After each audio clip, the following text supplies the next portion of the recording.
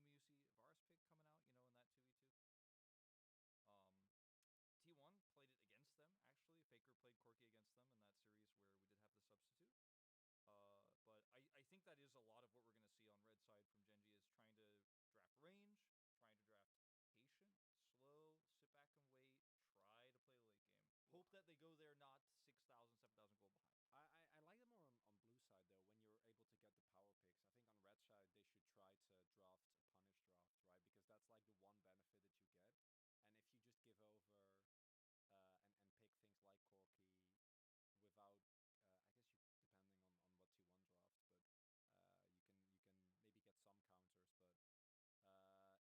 draft a punish draft,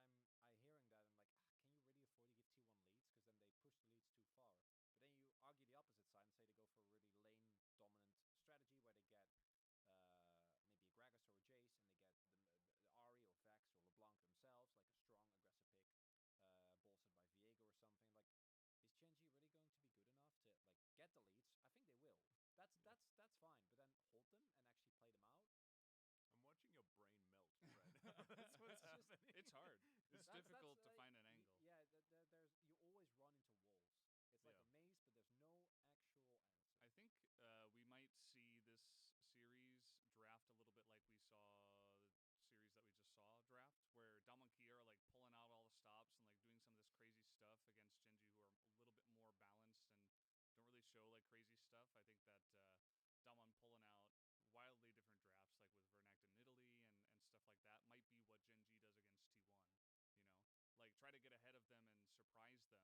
Like, leave the Jace open and then pick Wukong for the first time in a while and say, like, let's see if you can win lane, and,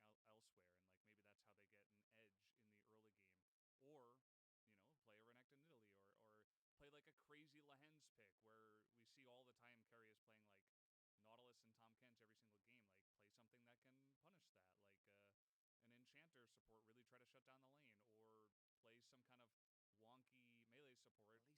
Release support. Yeah, something like that, or maybe like a Singed comes down and like takes the game. It's so funny because you sound like a used car salesman right now or something. Like, no, we got plenty of those Enchanter supports. Like, no, don't worry about it. Like that's only 25K. That's part of the experience, I don't know, guys. We're trying to argue for the one win. We're doomed to a one-sided finals, I think. Yeah, it's like the more you think about it, the more you realize you're getting sucked into the whirlpool of 3-0. Remember when I was like, 3-2? I'm like, 3-1? And by the end of the week, it's probably going to be a 3-0 for me as well. Yeah. But I think it's realistic that, if they are going to win, they have to do something like that. Because I think in a straight-up game, you're just going to lose. Like, I don't think you're gonna get away with like Doran dying 6 times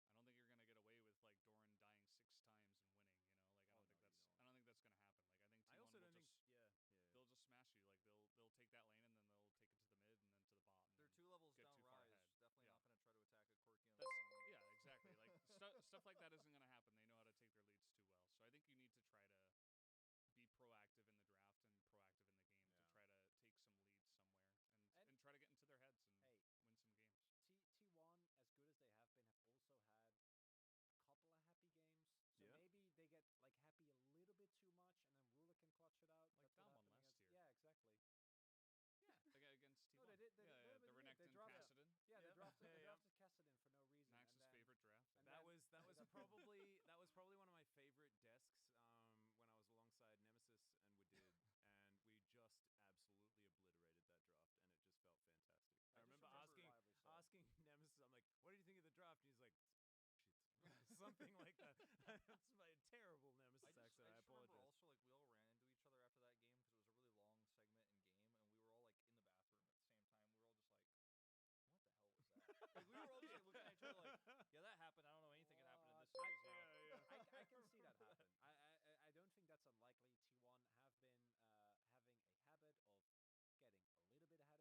like in those... But that was in the regular season, and we saw against Kwangdong there was none of that. No, I know, but that was there wasn't any mid Kaisa in that one. But that was Kwangdong, and again, T1 have coasted by in some of those situations on the fact that they're way better mechanically, and that should not happen. There was actually, there were a couple of happy moments. But just none of them actually meant that T1 lost the game. In Kwangdong, yeah. Well, yeah, but again, it's Kwangdong.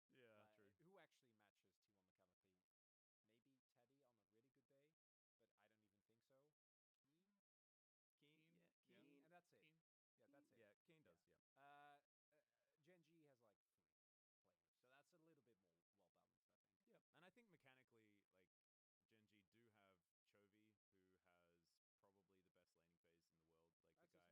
Like the guy is I pretty think it's ridiculous, reasonable statement. and also is in pretty good form right now. I just like they've T1 has the best neutralizing mid laner in the world, like, and he's proven that. Will over we a see few years. anything outside of 3 different mid picks of Ahri, LeBlanc, and Vex?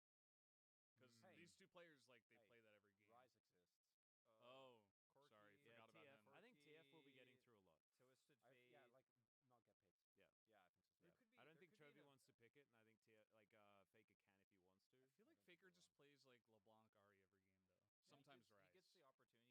So then, like, Chovy's Vex is amazing, so he's just gonna like play Vex as a neutralizer, and then they'll like switch That's it. sides, and then Yeah. like, Yeah. No, one guy will that's- get Ahri, I and the other agree. guy will play Vex, and it'll be like, we will see. I think we will see one Victor/Azir game in that best of 5. I think there will definitely be one. Not like not a that's a not hot a Victor take. No, versus no, Azir. I- I just mean like one of those I can- champions will be seen at I least can see it once. when it's like 2-1 or 2-0, and they're like the draft strategy is just ban 5 mids. Like, Play yeah, Victor. Yeah. All right, okay. So we were gonna do predictions, but doing predictions for this series is dumb because it's T1 3-0, right? And Mal might say 3-1, but he'll change his mind to 3-0 He's just before we get to the game anyway. So let's not do that. Let's do our predictions of what are going to be the most interesting champion matchups that we'll see. What's like as far as like the No, don't go there. what do you think That's the not- that's not- crazy that's not- matchup's going to be? No, that's not going to be good. It's gonna Like be Echo really versus boring. Elise in the No, bottom it's lane. not gonna happen. Jace It's- versus Wukong. It's getting my hope up. Yeah, no. Um, This is we're allowed to have hope here. This is a Okay. safe hope space. This is I'm hoping Chronicler's that my hair will comfort zone. miraculously not have The to hope leave. zone. We're in the hope zone though. So Chronicler's is safe smart. space. That Give me is the smart. All prediction. right, I'll just tell you right now. I'm hoping that we don't see any mid Kaisa.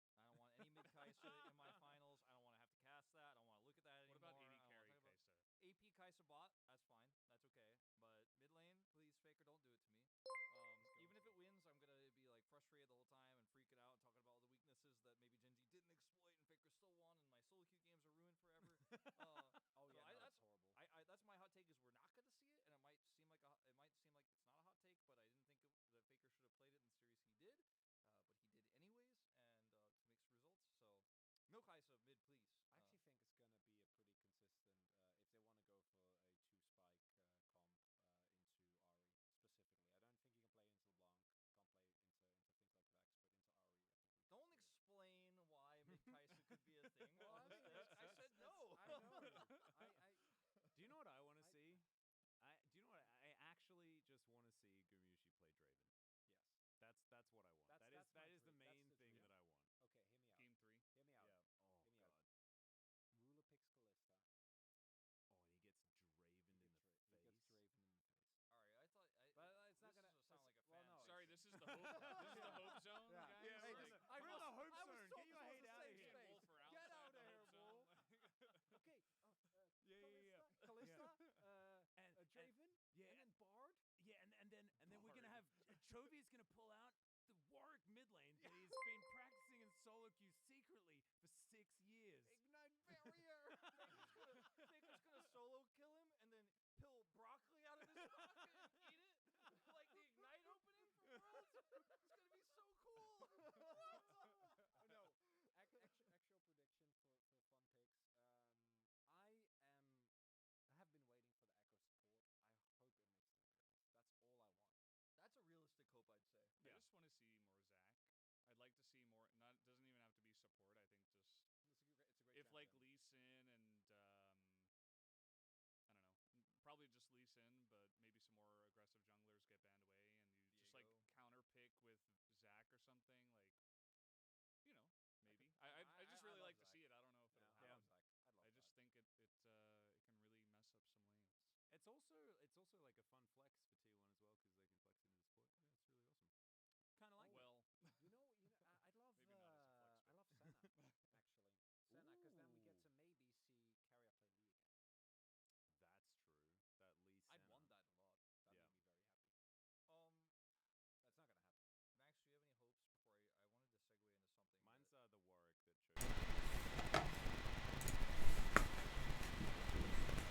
T1, T1, T1. Who else is excited? Guys, I slept like 2 hours. Can you hear me?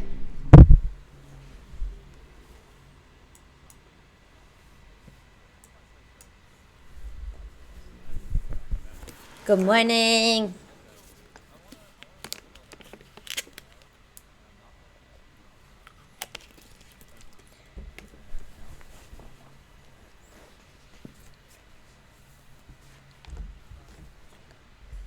Can you guys hear me okay?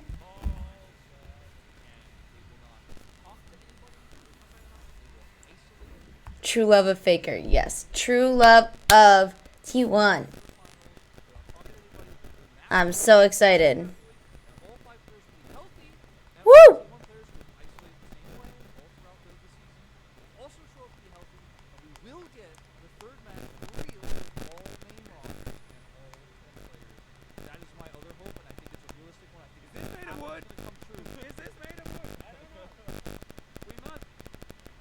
Let's see.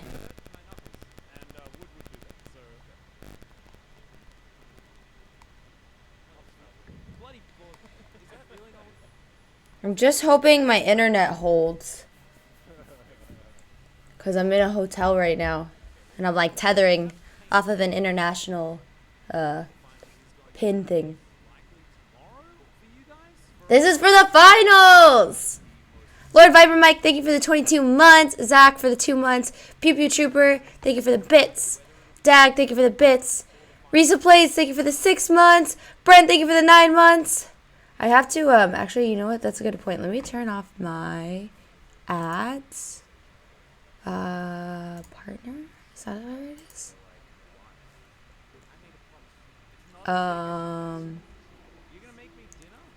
Turn off ads.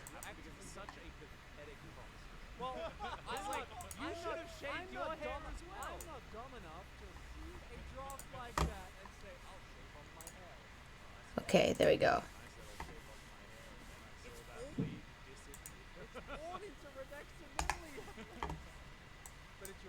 Can you guys hear the LCK stream or no?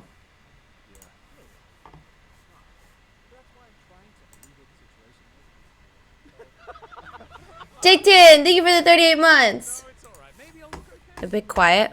If I'm bold, I've seen some Photoshop. How's that? Is that better? Absolutely terrifying. Probably one of the most cursed things I've ever seen on the internet was me being like photoshopped as old and then having my hair removed. Thanks, Valdez, for that one. Yeah, no problem. Thank you. Thanks, Widow. Joe Witt, thank you for the 10 months. Jake-Tin, thank you for the 38 months. Inner Drill, thank you for the Prime. Zach for the 2 months. Oh my god, I'm so excited. I'm hoping my internet holds for this entire stream. If it doesn't, if my internet goes down for whatever reason, do not worry. I promise I will put it right back up. Give menu suggestions. So, Yeah, for his 3-course meal, that I'm just gonna be grumpy Atlas with no hair sitting at the dinner table like, I don't even want to eat this. It looks. I'm wildly anxious about this game. Me too. Thank you so much for watching, guys, and we'll see you next season for more Pod State. I'll be right back if anything goes wrong. I'll come right back to it. Now this is for League.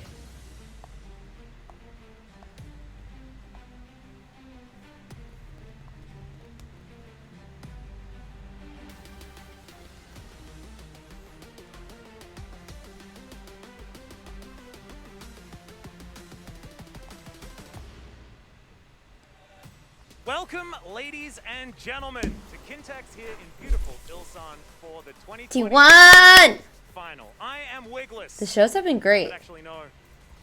Yeah, I gotta change my category to Leap. Thank you for that. It's Baldus. We've done it. I lost a bet. If you guys are wondering why the hair is gone, I lost a bet. Genji won Game 5. That's why they're here in this final. And thankfully, I am joined by Nemesis to take me through it. It was going to be with Mid-Beast as well, but unfortunately he fell ill this morning. But I've got Nemesis here with me. I'm not scared. I'm so excited to be back for yet another final. Hell yeah. Today is going to be a great There we match. go. We've got a phone call. Wonder who this is. It looks like he did. Hey, what's up? It's Joe! Basio! Kidding. Max, awesome to see you, man. Wow, love off in the new hair. What a great look on you. A true man. Let's go! But here you are. Fortunately for all of us, the hair grows back in 6 to 12 months, so no worries. Nemesis. Hi. Good to see you as always. Is that Ruler's necklace and a Gen G jersey sticking out from your shirt? Come on, man. Unbiased today. Right down the middle. I'm watching you. Whoa. I heard somebody talking a lot of stuff. Hey, it's Arnold! Don't worry about it. You're Mr. Worldwide. He always looks like he's on vacation. Also break some viewership records, so, we got to get the business going. You guys gotta all say thank you to Joe, because Joe's the reason that we have this stream. He asked LCK on my behalf for co-streaming rights. All in good fun. To everybody, guys, say thank you to base CEO. Teams making the LCK championships, and let's hope for an epic battle that breaks the LCK viewership marks. And to my T1 boys, so proud of you guys. Already made history. Now let's go cap it off the way we know how to. And next time I'm in Seoul, stakes are on me. Let's go, boys. T1 fighting. Oh my god, I'm so excited. Thank you very much, Joe, and thank you. And Dekio, thank you for the 12 months. Happy 1 year. Their teams, the best of luck, of course, the CEO for both T1 and for Gen G. God, I'm so nervous. I really want this undefeated to continue. I think T1 have it. I think they're the better team here. Gen G's great, but I think T1 are by far the better team. So, whew. Faker predicted 3-1, which I think is what I would say too. I would say 3-1. I think Gen G could take one away from T1, but then I think T1 would just learn from that and win. We made it here. Of course, the playoffs were sometimes extraordinarily one-sided, other times 3-0 coming. Close, and here they are Let's on go. your screen right here. Starting off, of course, with the DK 3-0. That was very, very quick. DRX versus Kwandong Freaks was a Clown Fiesta to rival the best of them. T1 versus Kwandong Freaks was the fastest series in LCK history. We had never seen a faster one outside of, I think, the last it was so fast. Series that fast was Gen G versus the Afrika Freaks in 2020, which is kind of funny considering the fact that now it's T1's turn to break the record. T1 has been lately just speedrunning everything, especially this split. And My laptop obviously just went to sleep. The series went to to very long fight games. That was a series that could make you lose your hair, I swear. Yeah, that's what happened to you, I think. I think so. It was definitely a grueling one and very, very different, right? T1 basically. I like that you guys can still see it, but my laptop just went to sleep. If they win this final right now for the season, 20 matches in a row, they have not lost all year. It's absolutely absurd. Can you see me? Do a pre-show because who beats this team? Is it Gen G? Probably not. Maybe first time today. Who knows? Well, we definitely like to see it because I don't even. Okay, I expect that T1 will still. There I am. There's the laptop. But if it goes to 5 games, That was so weird. It'll be the first time in LCK history that we've ever had a 5-game final. For Spring has just not been that. We can actually bring that onto your screen right now and go through exactly what the history has been because of course this is a momentous occasion. There we go. It's been a decade of League of Legends here in Korea. It started here at Kintex. Can you hear it now though? Can you hear me? In 2012, and it was MIG Blaze versus my MIG headphones? Frost back when sister teams were allowed and things like that. Back when I was still a kid. Yes. This was definitely before a lot of people's time. I remember watching this on Twitch. I feel like that was just yesterday, but I am an old man. Yeah. Can you guys hear it? I'm an old man too at this point. Hear the You LCK feel like audio? you're an old man. I need to look at myself in the mirror. Oh no, where did my hair go? Oh, it's a disaster. But as you can see, there are no 3-2s. It is mainly 3-0s. There it is. It has, of course, been a 3-0. For some reason, it muted. Gen G. That 2020 season was probably one of the most dominant Gen G series That was so we've weird. ever seen, ever. Yeah, and I feel like today is probably gonna be 3-0 too. That's what I learned the last time. Okay, well, at least you guys could hear it. A 3-0 for which team, though, Nemesis? I will get to that when the time comes. 3-0 for T1! For the first time, a 3-2, but Hi, I Jonas! don't think it's going to happen. I think T1 are just that little bit too powerful at this point in time. Let's have a look at some of the career comparisons because there are two very storied players that are in this match. Of course, we're talking about Ruler and we're talking about Faker. Faker!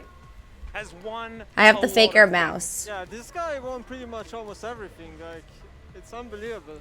It's unbelievable that he's still actually motivated to keep winning more, right? Like I'm this streaming has from a 4 hotel. world trophies. Joe, you were in the broadcast. We saw you. Like that's my question. I don't know. I feel like he's never gonna stop. Yeah, I think so too. I think it's like Faker is just going to be synonymous with League of Legends until the end of time, and he's still a young man. So potentially he might be playing for another 10 years after this. Yeah, but looking at the other players, they don't have like a lot of things going for them. So well, when it comes to achievements, not necessarily. However, I Whoa, think that they're Peanut. pretty good at the video game. But yeah, 100%. they definitely have to prove it.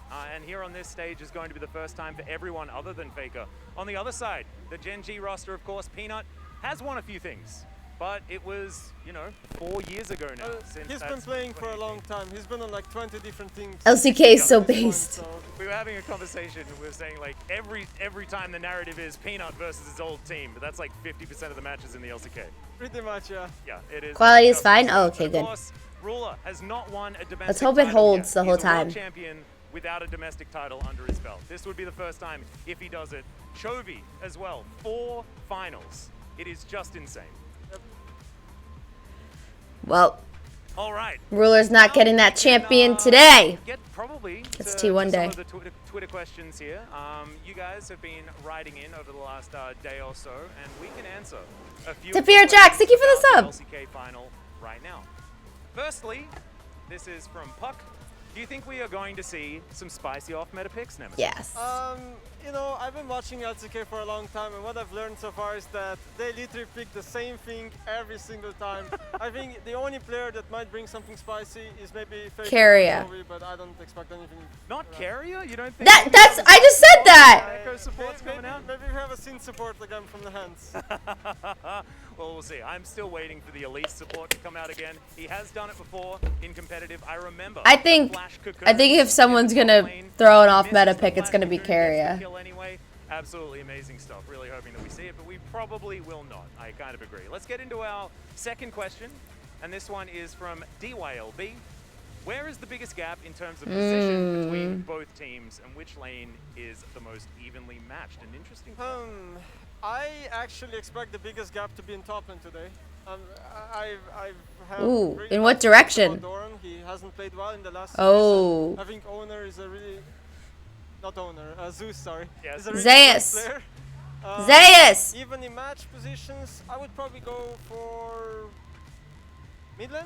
Yeah, I think mid lane. I can lower my I think mic mid a little lane bit. is a Sorry really about that. interesting one, right? Because you've got Chovy, who's got all of those laning We're mechanics. cheering for and you've got Faker with T1! all of Cheering that for leadership T1! and neutralizing capability. It's like it's evenly matched, but it's not the same. I'm not home, so I don't have my style, Faker like, the same jersey. level of skill. Yeah, it's like evenly matched, but I feel like both players play in a 2-1 very different fighting, way. baby! Yeah. What about Ruler versus Gumayushi? Just to extend that just a little bit. Do you think that's even, or do you think Gumayushi's I don't way think better? it's even. I've had opinion now, like for a long time now, that Gumayushi might be the best player in the world right now.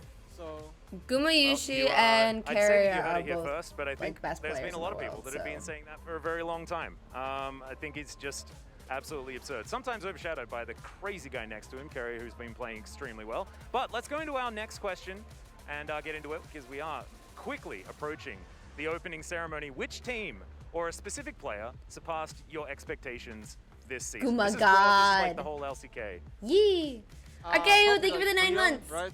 Yeah. 3-0 yeah. incoming? They I look think pretty so. good, or like Faker they got predicted more wins than I 3-1. expected, considering I play with them. I think they in solo can queue a 3-0. lot, and I've had like I thought their players are the I think worst players ever in 3-1 solo queue. is likely, So but the fact that they won a lot of LCK games actually surprised me. Yeah, as far as players, I think the Lord Morgan needs a bit of a shout out here. If you want to go on the other side of the coin, I think one of the biggest unexpected situations in the LCK was Nongshim Red Force. I don't know anything being about League other than not so Faker is good at the Yeah. game. We Faker prefer not is to harp on about god that at one, the game. And let's just talk about Fred Brown being a lot better than they otherwise were. There's also the fact that T1 did go 18-0 in the regular season for the very first time ever, so that's also That's relatively crazy. surprising. That's really Oh, crazy. I It's really crazy, want but, this. like, I don't looking want back, so. it's like, well, obviously, I mean, this If team's anyone just too here good. watches like American I don't know football, where they get I these don't players want from, it to seriously. be Well, they a get them from everywhere. and then Patriots this year they gave away scenario all the where they ones had the that they perfect didn't season but then necessarily lost need the Super anymore, and they've Bowl. Like we need to consolidated their win roster into the this Super Bowl amazing here. one. But it is now time for the coaches interview. Let's see What time they is had it to say here? about It this. is 9, just about to be 9 a.m. here. I went to bed at 결승에 오른 5 양팀 and woke 감독님들과 up 이야기 at 8. 나눠보겠습니다. 안녕하세요. 안녕하세요. 네, 소개 부탁드립니다. 먼저 최성 감독님. 안녕하세요. T1 감독 최성훈입니다. Woo! 네, 안녕하세요. 젠지 스포츠 감독 고동빈입니다. 네, T1의 감독으로 부임하신 이후에 첫 결승 진출이십니다. 소감이 어떠신가요? 선수들이 잘해줘서 바로 이렇게 결승에 진출하게 되었는데 관중들과 Yeah, I'm in Europe right now. 좀더 긴장이 되는 것 같아요. 아, 알겠습니다. 스코어 감독님께서도 감독으로 부임하신 Well, 이후에 yeah, 첫 UK. 결승 Europe, 진출이잖아요. the continent. 또 선수 때와는 UK, 감회가 the 남다르실 것 같아요. country. 어떠신가요? Ish. 일단 United 뭐 Kingdom. 좋은 팀에 입단하게 England, the 돼서 country? 이렇게 결승까지 와서 너무 좋고 아까 제가 부스에 잠깐 가봤는데 네. 선수 시절 때도 되게 그 결승전만의 그런 분위기가 있었는데 네. 그리고 되게 재밌을 것 같고 선수들도 너무 재밌게 게임할 수 있어요. I haven't taken any 아, 알겠습니다. like coffee or 또 anything. T1은 정규 시즌 전승이라는 대기록을 세우고 결승에 올라오게 됐는데 결승까지 이기면 전승 우승입니다. 자신감 있으신가요? 제 생각으로는 If, 저희 팀이 충분히 If 승리할 수 any 있을 of 것 my 같습니다. my crew or 반대로 젠지 bandmates 입장에서는 come to the 상대에게 여러 hotel to 가지 shower 기록을 later 내줄 though, I'm 수도 gonna be 있다. like, hey, 이런 상황인데 please bring me 어떠신가요? 어떻게 Red Bull. 예상하시나요? 이제 상대가 약간 기록을 많이 써내려 가고 있는 상태인데 저희도 이제 뭐 그런 거에 신경 쓰지 않고 저희 플레이를 열심히 해서 오늘 T1에게 한 방 먹이도록 하겠습니다. 네, 알겠습니다. 사실 양 팀이 풀 전력으로는 처음 맞붙게 되는 경기인데요. 오늘 가장 중요한 라인은 어디라고 생각하시나요, 감독님? I'm on tour right 모든 now. 라인이 다 중요할 것 같은데 굳이 하나를 We're 꼽자면 playing 바텀 in 라인일 것 Bristol 같습니다. tomorrow? 젠지는 어떻게 생각하시나요? Miwezel, thank you for the 저희도 prime. 이제 당연히 Thank you 다 so much. 중요하지만 오늘은 승부처는 저도 바텀이라고 생각합니다. I'm barely 오늘 functioning without 승부처는 sleep, but 바텀이다. 양팀 after this I will 말씀해 sleep. 주셨는데 가장 아무래도 중요한 건 선수들의 컨디션이 아닐까 싶습니다. T1 컨디션 어떤가요, 선수들? I'm having so much fun on 이제 tour. 곧 경기를 시작하게 되는데 경기 시간에 맞춰서 최적의 컨디션을 유지할 수 있도록 노력하고 No, not 있고 again. 문제는 없.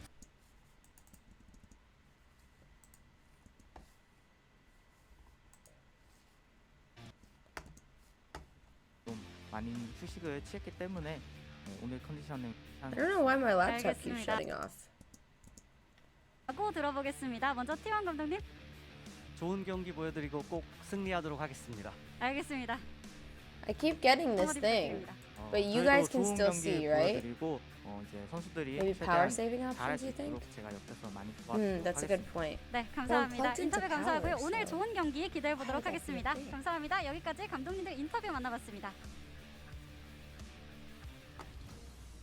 Thank you so much, I'm Subin, trying and to fix also it without thanks to like Bolt. I'm trying to And like wake it from of course, sleep both without teams turning it pretty off. confident. You could imagine Score is probably feeling a lot of weight, but he's Hi, felt a lot of Tucker. weight before in times like this, right? Yeah, he has the experience. He's been here like for such Oh my a long god, time. I'm really nervous Yeah, that I'm exactly gonna, like, right. turn the I computer remember off. what was the final in 2018 where KT were finally able to get Score that championship. You know, it took him a very, very long time to get that domestic title. 3-0, and now he's coaching let's Ruler, go. who's trying to do exactly the same thing. My laptop doesn't. But it's going to be an uphill battle today. It's gonna be definitely a really hard one. Yappers, today. thank you for Yeah, the 3 so- months. The Twitter poll went out. Just I'm to let trying everyone so know, hard to all of the votes that have happened. get it That to will be start announced back again up. on the It's cast like desk a little bit on, later. but like Nemesis, what is your sleep prediction?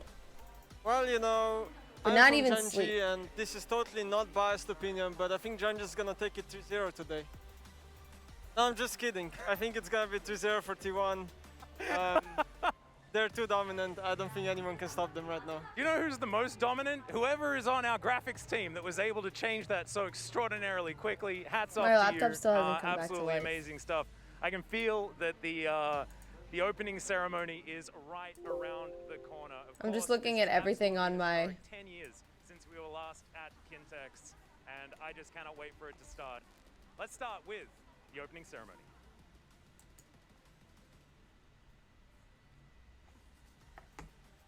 Wawa's over there right now, I think, right, Tucker? I'm missing out because I'm on tour.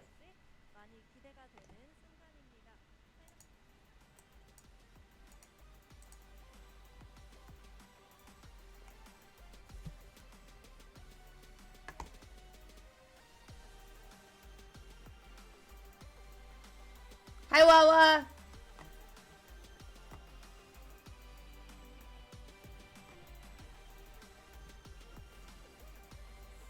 I literally cannot get my laptop monitor to turn back on. Like, what is this?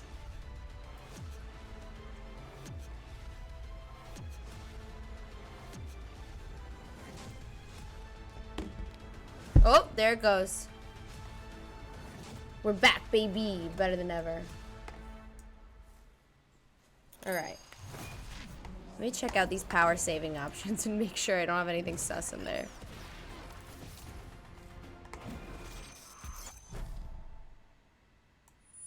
No, it's not a low battery. She's plugged in and everything.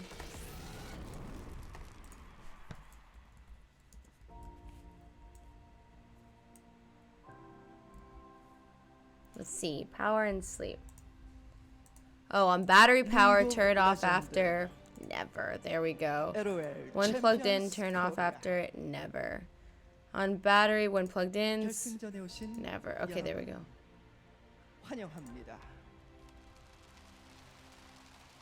Okay, here we go. Updated those power settings. Let's go! Gina! Hello! Oh, shh. This dramatic part. Ooh, that's pretty.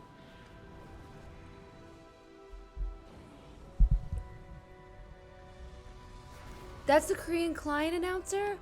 That's so cool.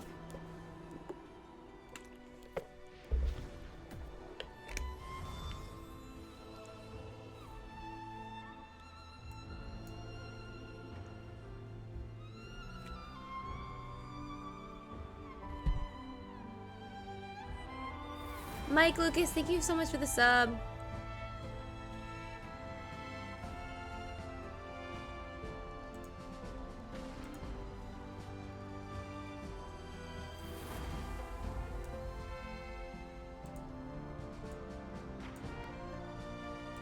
Thank you.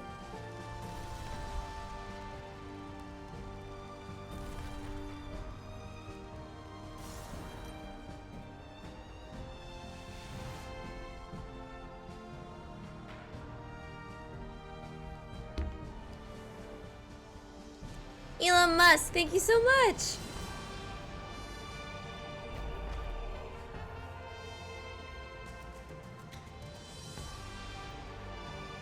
This is sick.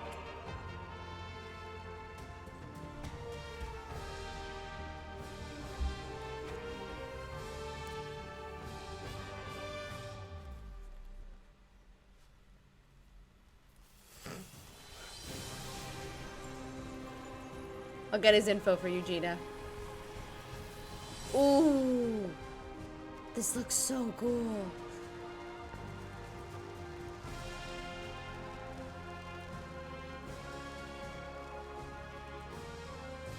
Damn, this looks kind of spicy though.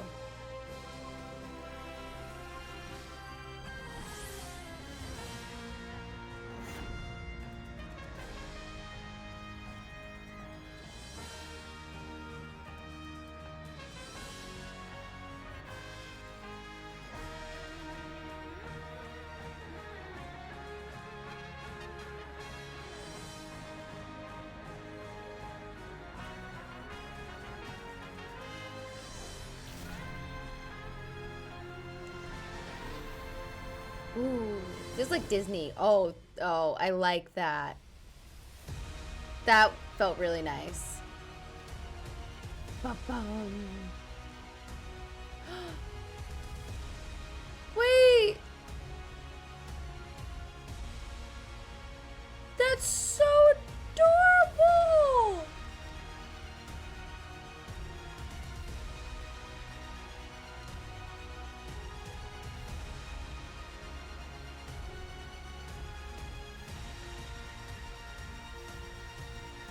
Wow, Pog LCK.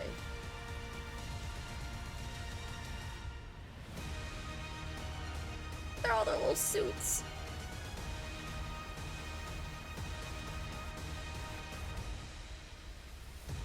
Now where are the boys gonna come from?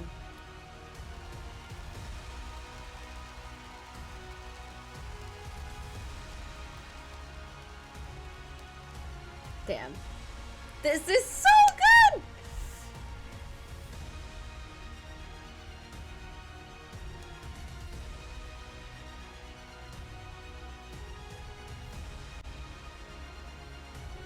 Oh my god.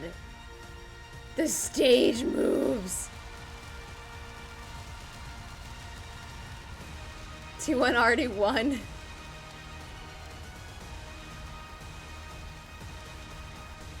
리그 오브 레전드 챔피언스 코리아. 그 이름만 들어도 가슴 벅찬 LCK. 그 시작엔 첫 번째 결승전이 Oh 치러졌던 my god. 이곳 킨텍스가 있었습니다. There's a big audience. 그리고 This is not like 그 Low 무대를 Park. 무한히 빛내준 Yeah, I'm streaming from a hotel. I'm on 저 tour right now. 수많은 별들과 함께 저희는 지난 10년 동안 그 누구도 상상하지 못했던 최고의 리그를 만들었습니다. 순간이 역사가 되고 다시 전설로 탄생하는 LCK. 먼저 이 길을 비춰준 저 별들의 빛을 따라 우리는 다시 한번 새로운 길을 개척하려고 합니다. 2012년 봄이었죠. 바로 이 장소 킨텍스에서 이제 다시 10년 만에 우리는 기념비적인 결승전을 맞게 됩니다. 자, 그러면 결승전에 나서게 될 자랑스러운 두 팀을 여러분께 소개해드리겠습니다. 먼저 한 번, 두 번, 세 번도 아니고 무려 10번 V10, 그것도 전승 우승으로 V10에 도전하는 LCK의 불사조.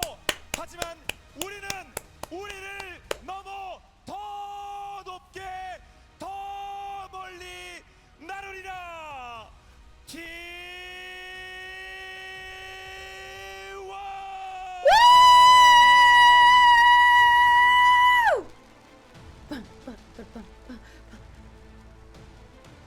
Man, this is so hype.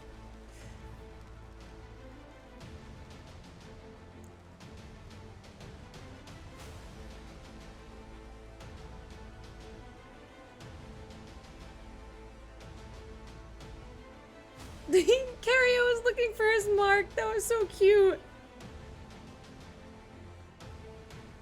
Oh, don't be nervous. You have nothing to be nervous about. Zayas looked a little nervous. 선수도 팀도 준우승의 상처가 컸습니다. 이제 제 결승 단골 멘트 Faker on some king 이번엔 business. 진짜 다르다. 무엇이 다른지 보여줄 겁니다. 지금까지 이런 다르다는 없었다. 폭적이 건차 T1을 제치고 새로 열리는 LCK 10년 역사의 첫 번째 우승 트로피는 우리가 가져가마. I don't know. I just don't want to mess up my first co-stream.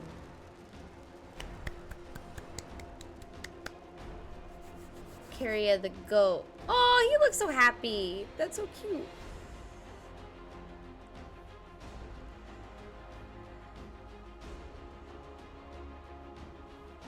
Oh, they have like, some of them are in jackets and some of them aren't. Oh, well, miscommunication on the standing. Dakra, thank you for the prime.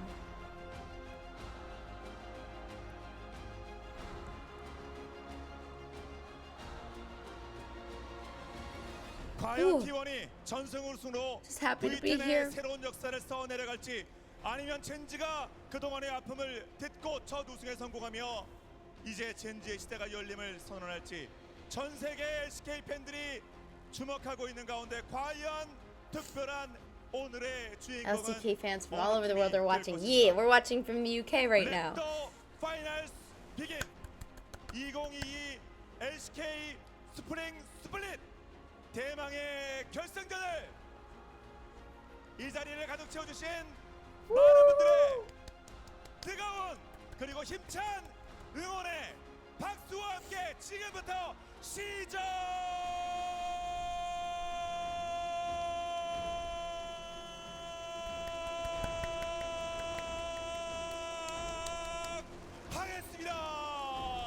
This guy gave it his everything. Give him the cup. He deserves it.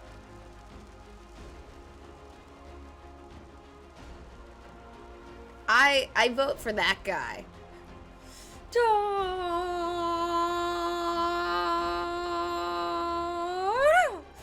He was really going for his life. Oh, I want boppers. I want the boppers. Faker still plays and he is better than ever. He's pogging out of his mind this year. Oh no. It says my power is insufficient to my... Did I plug this side in? No, I didn't. That will do it. Just for my external monitor. Let's see. Will it charge from there? I don't know if it'll charge from there. Actually.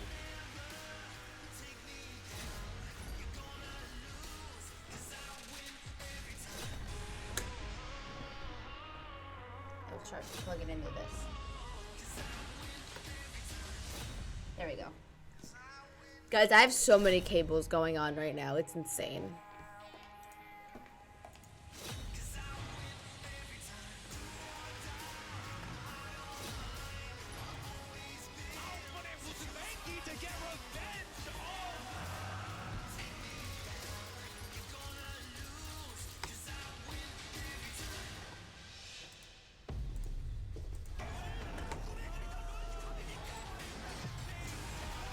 Oof.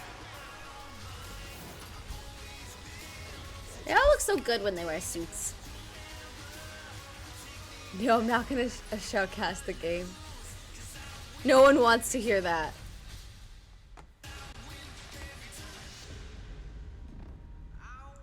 Every time. Woo! Janellian, thank you so much for the prime. Volley might be played. Oh my god, I will yodel if volley gets played.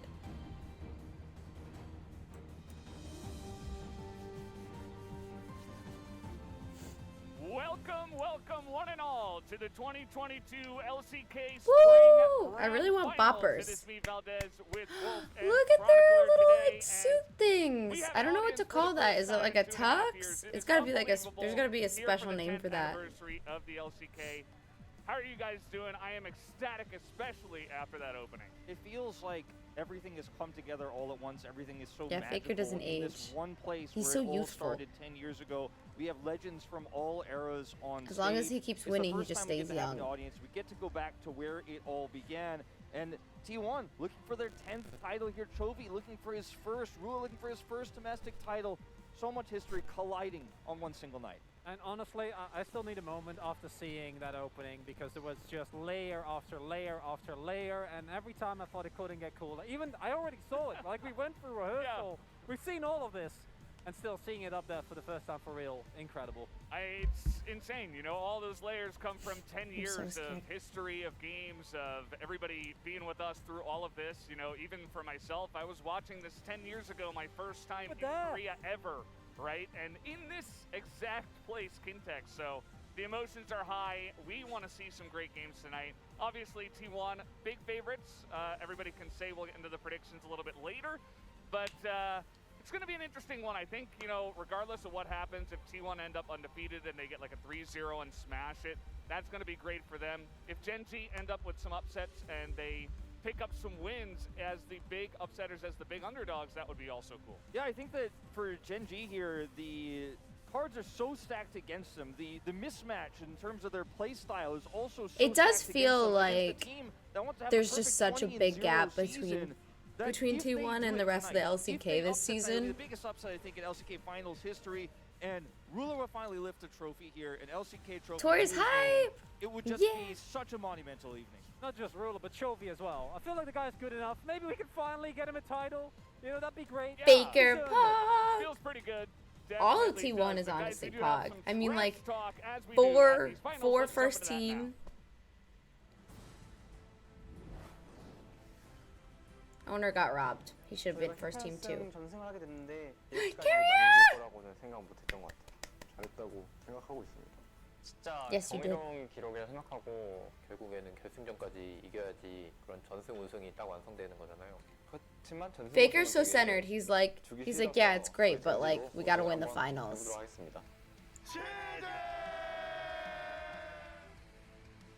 I heard that 올라와서 Those games were really good. The Gen G one, that people didn't think that they were gonna win it, and that they like came back or something. 저희한테는 안 될 것 같다고 생각하긴 해. 다음번 만났으면 3대 0으로 이겼을 거라. 옛날부터 Gilberto! 2년이라 해야 되나? 교수님 만나고 Thank you for the 5 months. I only slept 3 hours, 4 hours, I think, for this. 정도 많이 3? 준비했으면 Something like that. 이제는 우승할 때 되지 않았나. 이 좋은 경기력을 유지하고 얼른 경기하고 싶어요. T1's gonna win LCK first, and then Worlds. 선수가 이번에 결승전이 처음이라고 들었는데요. 저는 3번째거든요, 결승전이. 그럼 최근에 경기 봤을 때는 많이 흔들리시는 것 같던데 온라인전 이제 어떻게 해야지? 라인전에 큰 욕심은 없는데 That's so sweet. 이제 결승전은 이길 거라고 생각합니다. 제이스요? 제 제이스 정말 강력하다고 생각합니다. 이름부터 좀 비슷하잖아요. 네. 제우스의 제이스 약간 라임도 맞고 부럽네요. Oh, they're probably gonna ban Jace, I feel like. 돌았나? 마, 내가 네 친구가 경어치통을 다 깨버리겠다. That was so cute. 유일하게 I'm a 지금 stud. 팀원들 중에서는 HK 우승 기록이 있는데 결승에 너무 오랜만에 와서 Peanut. 좋고 첫 번째 결승전 때보다는 좀 덜 긴장되는 것 같고 그냥 이길 것 같다고 생각하고 있습니다. No coffee yet. 길지 않은 선수인데도 불구하고 리신 진짜 두 챔피언 잡을 때는 확실히 뭔가 좀 해야 될 플레이를 잘하는 선수 같아요, 진짜. 제리신은 14승 1패인데 스킬 나가는 것도 Whoa. 빠른 것 같고 제리신은 I didn't realize that Owner's Lee Sin record was 14-1. 너무 옛날 얘기 아닌가요? 옛날 일이죠. Yeah, trash talk. Lauren, thank you so much for the prime. 긴장했지만 이번 시즌에 Heel Flip King, thank you so much for the sub. 생각하고 있어서 T1 후배긴 한데 뭐 너무 까마득해가지고 네 대접 한번 해줬으면 좋겠습니다. 선배 대접은 해드리고 제가 이길 테니까 너무 기분 안 나쁘셨으면 좋겠습니다. Let's go. Tell Owner. 아전제에서 수비 선수한테 패배했던 적이 거의 없는 것 어? 같아가지고 항상 잘하는 Tell him, 선수라고 Faker. 생각해. 왜 이렇게 오래 잘할 수 있는지 그 이유를 알면 제가 이겼지 않았을까요? 수비 선수도 장점이 굉장히 뚜렷해가지고 잘하시는데 우승을 못 하신다는 게 Aw. 아프네요. 제가 우승이 없음에도 사람들이 인정해주고 우리에게 인정받고 있어서 뭔가 좀 아이러니합니다. 그래서 결승에 올라온 상대가 되게 잘하는 팀이고 우승한다는 것은 그 It's hard to 팀이 win a 이길 수 title when 있다는 Faker's 것이기 still 때문에 around. 저는 그거에 더 중점을 둘 것 같아요. 결승전에서 이 매치업을 하는 게 또 되게 오랜만인데 항상 The confidence on Faker, dang. He just kind of like tells it how it is, you know?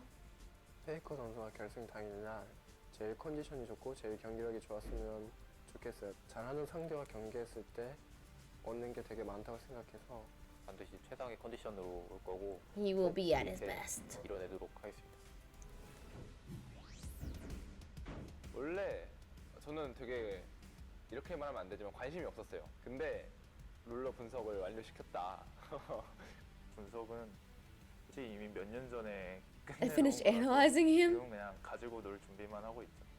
그렇다고 하시기엔 플레이오프 2라운드전에서 Guma, so savage. 16등분인가? 이야기했었던 것 같은데 지금 생각하면 좀 잔인한 것 같아서 한 2등분? 아 2등분이요? 수치를 좋아하시는 것 같고 젠지가 Oh my god! Guma is going for the. What? He's just going straight for the jugular.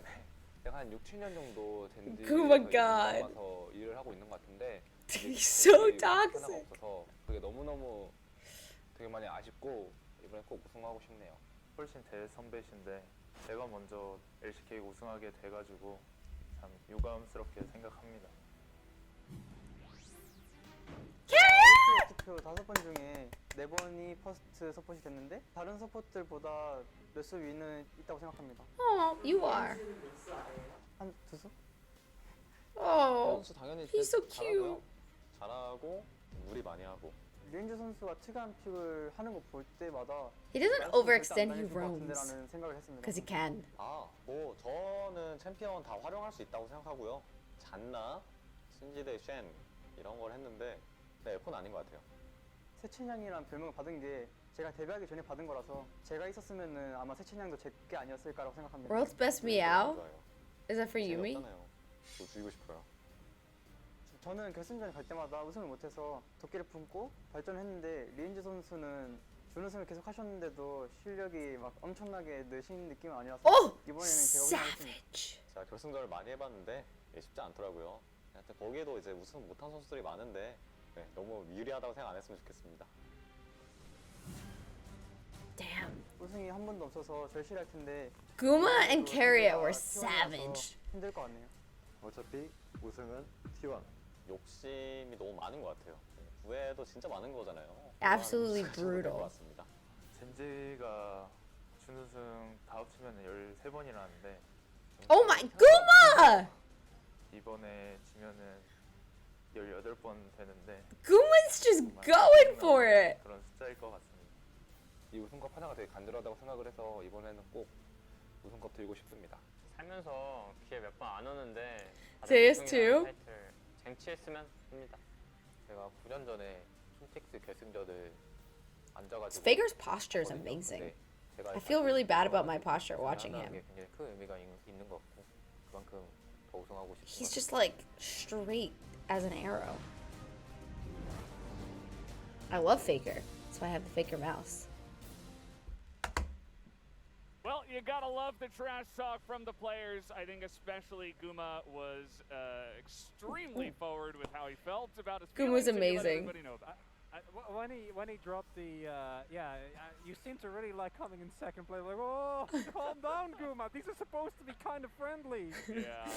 I like Guma bringing a little bit of heat to it. After his older brother and actually have a huge personality and be really outspoken, because his older brother Innovation, who's a StarCraft legend, was very quiet, very difficult to Oh, I didn't know he had a pro gamer older brother too.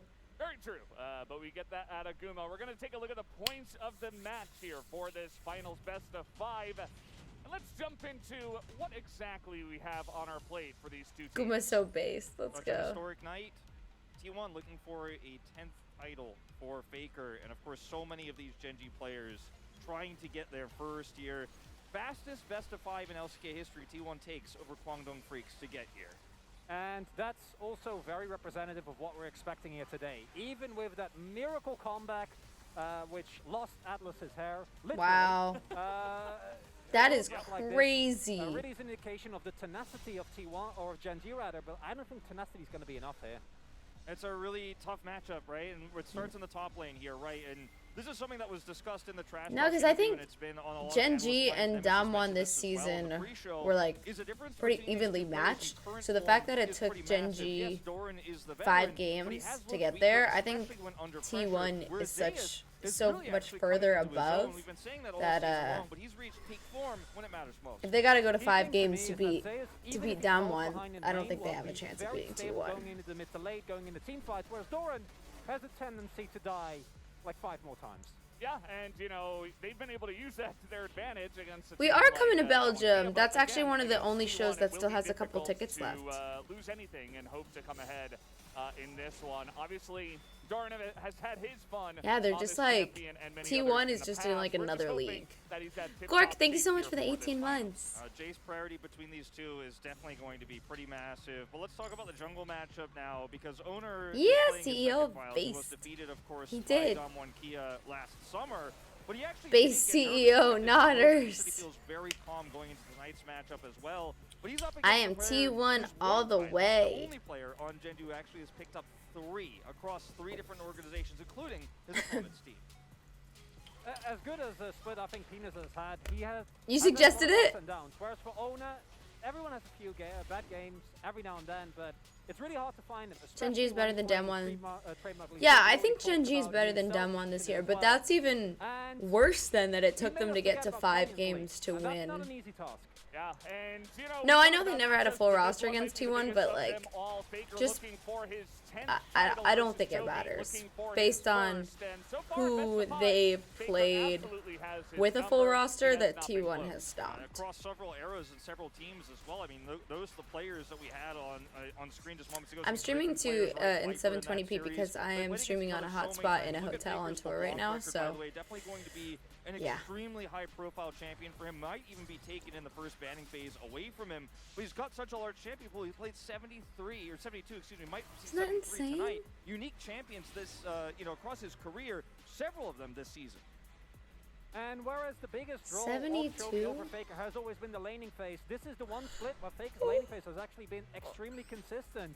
But on the flip side, if you look back to those key plays that were found by Chovy that we're going to be looking at right here, this catch on Canyon might be the game-winning play for them. If this charm doesn't hit, maybe Canyon can kite it out. Maybe they get the Baron after all.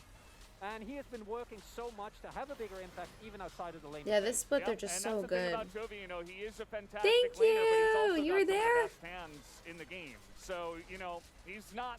I think as long as T1 just like don't get cocky, play consistently, play to their strengths, play like they've been playing, they shouldn't have any problems. 2v2 or Genji here. This is where Gumayusa and Keria have the most duo kills in the bottom lane. Keria and Lehens have a pretty big champion, Ocean, both of them first and second, only separated by one champion here, that's Zac, that was played by Keria. But if Ruler falls behind in this 2v2, or if there's a poor laning trade and they actually can't get prio on that first Rift Herald, which Genji has given up a lot, that's where T1 snowballs lead so quickly, and it's often decided by a I like this animation, it's so sick. Trade in the bottom side. Kerea's roam timers have been so incredibly good this split, and while he's been bolstering a really big champion, he doesn't need it. He can just play Nautilus and still 1v9, still rack up the POGs, and with Guma by his the POGs! A year ago, Guma at times had issues turning laning leads into actual impact on the game, and ever since that has been fixed, he's just been in a split. I predict 3-1 T1 favor. That's what Faker said he thought. So hard to imagine Genji being actually able to match that, even again with how good Ruler has been playing. It's just Any plans for Asia tour?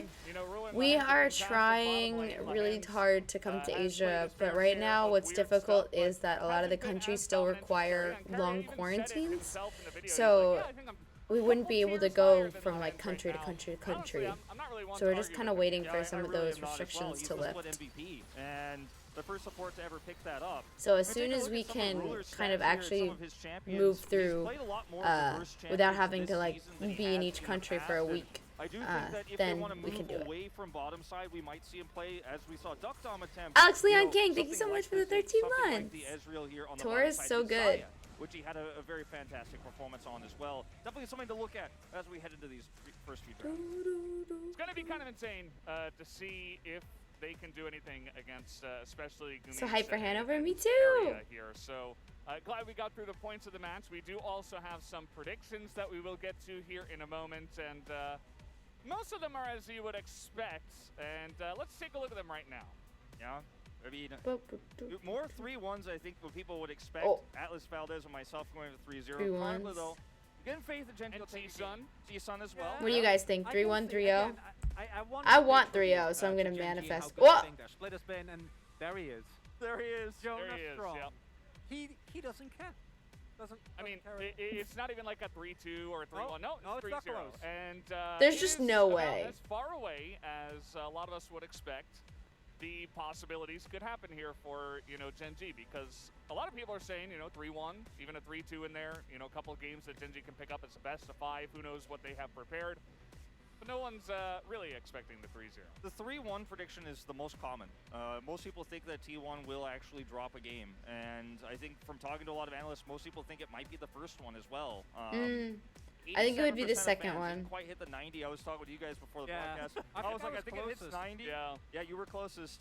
Still, massively the fan favorites as well. The crowd is cheering against you as Genji on stage between games when you walk out of that booth. You know that the crowd wants T1 to win, overwhelmingly favoring them tonight. Yeah, it's a tough ask. That is especially tough. For a team that has had so many second places, as T1 was very happy to point out throughout the entirety of every piece of content that we see. Yeah. Guma. hard to imagine Genji getting it done here, but what a story it will be if they can. Yeah, absolutely. I think that's the biggest thing, right? Because out of all of those second places, you know, including the ones against T1, this will be. I mean, Jonah's probably just doing it because, like, if in the off chance that Genji won, they would be able to. He'd have a great little. I was the only one, you know. Say as well, cool call out to Woo! return to Here we Goose go. on stage as well here from our production, having T1 on stage here. But what don't they have? That's the question that Genji has to answer tonight. Where are the holes? Where are the cracks in the macro? Because we are just not seeing it right now. We simp for What they haven't T1 done here. is play this Genji. And that's what I'm excited about, because every single time in the LCK there was subs, and as much as I love challenger players, I want the real deal. I want actual Genji taking on all 10 players are going to be here tonight. No substitutions, no shenanigans. Subs.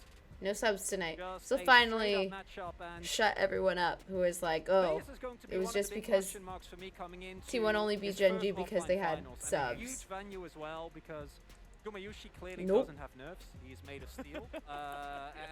And the rest of the team has had a lot of Finals. experience, but especially walking on, I saw Zeus being Figure a little, meditating or little you s- impressed, I or think, with all of it. sleeping? Who can blame him? Yeah, and He's Owner just, has already proven he's just that chilling. He's not nervous, and yes, there were no fans in the live audience last time in that matchup against Damwon Kia, but he was not shaken. In fact, made a lot of crazy plays in that series. We Misery welcome their Business, opponents, thank you for the Genji, 13 months. I don't know on if I the said other that. side of the stage here. I think the big difference Best between of these two 5. teams right now is actually that in era overall. Yes, Faker is the greatest player of all time, most titles, etc., and he is in the middle of the stage for T1. But the team around him has mostly younger, newer talents. Whereas on the side of Genji opposite, Chovy is the newer guy who's coming up in terms of successful generations. But then you've got Doran, who's got a lot more experience than all of those T1 guys. You've got Peanut, who's got 3 titles under his belt.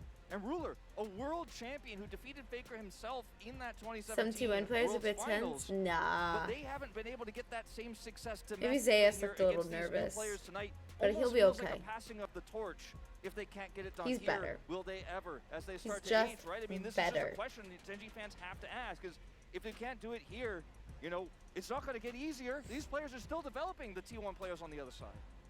Yeah, that's a really scary point you make, Wolf, because, you know, can they go even further beyond? I'm sure that's a question a lot of people are asking. Yeah, about next how is far Worlds. Is that T1 roster going to go?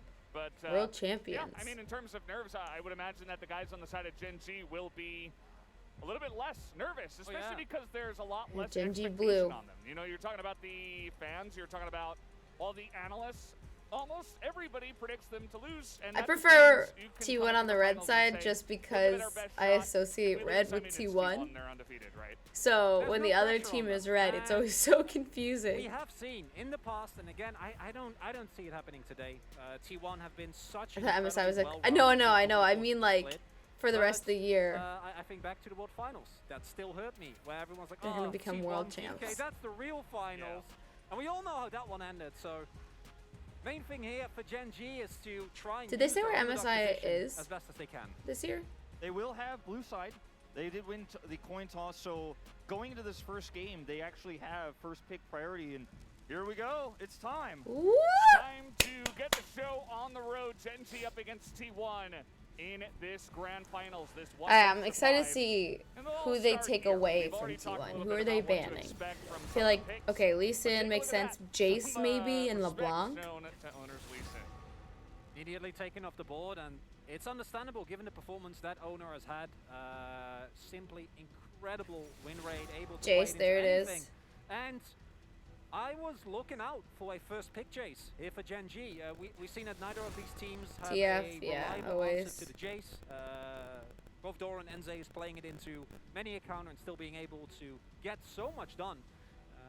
And instead of trying to deal with that, that is going to get. Oh, the Big Ari, lane that still makes open. sense, yeah. Hecarim still Faker's available, though. Hari I don't has know if been he wants to Ari go has back to been that really particular pog. pick after what happens in Game 5 of the semis.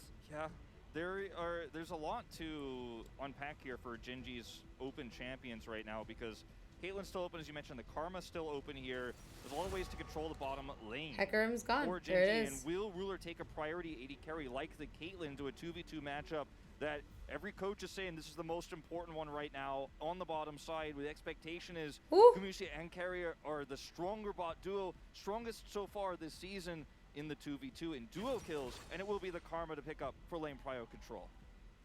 Like the Karma, even if the Caitlyn does get picked up, Caitlyn locks as Oh, a there's the possible Kate. answer.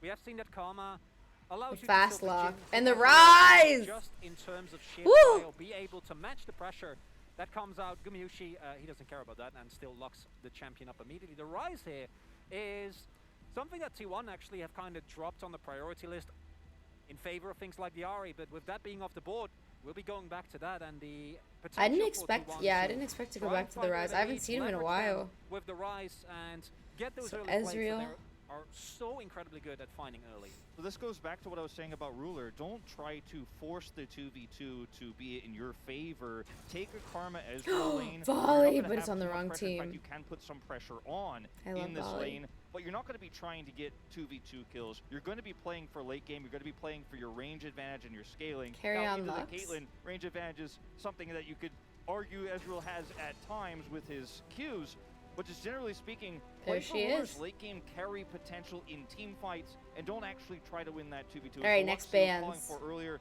will arrive here. There's a lot of playmaking potential between the Rise and the Lux here. Setting up bindings, those realm warps can be so There you impactful go. in the early parts of the game. Not to interrupt the draft, but every single time T1 pick a champion, it's you get the boomsticks in the audience clapping together. So just you know, kind of let you know how the fans are There's the feeling right Viego now ban. about this finals. Yeah, can give you a little bit of insight into that. Love this And- Corky ban. Yeah, it has been a pick that Chovy has actually gone back to with such great efficiency. It's got double in drop on that they owner already have, bans. especially if you bolster it with Gragas as well, is extremely Galio? obnoxious to play into. As the Galio, an often seen counter Yeah, but it's into on the wrong Rise, team. Now also taken away. TF also being banned in the first rotation. So a lot of the common answers that we do see picked up will not be given over here to Gen G, and Jungle Pool is getting whittled down as well. Ooh, the Tryndamere too. But there is still the Zeus' possibility Tryndamere is of Pog. a Jarvan into an Ezreal. Not expecting they'll go that. Zinzao, even though he's dropped in prio, would be an option as well.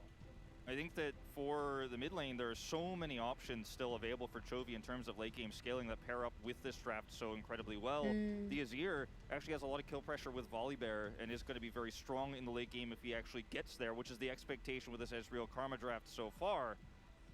Nocturne, gonna be locked in! Whoa, look at his Talk about face!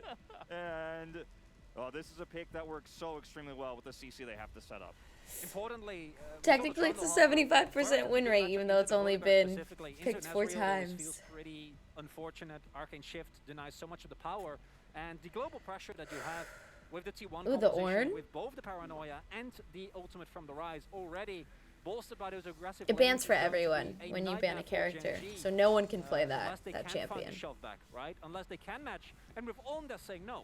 Yeah. We're not looking for prio. We're looking for a consistent team climb threat. Lehen's just shouting out the fans. No for performance his tonight. Very famous Singed pick here. But I like the Ornn, and it goes into that territory of putting Chovy on a late game carry mage, be it a Victor or that Azir, where he's going to be able to shore up a ton of that There's the damage. Victor, And it will be yeah. the Victor to come through here. Volibear loses some power in this draft, but could actually get you through the mid game pretty well at those power spikes, set up some stuns, survive through those first few Drake fights, get to the late game, get those ornaments online, and Genji's late game comp is looking fantastic. Just have to get there, and that's going to be pretty hard. If you look at the amount of power that T1 Alright, the have, Camille. one of the few top lane brews that can actually deal with tanks due to the true damage and precision protocol. And the 1-3-1 of Woo! T1 is disgusting. Here we frankly. go. There is so much setup available. There is Paranoia, there is Shove on bot side, there is Rise in the mid lane, and there is a Camille, and if any of those members get fed, playing around them becomes so incredibly easy. But Gen G, they've won unwinnable games with very similar drafts. And it really just is about how well Gen G can survive to get to a point where these items come online, the ornaments I come kind of online. want to grab the I think this might armchair be instead a of Crown of this the chair. Shatter Queen game here for Chovy because he needs to be able to side lane. He needs to be able to farm those items up with the Nocturne Camille. It's just so hard to get out on the map, feel safe, feel like you can get those minions, get the gold that you so desperately need to win those 25, 30, 35-minute team fights. Certainly, Gen G would love to Can it have some before of the those game team starts? fights. We'll see if T1 allow them to, and how far they can push their lead and get their solo lanes ahead. As we will have the battles coming down, and yep, you're running down the same walkway there. As Bolton score side by side, the coaches of these two fantastic teams. So yeah, here are our compositions. I feel like given T1's history with shutting down compositions that do well in the late game, in the mid game, by actually hitting spikes early, getting early turret plate control with a champion like Caitlyn, winning that 2v2, trying to be aggressive down there, using Realm Warps aggressively, Nocturne ults aggressively, and this Camille side laning power. That's more comfy. I think they're just going to be too hard to slow down here for Gen G. Gonna be a desperate effort from Gen G. Chair hotel stream.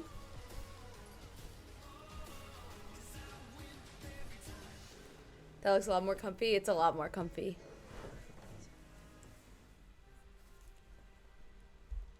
And here we go, on to the Rift for game number 1. I didn't even realize how perfect that song is, by the way, the lyrics. I win every time. Every time. It certainly tells a story, as a lot of our production has been doing so very well so far for this series. They did win every time, yeah.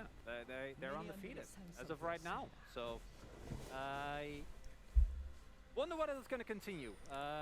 As mentioned previously, No, it's like a to go little bit flannel. I'm more just wearing into it backwards.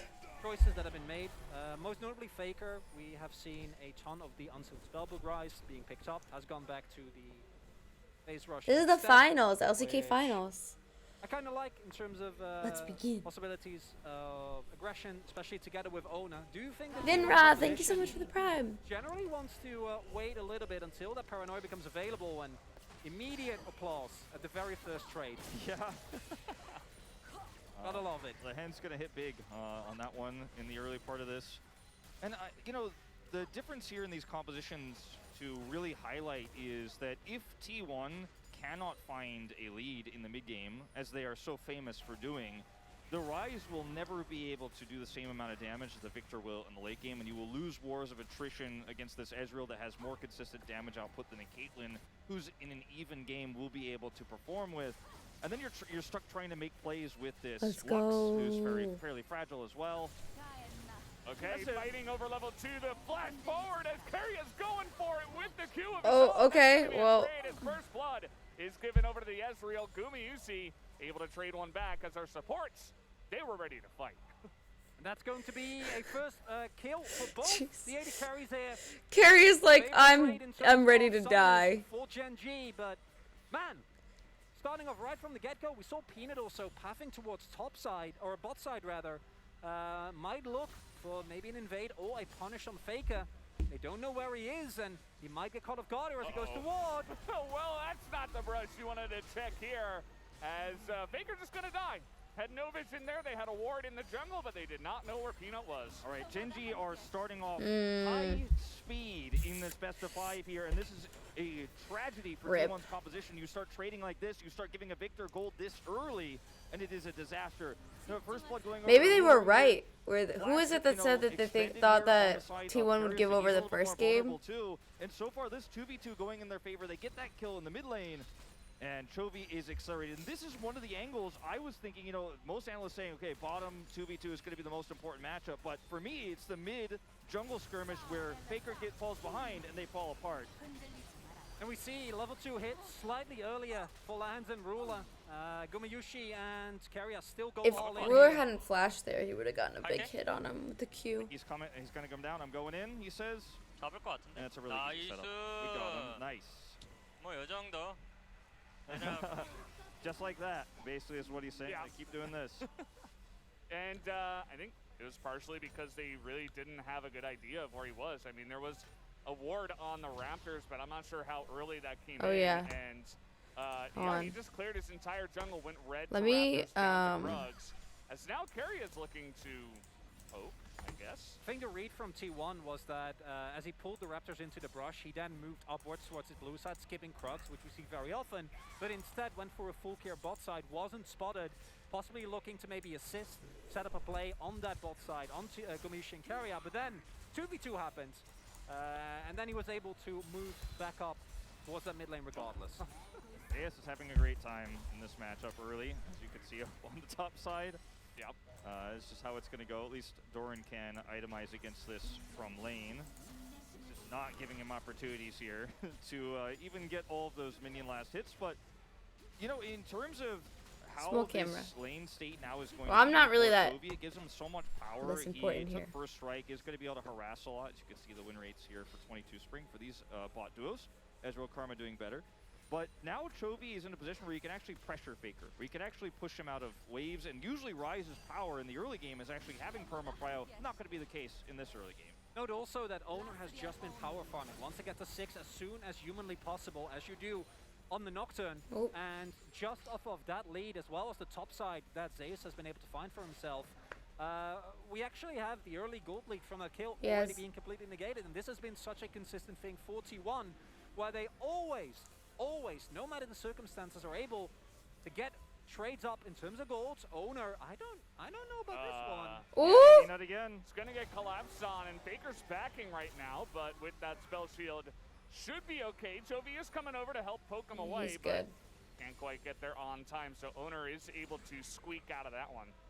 And Gen G have been a big fan of the early Drakes and expecting to see them continue doing T1 that. hasn't really thirsted too hard for dragons. Fight as well. And this is the power of Chovy getting that first blood. Normally, you know, a lot of matchups, Ryze just dominates. The Victor one can be a little bit more volatile, but you get an early kill like that, you're the one pushing in the Ryze. They find Owner early, deny him the ability to shut this Drake down, and Gen G have such masterful control of this game. And yes, T1 with the power farming you mentioned, catch up in gold, now take a gold lead as they're so famous it's for, crazy that but T1 the have a competition gold needs lead to already. have a bigger lead than this, 10 Down a minutes from kill, now, down a and Gen G dragon. are already smooth sailing.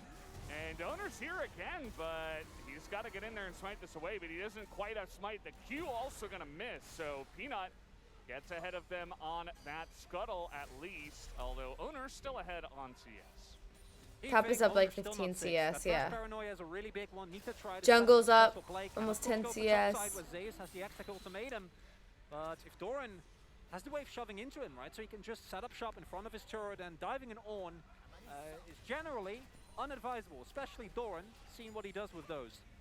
And it's a Karma lane bottom. Doran has just been playing almost perma weak side in the last few series that Gen G have played, and once again he's just going to sit back and take that pressure. As you can see that this is also kind of a relic of this season. Victor very popular early.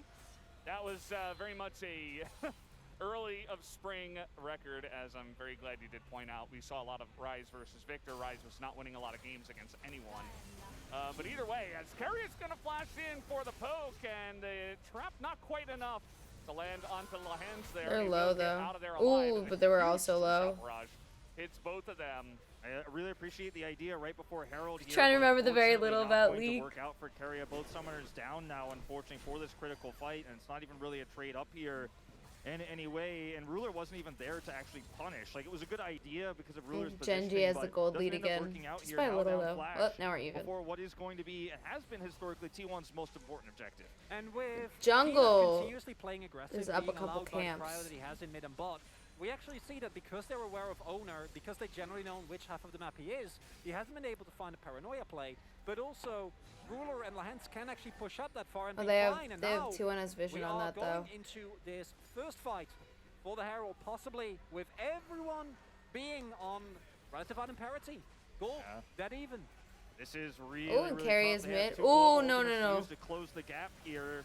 No flash for Carrier. Oh, no mid prio. full Yeah, they already have this freaking pretty low as we 5v5. stand, and they're going up against an Ornn. Let's see if T1 can do anything as the Ornhorn will come through as a big knock-up now from Doran on the top side, but you can see the rest of Gen G just going to leave Doran to die. They say, nope, we're not going to be able to Give help the you Guma here. kill, though. And so Gen Z do get the kill. That's going to make that top gap even worse.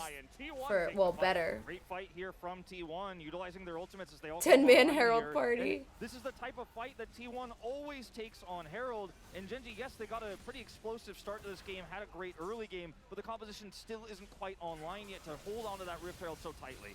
Oh, Zeus gee, is really okay, playing with yeah, fire, super but escapey. actually a good calculation knows that he should be relatively safe, although will he calculate that Peanut is up here to help out? Escape. Looks like Peanut can get there on time. 30 CS top difference. Yeah, it's a little gap, just a little. Don't want to take that risk.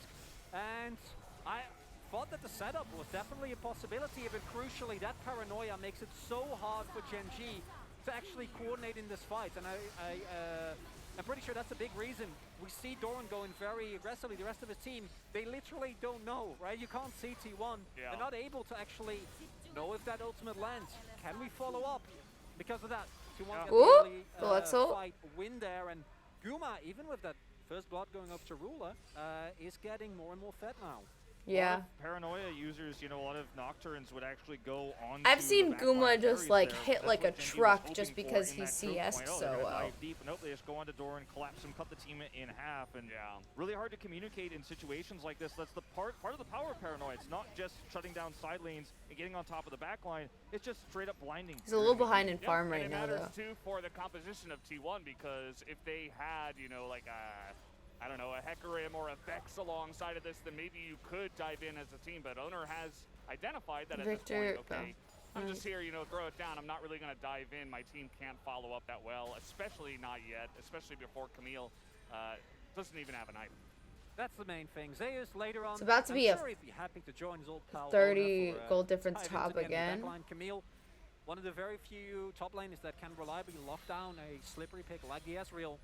But for now, that is not going to be the case just yet. But it's, again, that coordination that works out really well for T1. And coming into today, we were expecting Zeus to have an edge in the matchup. And yes, it was a blind Orn from Doran as he's going in for this one. I don't think he's got a queue up in time to really chunk it down. So that's Hextech Ultimatum gone. A little scrap happening mid. But of course, 3 minutes or so until the Unleashed teleport is available. Critically, if Gen G get a 2 Drake advantage with this composition, they could just sit back and wait. It's going to give them such a huge edge, especially because it's going to be a critical Drake, either Mountain, Hextech, or Infernal here. So very important for T1 to actually deny this fight right now. Then Zeus, of course, teleport coming online just now, but it's leashed, so it won't be able to actually come in at the last possible second. It doesn't have ultimates. This is essentially a 4v4. And with the vision being taken by T1 in the river and Prio in bot side, Faken also getting in a mid, it's really hard for Gen G to actually contest it. They have to walk into the poke. 3 Avalon, thank you for the 3 points! Slightly overextend. Immediately Owner will pull the trigger, Faker can realm warp in, so if T1 won it, they could keep that hold tight. But it looks like instead they're gonna choose to give this one up, and I can see the logic behind it. Not enough Prio. Yeah, well, yeah, but they also instead get more control on the top side of the map. I don't know if that's a great trade, especially with Infernal Rift on the map. Yeah, and in top side for a Rift Herald that spawns in 2 minutes and its second Rift Herald, plates are going to be gone. Not that critical. Root connects. Yep. No follow-up on that one. Guma not quite close enough. And yeah, definitely a choice that T1 decided to make. I feel like T1 often make that decision where they just like give up the first 2 dragons. It's 3-on-1 and Doran does not have any hope as Faker will eat a lot of those turret shots, as will Owner, but the kill is still there. It's a faster There's no one's maybe there, you though, turn so this they're one good. around. One of the most difficult champions in League of Legends to dive is the Ornn, but it's a very late The gold difference is 1,000 now, which is good. Flash, and as a result, will go down. So T1 do not give this And Drake just up a for free, massive but I think the top Drake lead is much more top valuable gap here. right now. Between the hook shot and Faker's instant root, it's so hard for the Ornn as well to actually find the second activation. Trexie, thank you so much for the 1 year! He gets to play. Hextech Ultimatum is available now, and Oh. you're not going to be able to ult out of this one. Don't believe that Karma will help either against this much lockdown. We just saw these 3 in the top side, and they do it against the Bear. Let's go. Reed here from Peanut grabs a plate, but will give over a lot more gold to T1, really keeping them in a lead in terms of that gold advantage right now. Because Peanut thirsted way too hard for that. And a 900 gold lead. For that Yeah, plate. it looks great now at 14 minutes as plates fall off, but in 10 minutes time, you're going to need a bigger one than that. At least this dive is successful, and as you mentioned, there's so many ways to shut down the second activation. He has no chance here to pull that one off. But the 2 Drake lead is what I'm really most concerned about, because now Genji can just avoid taking fights. Again, Avoid taking fights, but they haven't.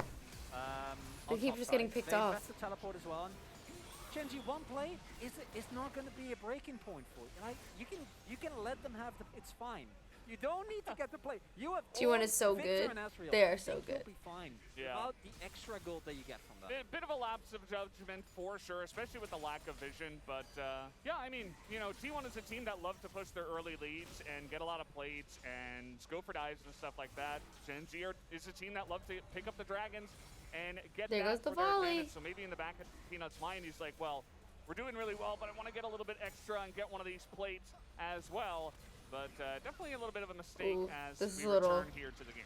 Interestingly, sus. even with champions Down that bot, generally have extreme Faker's gotta get priority, out. the Lux and the Karma, or the Lux and the Cade rather, the Rise, Hmm. and the Camille, no Now points are Carry actually is picked up there. by T1, and that's not something that happens, and it does tie into the think they're just overall gonna give laning that. strength, which is the one thing where I think Genji has Nothing just been really to almost do. unmatched in the entirety of the LCK.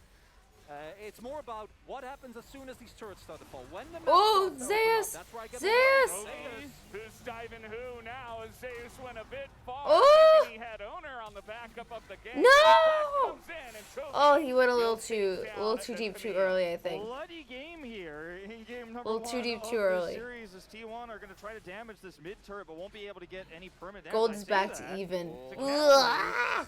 That's going to be first turret. Ooh, that's over gonna- to the side of Ruler, solo down in the bottom side. That's gonna so put at the end of the Genji ahead a day, little bit. Genji gonna take a gold lead and enjoy this very much. Yeah, they're going to take Zeus off the map as well, costing him some critical farm. You can see that's denied there on the top side of the map. And, you know, right now he Some has a critical massive farm. lead He's because still in the up early by game, like Camille will crush 30 the at Ornn. least. But over extensions like this, you cannot afford. And the idea here, you can see the ping on Nocturne, is that I'm going to actually collapse. We're going to end up winning this exchange. But Jovi's here. They don't calculate Alan, this. thank you for the 19 timing months. Is also very poor. Zeus does end up getting Kaiser, cracked on here thank you by so much for Chovy. the 200 sub. Gold goes over. They, with this prio and the knowledge that Nocturne is top, get first turret bottom side.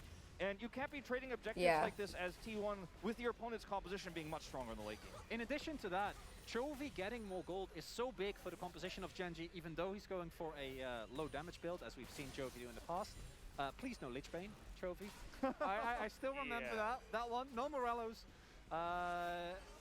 But jokes aside, Everfrost has a lot of value into a large part of T1's composition, which is that top half, all very short range. Going to be forced to go into what is going to be T1's setting a up for this dragon monstrously- now. Monstrously fed Victor with Gathering Storm. And in the late game for T1, the margins becomes less and less. And unless they're able to utilize Gumayushi very well and crucially pick up this Drake, T1 is looking kind of rough here in game number one, because Sword Point with Inferno against Genji's composition, that's not great. That's what I was going back to earlier when we were talking about them leaving the Drake up, because it was going to be a relevant one no matter what with Ocean Cloud start here. Are they coming in It's for it or now. no? Genji do not have to fight this, but they've got a little bit of control over the bottom side. Yeah, and given their current position, Are they just are gonna? clearing Is out T1 all gonna the give space, and this? They absolutely could decide to go for it. Peanut leading the charge on this, and Faker just now teleporting. Note the flank coming in from the side of T1. They've got a Yes. Camille and a Rise behind him. And has to be so careful. They're grouping up to check. Oh, They see Zeus, and Zeus. they're looking for the turn, the flash. No, on the Faker! and he will be rooted down and taken down as well. But Oh, can- T1 can say, Gen- "That's okay, can- we'll take the Drake." Zeus, though, Oh, also gonna okay. be taken down Well, here, they so also got Genji Zeus. Pick up a couple of kills, but T1 do get the Drake. This is what you... Is that the worth? affording that you have when you have a 2 Drake lead. You don't actually need to win the Drake, but if you win the fight, you get the gold, which is more valuable because all time is on your side. And this is a uncharacteristic mistake in coordination. Zeus goes over the wall, retreats, Faker's still going in. T1 is completely split while they're holding the Drake. Peanut might lose his fight with the Grump respawn time, but the gold that was gone into the pockets of Gen D there, again, really, really big. And yeah, you don't get soul point, but you're still able to get so far into. I never the amount of count T1 scaling. out They though. might have a play here. Oh, not the teleport I was expecting. They call it off. You can continue, Chronic. Well, I mean, that was the point, right? Scaling good for, There you go, for, yeah. for Gen G. It's important to note. I'm loving the setup from Gen G here. The amount of vision control that they have, combined with the fact that Faker has no flash, means that him and Zeus are basically caught in no man's land. There's no one to help them. The hard engage is more than enough, and once this death ball really stands and you don't find backline access, there's not that much for you to do. Once the fight actually starts for T1, Gen G gets sold, it's over. Yeah, looks way harder. This is a question we had for T1 when they faced Gen G at full strength for the first time. Maybe, we were speculating, many were, would this be the first time T1 has a real disadvantage in a series like this season? In a real high-profile series, not just the best of 3 when they're going for the perfect record, but in the finals, right? And in this game, they're only 300 gold behind, but the composition is screaming massive advantages here for Gen G. And T1, they needed to have a bigger lead. They needed to be able to hit Gen G when they are brittle. But as you mentioned, the death ball is coming strong. Oh, the root comes in, and in fact, Dorn will not be able to respond to that, lasting a little bit longer. The gold is still holding even. The top difference is like 50 gold still. 50 CS still. If only he had no threats. Would have been able to hit him. And the one thing for T1 that is important to still keep in mind is that this comp punishes overextension. Here we go. This is the side lane play that we expect, and stopwatch is good, but it ain't that good. That's going to be the kill given over to Gumayusi. As I finish my sentence, T1's comp is still incredibly good at punishing mispositions from anyone. Between Zeus, Ona, and Faker, if someone is pushing in a side lane, even just a little bit too far up, as we see here, you can immediately get taken down. The kill goes over to Guma as well, and Guma being fed is so much more safe, brings so much more. Yeah, I'm in a hotel on tour. Woo! Zeus, Ona, and Faker at this point getting. So that's the thing. I feel like the casters always count out T1. They're always like, "Oh, T1's playing really sloppy right now," and then they come back and just snowball. This is why I wondered, in the draft, would we maybe see Crown of the Shattered Queen on Chovy, because it might not have saved him in this case, but would have had a much higher health bar when that stopwatch goes off. Maybe they turn it. Either way, in this composition, he cannot really farm, which is why it was so critical for him to actually get ahead as he did early. See in the side lane, even in the safe No, side Camille lane, should not have died at the dragon. point, That's true. You're very vulnerable as the victor here. And the key thing is, with T1 keeping Gen G on their toes, it's exactly what we expected, which is T1 have suffered more in this game than they have in many a laning phase, which in of itself is a huge testament to how good Gen G is playing. But it's when the map opens up that T1, their consistency really shines through. That's why they're undefeated. It's not because they always win every single lane. It's because they're able to find the game-winning plays. And even though Gen G's composition skills amazingly, that remains a viable threat. Yeah, it's really true, and I think T1 are going to show a lot more of that. Casters most of the time prefer the underdogs. That's true. I think they also just like to make it exciting. They will be looking for plays, and they might just get Pino Oh, the ult out. just to survive. But they take away the ult, In so. a minute, will he have that ready? I'm not so sure. As now T1 have position around this river. He's going to have to back here as well. Took way too much damage there. And this means T1, as you say, will have prio. Look at the control wards placed around this Drake pit. There's nothing. If Zeus didn't die, yeah. Because if Zeus didn't die, like Faker didn't have a bounty or anything, so I think that was worth to take away that dragon, but the Camille dying was not worth. Now a second time overextending onto their setup vision. And the setup for this fight is incredibly important, because if Gen G gets it, they're on soul point, they're looking incredible.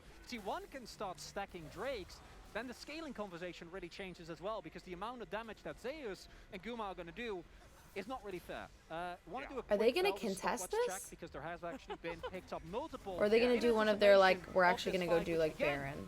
Whoever wins this has a really good position from here on out. Oh, the flash, but that is going to be Ruler with the quick cleanse, as he does have to use that, though, before this goes off. And now Carrier with no flash for his own engages.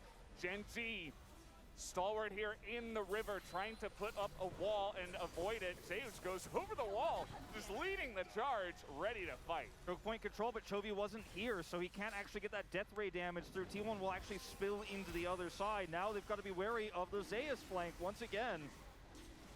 All right, setting up Oh my God. another kind of wall here. We got traps coming out from Gumayusi, and you do not want to get headshot by this Caitlyn right now. As Zeus over the wall, they're looking for Toby. He doesn't have his stopwatch anymore, but the damage from the backside of Genji is gigantic. They're able to take down both of the divers on the side of T1, but that is going to be the Dragon going the way of T1. What do you mean take down both the divers? They only got one kill. Insanely well played from Genji. That Doran zoning off the entire back half of T1. What do they mean both divers? But the Drake still goes to T1, so now Genji, they need to push for this barrel. Yeah, they're going to push for it as fast as they can. They've got a ton of damage here. And, you know, with T1 having this ward here, it's so valuable. They know exactly where to run. Realm Warp is available for Faker. We've seen those in some LCK Oh, because he had the finals. GA? Here we go. Are they going to Yeah, get Carrier?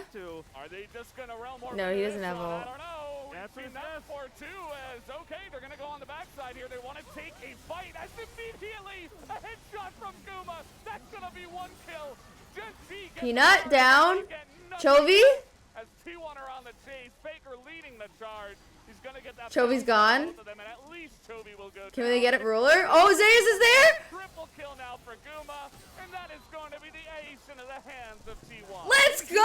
First game have been both extremely proactive, but also greedy in the objective takes like this.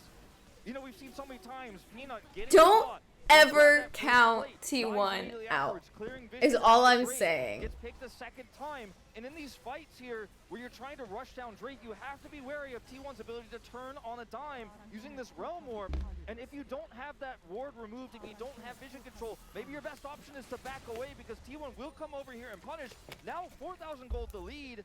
They are poised to actually potentially take this game. The scaling argument. What do you mean actually take this game? Infernal Drakes there now stacking. They're absolutely gonna take this game. They know what they're doing.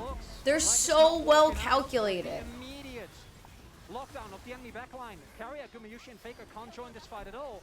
It's still a I don't know, maybe I'm just really biased, but is dealing with Zeus. Peanut flashes crucially there. If he is a split second earlier and is I think actually people able just like to get that Drake, they think they see a chink in the armor. they lose the soul points, and they're like, we gotta do something. But it's actually like T1 knows how much they can give. Everyone gets taken down. Like they know how much they can give up. Swingy plays that T1 have shown us so many times throughout the entirety of the split. It's T1's composition, the ability to collapse quickly. You have a Realm Warp, and he knows where he placed it was behind Genji. It was not a, I'm going to stop this Baron. It's, nobody gets out alive. Nobody survives at the end of this scene. Like, no, it's not been a perfect game, but... Many years of Rise has had... Hell Defender, thank you so much for the 6 months. So that one definitely 19 days left. What show are you coming to? Do have to agree. Because if you Realm Warp right on top of them there, you probably just all die anyway. So just a really nice response from T1. They knew immediately that was going to happen, and they get there just on time. Also note the itemization from both Zeus and Owner. Their job is just to create space for Guma. That's it.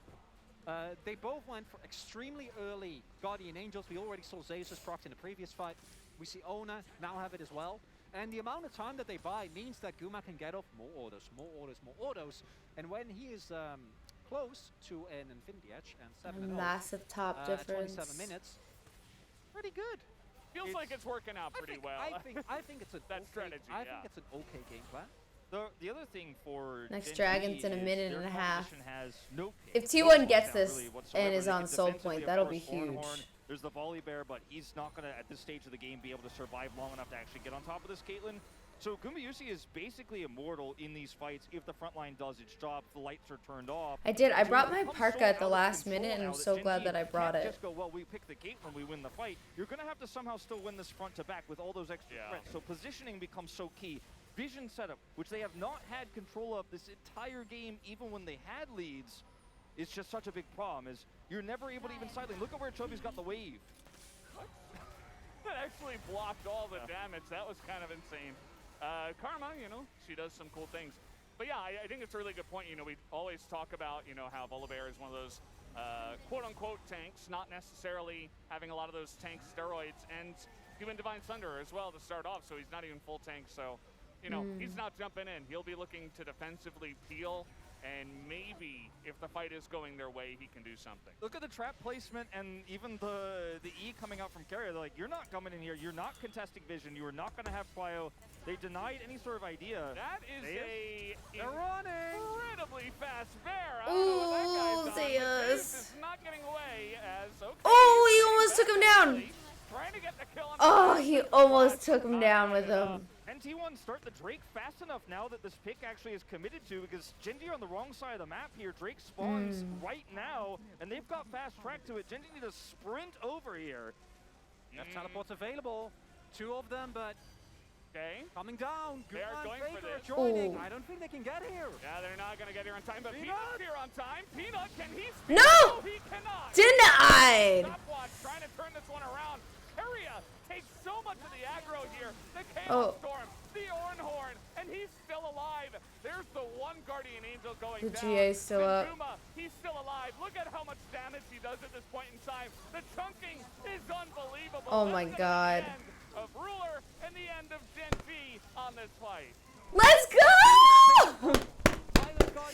Oh my God, my heart. He was just the bait, and he actually was. The entirety of T1 is ready. My heart. But I don't think we're going to see the soul in this one. Oh my God. That's Nods on GG. the side of the T1 players as they call the push to end. T1 so Oh my decisive. God, Guma is 10-0. They will take a mile.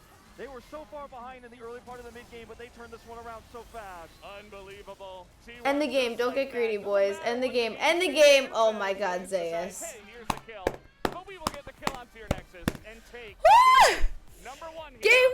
Game 1! Finals. And it's Faker put on the rise, his most iconic champion in the mid lane.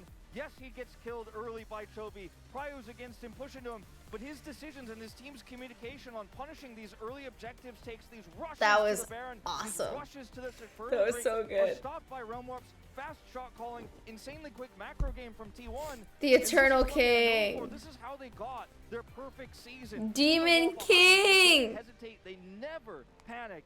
And Genji, they were forced to make these tough calls because the macro game was never in their hands. Vision control was always on the side of T1, be it a paranoia turning the lights off or control wards on every single brush. That And was there were a couple awesome. of key moments where you can imagine a Gen G winning. Had Peanut maybe not died, had he gotten that Drake. There's so many what ifs here, but there's been a season of what ifs for T1, and somehow they never go the way that any T1 opponent wants them to go, and we're seeing that here as well in this first game. I love the decisiveness. That was Gen so G, good. even a drop with that much scaling, it needs to be played out cleanly, and we still see in core moments this team showing a moment too much hesitation. Position or macro just not quite there. I love that we talked so much about nerves and, you know, the huge crowd and all these young players here, and then Gumayusi comes into game 1, he's like, yeah, sure, I'll carry you guys. Yeah, like, no biggie. Who's Faker? No, it's me, Gumayusi. Like, I'm here to carry. I got 10 kills, and, you know, he wasn't necessarily setting up all the plays. There were a lot of great picks in the side lane. Really got to give a lot of credit to Faker, to Owner, to Zeus, to setting that up. But Gumayusi, he took all of that feeding, and he was The like, Zeus Doran you know, gap I'll was just so carry that last fight, and it was Notice- totally fine. Notice how much damage Faker outputted. He did his job. And even the making Carrier top line so Lehens? extremely well. The How do you GAs pronounce that? mentioned, Chronicler, were huge with Faker on tank rise. Open space up. Chovy was always under threat of a Nocturne, of a Camille, of the Caitlyn damage. He actually is only 100 damage ahead of tank rise with, you know, a fairly utility build, to be fair, on Lehans? the Victor. But I think it really tells the story of how well T1 controlled fights that were so one-sided. And for itemization, there was also the Shirelias, full hands. La You have an hands. all. You don't need the extra mobility that it provides, right? It's Bristol still tomorrow? pretty Yeah, fast, but let's Imagine go. if you had a Moonstone, if you could actually keep those health bars a little bit higher by just those extra seconds. There's so of much with time. Caitlyn, it's insane. In Yeah. addition, Kind as of you insane pointed that they out, gave Chovy him not actually Caitlyn. outputting that much damage, even though he was one of the more fat members. The game just spiraled out of control, and T1 got ahead of it like they always seem to do. Some things do not change. As we are done with game 1, and we will take a break and be back after the break. Woo!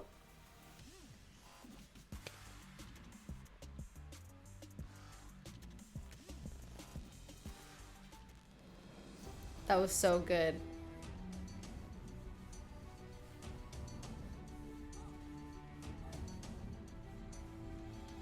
Guma, she is too disgusting with a Giga Chat.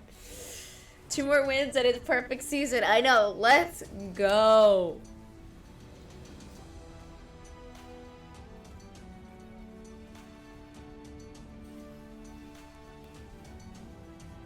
So close. So close. That perfect season. It's coming. It's on the way.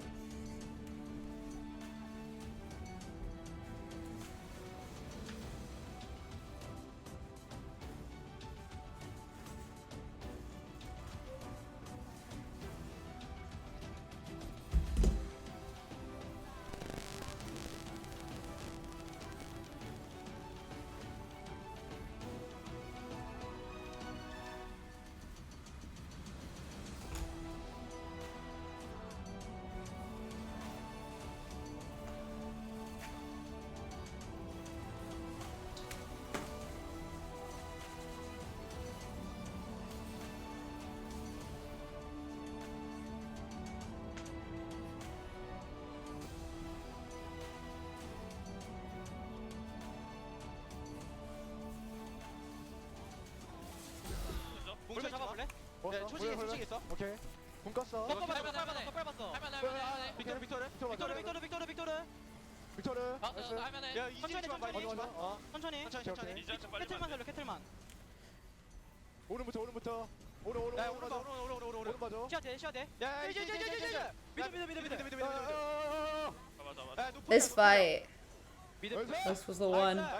미드 가자. 라인 빨리. 카밀텔 있다. 나이스. 잘했다. 좋아요. 20초 이거 끝났다. The nail in the coffin. 나이스. 얘네 많이 절잖아. 천천히 하자. One team to rule them all. God of Thunder, God of Law, Kuma God. It's a dub. 턴개 빨았죠? Kuma's too good. 오마이씨 캐틀은 풀면 안 되지. 오마이씨 캐틀 풀면 안 된대. 9배 2초. 아유. 되냐? 아, 뭐야 이거. 잡아봐. 나이스. 이거 나이스. 이제 GG.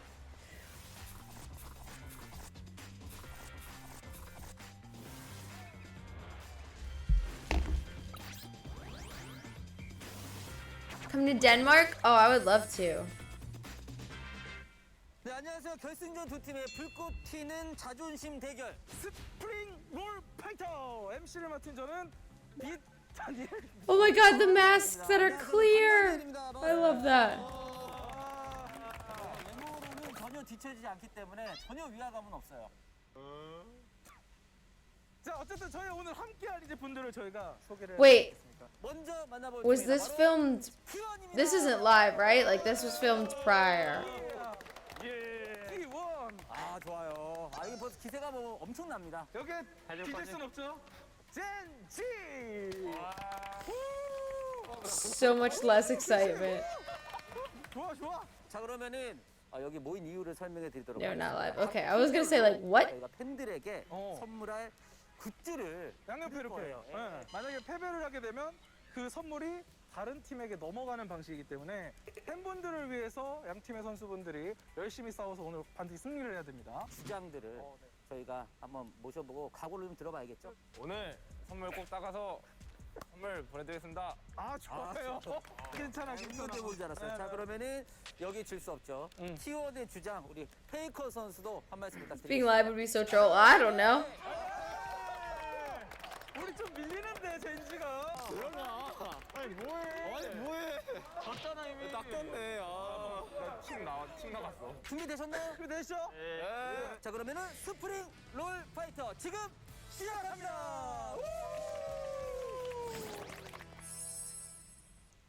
자, 그럼 여러분들이 첫 번째로 바로 Name the 결승 person. 인물 퀴즈입니다. 저희가 보여주는 사진을 보고 3초 안에 그 인물이 누구인지 말씀해 Okay. 주시면 됩니다. 그냥 이 판 해보고 못하는 사람 나오면 다음 게임부터 그거 하는 걸로. 깍두기 뭐야? 이게 적팀인데? 그게 아니야? 어떡할래? 나 뇌정지가 좀 많이 올 것 같아. 형이 못하는 사람이 잘하는데? 나 보수야. 나 첫 바다부터 틀리면 어떡하지? 바꿔. 자, T1 준비되셨죠? 자, 이제 퀴즈는 다 준비가 How come 됐습니다. Genji, like two of them are wearing not jackets? 정답. 조실. 정답. 울프. 정답. 광키. 정답. 데프트. 정답. 다시 돌아서 클템. 정답. 정답. 빅다니엘. 정답. 아, 여기서 갑자기. 진짜. 누구세요? 누구세요? 누구세요? 누구세요? 땡. Who is that? 누구세요 나왔습니다. 자, 누구세요 나왔습니다. 왜 이렇게 잘했다. 현준이도 몰라. 누구야? 모른다고? 어떻게 몰라? No one knows. 실패. 루퍼 선수를 틀렸어요. 젠지 준비됐어요? 그럼 도란부터 가보도록 하겠습니다. Mark Gales, thank you for the 14 months. 도부. Hi, Wilsey. 도란에서 도부네요. 도부고요. 네. 앰비션. 정답. 자, 앰비션까지 맞췄습니다. 아, 저 누구야? 뭐야? 정답. 정답. 김동준 해설님. 정답. 테디. 아, 정답. 코어장전. 코어장전 정답. 쪼비? 너야? 난데? 다음. 권웅. 정답. 다 왔어요.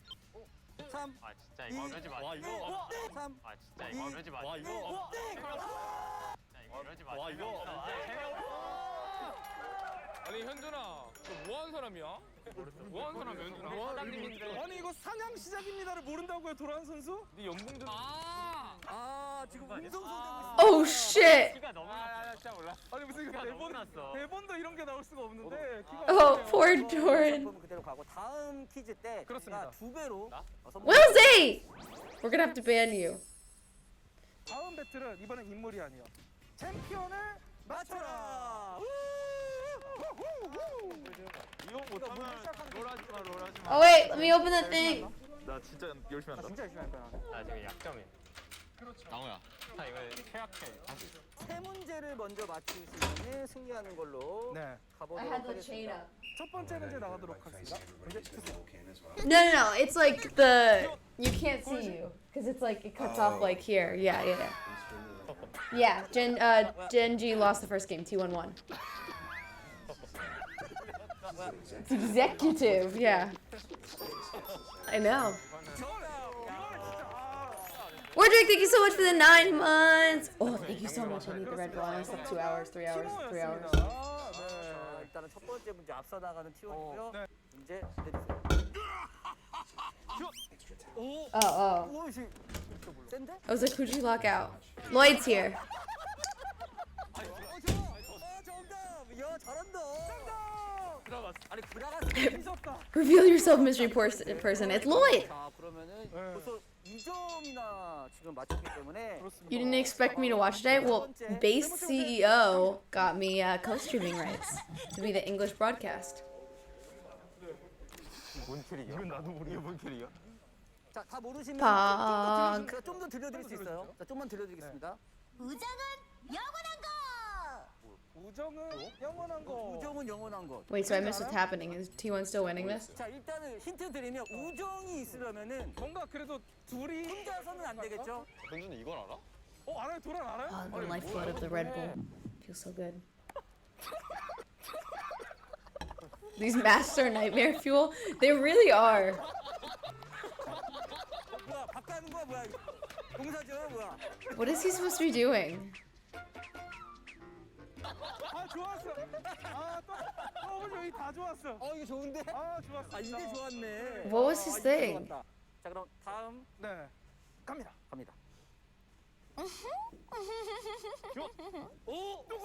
Is that? That's not Annie, right?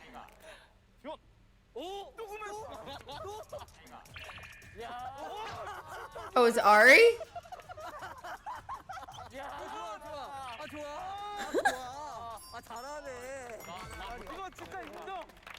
Claysis, thank you so much! Letter, thank you for the 9 months! Claysis, welcome to the fam! They have to get the champ.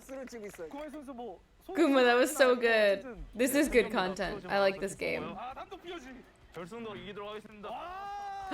Guma! 이렇게 되면은 이제 챔피언 마치기는 T1이 승리했습니다. 축하합니다. Guma God is carrying in all of the games.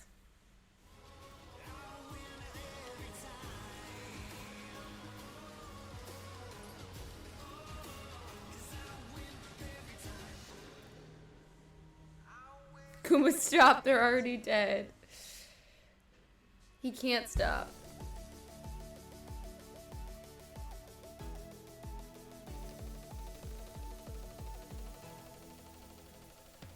Welcome, ladies and gentlemen, to the Carpet Space Kintex edition. I am Atlas, who is almost bald, and this is Nemesis to go through that game number 1 where things started off kind of okay for Gen G until they were really Can't really stop, not won't okay for stop. Gen G. I guess so they could see their faces, but I don't know. Early game, but then they heavily misplayed the dragon fights where the game got decided. Yeah, and actually it felt like every single one of those fights just didn't go the way Gen G were hoping. And the early game was great. Like Peanut being able to get that early gank So to young. Chovy in the mid lane, which was really, really good. The trade on the bottom side actually working out for Gen G. Where's the countdown clock to the next series? But the way that T1 played out a composition that shouldn't have necessarily scaled as well in the late game was kind of absurd. Yeah, they got 2 dragons. Mysteria, thank you so much for the 3 months. And the game really started when Inferno Dragon spawned for both teams. Yeah. And this is where Gen G actually managed to win some fights, but then they threw them back. Where did the Yeah, they certainly did. And wait, there's an after announcement as well, we feature. actually had a lot of questions when it came to what was going to be the first pick priority. Yeah, that is either Nemesis. side. I think it The was supposed to be Karma someone coming else, first but was kind of what I was who expecting based on what couldn't was go still left for some available. reason. I don't was know why. anything surprising to you as far as the draft? There was nothing surprising, but I would say Gen I G actually did a lot of video magic with Gen damage for my G. taste, because usually Volibear can't hit really as a I have champion nothing but because it respect for becomes like a Gen tank G later as an on. org. I And really then like Gen also Arnold. has some magic damage, and the rest of I the really team does like pretty much magic like damage only. everyone that I But know was at the kinda org. boring for So me. Also, their champs need a long time to scale, and they don't have many tools in early mid game. beast got sick. Yeah, although Got the it. early game was actually fine as it turned out. I was very scared about this Realm Warp as well as Paranoia combination. Where I feel like I would trash talk harder if it was any other team other than Gen G, but I actually really like Gen G. So so T1 had a lot of tools, but what it came down to in the end was Caitlyn went 7-0-1 before the last fight, and honestly there was nothing that could happen. Let's bring up our first replay here, which is going to be one of the later Drake team fights. We can't do too many highlights, but this was one of the opportunities for Gen G to get Soul Point. But honestly, Peanut kind of just forgot about the Drake and then flashes late for it. Yeah, so basically T1 engages into Gen G, which is actually exactly what Gen G wants. Because T1 should be waiting Gen G to engage into their traps, but instead they engage into them, and because of that, the Gen G takes actually over the I really fight, but want to Peanut get just like flash smites league pretty much too coaching late. The Dragon should have been so I Gen could get G's better in my at opinion. league. And But then I think I have to instead of decide that, like they actually basically commit just to a run the lane, barn, and they start like a barn, role and to play. They just don't do it fast enough. I mean, items just aren't there. I think Chovy's just jungle itemizing is very where I defensively have right now, the most so fun. damage isn't there, and then T1 just, even though Gen G manages to get the barn, T1 basically Decide on kills roll them first, right yeah. after, and I think jungle the is fight really goes where into I have the most fun. It was actually beautifully orchestrated as well. I think The I Realm Warp like I was would fake, like demonstrating mid, that but T1's I also mobility think around the it's map like is actually just mid is really, too really hard high. 'Cause I kinda to like the do idea in of solo going for a queue. Baron after this. It's like, oh no, So we many lost people the are so Drake, good but at it. I if think we I'm get a too far Baron, we behind. might be able to extend a lead. But with Ruler going down here at the end, quadra kill.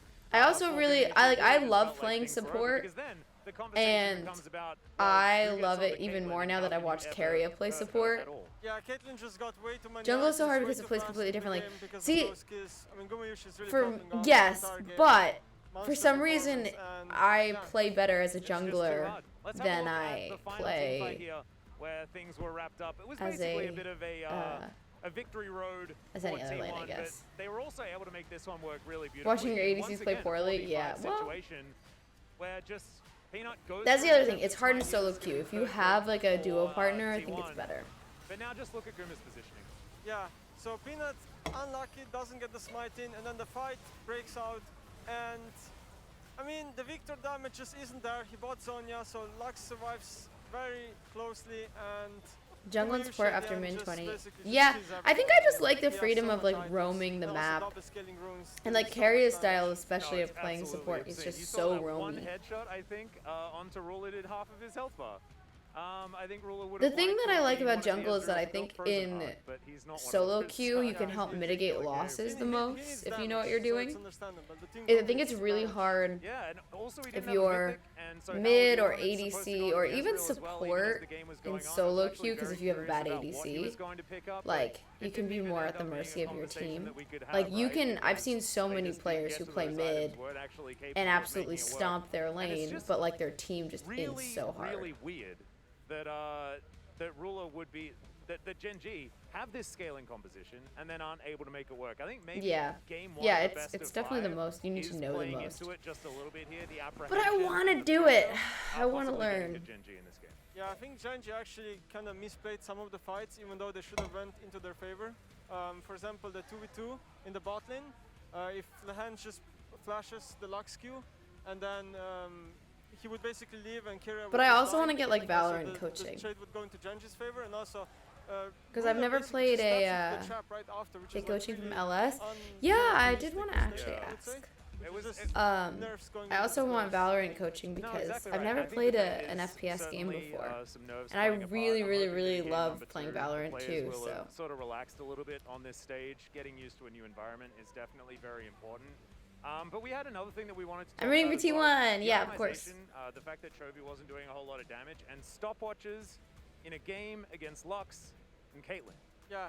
Buying stopwatch yesterday the venue had good Wi-Fi, so I was playing Valorant. Value right after, and Caitlyn's gonna trap you, and then you're gonna probably die anyway. I was a battle sage. Also, your team comp is lacking damage. You have double scaling runes, and so Rabadon would get a lot of value. I've been going battle stage on my like EU Smurf account, not really Smurf, but like alt. And then Victor ultimate goes off even after you die. So basically, even if you die as Victor, you will still do a lot of damage because the ultimate. Roaming supports are meta for a reason. It's just so hard in like low elo because I feel like people will just flame you if you leave lane. As far as mythics are concerned, it's not exactly the highest damage in comparison to some other options. So I'm right there with you. I think that it was. I think T1 are gonna win game 2. Assuming Genji is going to choose blue side, I'm kind of assuming. But I don't know. Yeah, just after watching that, like I think that opening was like the worst opening T1 could have let in, and they still brought it back. So I'm like, maybe it really is just gonna be a 3-0. I would say more damage, especially more physical damage. If they can play it, I'm just kind of worried that they put Doran already on a tank first game of the series. Yeah, the reason I don't think that I could be a great top mid or ADC is because I'm not great at farming. First step to playing support, mute your ADC and roam for your mid laner. True. Have Genji go over to red side because you're right, they have been definitely prioritizing that. I think one of the scariest things though is the fact that T1 had, in our opinions, the composition that wasn't necessarily going to scale. And in the early game, if you're a Genji fan, you were like, oh yes, all right, things are actually working out. But the inevitability that we talk about all the time when it comes to T1 is once again ringing true. And now they move T1 just like immortal mid game 5v5. Genji had an amazing fight, but only got 1 kill and lost Dragon. That's what I'm saying. I feel like actually something that Peanut had said in an interview. The Genji Baron was pretty incredible. Joseph PayPal March carried T1. That's the thing, is like it just looks like T1 is just like a different league than everyone else. Yeah, 100% agree. In low elo, if you play support, you need a big damage support that can cover for other lanes. Like, yeah, I was playing a lot of Morgana support was my favorite. Because like if my, I would just kind of build depending on like how my ADC was doing. If my ADC was doing really well, I'd build like way more supporty. But if my ADC was doing really bad, I'd just like build way more AP heavy. And I should learn to play Brand really well. I feel like Brand, if you can play Brand really well in low elo, it's really good, really strong. That's the other thing is I think just knowing what does well in low elo is better because I'm in low elo, so I feel like if you can find something that works really well in low elo, it is different than as you get higher up. It's not going to be the same. To me, it's more about the Jace ban.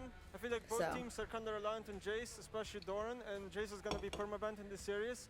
So maybe looking at another AD champ in top lane might seal the deal. Yeah. Jace is going to be permabanned in the series. I'm almost wondering if like the Jace ban is a waste because the top difference was still so massive. And some pirates on the top side, and that could have certainly been an avenue that they could go. T1 won the first game. Zone control. I like that idea as well. We do also have word of something that Kumayushi said during the define low phase, elo. Saying that I don't. He was like, I would say probably silver. I mean, I haven't played ranked in a while, but I think like I peaked at like silver 1. Yeah, exactly. And you imagine below gold, yeah. Below gold is what I would define as like low elo. No, I'm not iron or bronze. It was nothing in this level game in comparison to that Caitlyn. Even though the laning phase did actually. I think if I like, I think I'm a gold level support. I just have never really played ranked because I just don't like playing ranked. Stage of the draft, but then it means that you don't have flexibility to get rid of things like Ahri, things like Jace. I don't And maybe know. Ari can be left up. Maybe that's something that Gen G can prioritize. But now I'm at the point where I'm like, I don't like playing ranked, but like I also don't like playing norms because like the norms are like no one takes them seriously. But I guess like you have trolls in ranked too. Actually, just AD carry centric. It's been like this for me for a long time now. I think AD carry is like the primary role of the game. This is what the teams play around. So maybe banning ADCs would be just a better. That's the problem I have with Valorant is whenever I play non-ranked, like unranked games, So maybe we do go back to the Caitlyn's being banned. Maybe yeah, we people also, like, yeah, exactly, Mimi. make sure People that we like keep memes. Zeri People and play things like stupid that, things, but it and I'm might just like, be that we focus I on the don't bottom want to side be of a us completely sweat and have a lord, free but I for all on the also top side of the don't map, want to which I like think would be a whole lot of fun. just, What's your I don't know, I opinion still about want to like base play counter the matchups, game. though? Because leaving that up is, I guess, another option. One trick Mundo jungle to I diamond. guess if you want to go the easy route, you could just knew play it. Malphite into it, which is what most teams do. That They is just a Malphite good and then Mundo. Jace Oh, can your have a name really is hard Mundo time. Mike. You I can think slow that down is a to Jace good really thing hard, though get in one low of them elo. that's, like, evenly in the You game, can and one Jace doesn't trick snowball in the a champion that so isn't they could played maybe as pick frequently in Malphite, low but elo. other than that, not really sure That what like else low elo Gen G players can just play don't into even it, know or how to deal T1, I with. guess. And I feel like Is it Mundo the, is one of like, those champions. Is the Wukong angle a thing anymore, or is that matchup like not as good? No, I think Wukong is pretty much has been dead as a champion for a long time. Things in now. I don't FPS think we're is gonna see possible that. to out aim makes me really in sad, 'cause he solo was, carry. like, the Yeah, original you can anti-Jace solo thing, carry in you know, Valorant. You Maybe really if, can't in Mad Lions League. was in EU playoffs. Not this time One around. trick And NASA actually, support. for me, is like Susan? the classic quintessential LPL pick. Playing Alawi at Ladies and any elo gentlemen, is just funny. thankfully, Dude, my friend we Will, are ready to head not Will in towards my the band, Costanza but game number Will 2. Take it away, Havercroft boys. from, if any of you guys remember Ven, his Alawi was amazing. He just stomped his lane every single time. And I think a lot of it too was, obviously he was really good, but I think a lot of it too was just like people just don't know how to play against Alawi. We'll, of course, get to start off on what side does Gen G decide to pick after their loss on game 1? Did I leave What this are your over guys' here? thoughts about this going into game 2? I don't want to block Well, anything. I think it's no surprise Gen G picks blue side, even though they have been, as Nemesis mentioned, a team that has preferred red side in big series like this. Historically speaking, it's a different roster and it's a different meta. But as Nemesis said, the AD carry priority that you get on blue side is so high right now. Plus, you can, of course, take some other priority picks in a meta where there are so many S-tier champions that you You can look lock so in happy. that first spot. I think that's what every team's going to pick in a loss. As good as Zayas' performance was, especially in the second half of that series, I don't think that him getting a lead was the problem. So putting Doran on blind pick yet again, which to me would be the main reason to go to red side, so Doran can get a counter matchup and maybe get more done there, isn't really worth giving up the priority that you already talked about, Wolf. So blue side to me still makes the most sense. Maybe you go for a cheesy draft on red side, maybe you... All right, what are we Hail Mary thinking? In case that the second game also doesn't work out, but... At the Bjorn, sneeze. considering as it was, I thought did perfectly adequate. Got those Game off 2, the time, T1 did a win. good Let's job. go. Let's And go. Gragas will probably do something I'm so similar. sad I forgot my Expecting to go my towards T1 third. jersey, my signed. Well, I didn't want to bring my signed Faker jersey. I have a signed Faker jersey from this season, but I didn't want to bring it with me because I didn't want to like anything to happen to it or to get lost or damaged or anything. I have my T1 hoodies on the bus, I think, but when Tucker comes to visit me in Europe, I'm gonna have him bring some of my T1 stuff. As we see it there once again, Gen G are blue side. You don't really want to give Ari over to Faker. Maybe you just try to leave the Jace Okay. open, ban the Caitlyn instead. and I have force so pick much the Jace T1 and stuff. I hope can't they believe I can't didn't bring it. counter you in the top side, but I'm curious what direction. He's coming they'll go. for part of the EU Can I leg. sell you a weak side pick that's good into Jace? It's Malphite. Yeah, I mean, Ooh, mentioned by- Malphite.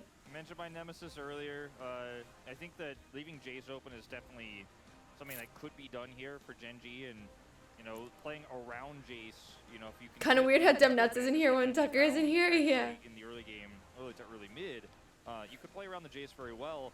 I thought that one of the big standout potential picks could actually be Chovy's Ari. In fact, on blue side as well.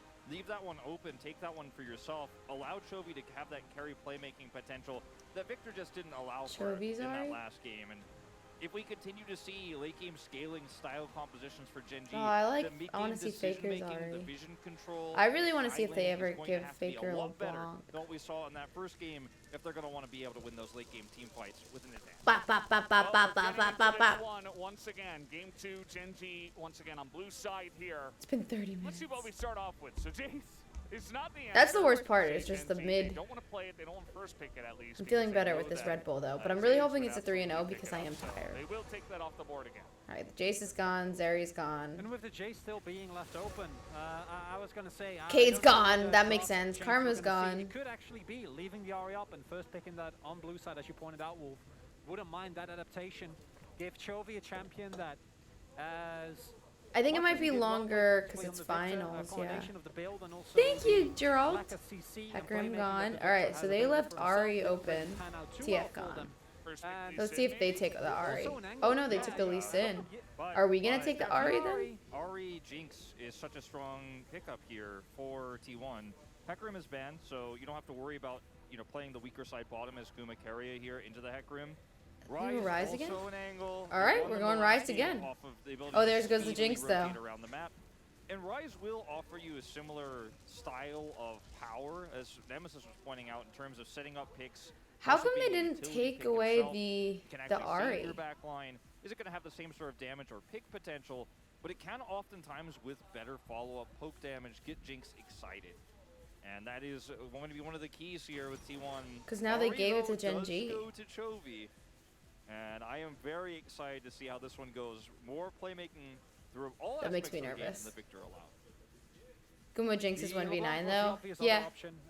Lee LeBlanc has been I'm very, back. very Hello. popular, but I'm happy after the Gen G Dom Monkia game in particular as well, with Chovy had such an incredible The Realm performance War coming through. plays, This has been yeah. a ruler mainstay. There's the This was Zaya. definitely the expected pick to see in the second. And then pick. not a Pick will go over to Keria. And as you mentioned, when I we hear were the series, bats. We can play a wide variety of champions, but you give them the good old knowledge. As much as I don't like to T1, carry they are on it. winning It this. has the Oh ability to yeah. shut down Ahri's dashes, Lee Sin's dashes. Survivable under turret here with this Jinx if dives do come towards the bottom side. Very awesome defensive pick here for Keria. I will say for viewership, I do feel like that if it was a bit of a closer match, the viewership would have been higher. But I feel like a lot of people just expect T1 to win, so like aren't bothering to watch or like wake up early or late or whatever. Also in a side lane. Key thing here, I was actually expecting Gen G to go and ban out some jungle champions because you are probably going to walk into an R5 counter pick anyway. R5 Renekton is definitely an option, although I don't expect T1 to go for that. Renata, of course, has been a very popular response within the LCK. I don't know anything about Renata yet, honestly. Success, and I don't love it with the Gen G team comp. I would be shocked if it's not just a Leona for Lance. Augment the already good pick, give them a form of non-committal hard engage. And also, as mentioned previously, if Keria actually does roam on this Nautilus, which he loves to do, with Zaya Faker and playing Leona, Rise is the biggest shot against Shuffy you can make. I don't have to play anything serious for my team to win. You can beat me. Can't beat me, and you can't beat them. You aren't good enough. You think so? Punishing picks of Renekton and Kennen, right? Like, what are we going to get here from Doran? Rise is one of his like cornerstone champions, though. Gnar, I think, is a really strong option for Doran. It's going to give him, obviously, disengage opportunities, some really strong... Her res on W is what she's all about. If you get a kill with it on you, you get res. Whoa. A bit of a throwback for like him. a self-res? The super meta when he made the finals Oh last shit, summer. Diana pick. But there's so many other options here in terms of side laning I like that this. Doran could pick up here. But for the moment, the Akali will be hovered. A lot of backline execute potential I don't think they're gonna here. lock the Akali. But this Oh, they lock. opposition Okay. is I'll go extremely fuck myself. fragile. Very low health bars here. No traditional tank. The Lee Sin will be able to do a little bit of that for you. But all it takes is one big ultimate in a crazy team fight, and you can fall apart so quickly. And there's the Alistar. Alistar going to give you a little bit more follow-up for this. You can set up engages with him, pick that single target. Yeah, and win who's a Zeus 5v4. going here? You also have a lot of utility with this already Imagine if he into the picks Diana, if Yasuo. you could charm through. And the Alistar instead of the Leona. Interesting prioritization. We have seen Gen G and many other LCK teams often default to the pick. Alistar They won't lock the Akali. as a Boop. tank. Do you think he has more power? And Lucian? that will be a look for Zeus. That's not a fun matchup for Akali, I can assure you that. And it is going to be so much pressure now on Doran. On This the top is side gonna of the be map a here. game. Guaranteed prio in the top side. Rise into Ahri going to have great control of the lanes as well. This is gonna be a Diana high sits around that damage first Rift Herald game. Fight. T1 not a getting tank advantage like game. that, This is a started spicy, taking spicy turrets game. off the map. They There's some used spicy Prime so noodles. extremely well, but I am very terrified here for T1 or for Gen G, excuse me, in this early game. And frankly, does it get better in the late game? Not really until the Akali comes online. She'll have to weather the storm. Then you'll have some pick potential, but it all requires vision control. The problem is what they're talking about is like the early game is going to be hard for Gen G. I feel like if you give T1 a lead, they just snowball. So I don't think it's like T1's really good at being like, all right, here we'll give you early game and then we're just going to come back and snowball mid game. I don't think other teams can do that against T1. Like if you give T1 the early game, I just don't think that you can come back from that.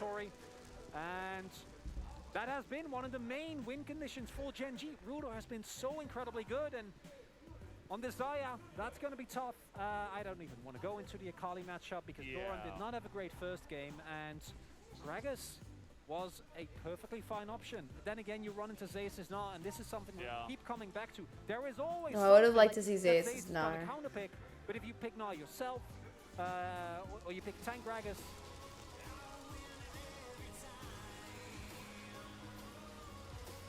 I love this.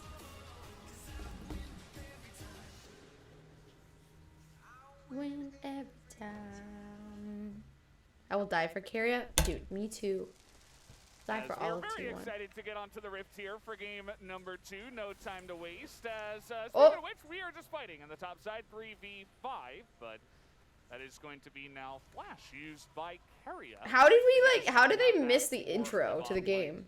Notice the groove up here for Gen G on top side. If How do they not show us? on Doran here at this level 1 fight, the game actually basically ends. So yeah, it's actually really important that Gen G actually kind of escorted him there to the top side. They do have a ward up there now, and he's going to be able to get away just fine. No summoners burned on either side. Nice aggressive attempt here for T1. especially because Carrier has Hex Flash. Yes, of course. Pointed out Zelda, so who cares? Doesn't need Flash. Flash is overrated anyway. Yeah, Hex Flash is better. It's got Hex Tech, you know. Good pitch. Yeah, good pitch. I like it. And crucially, Doran also not going for Flash.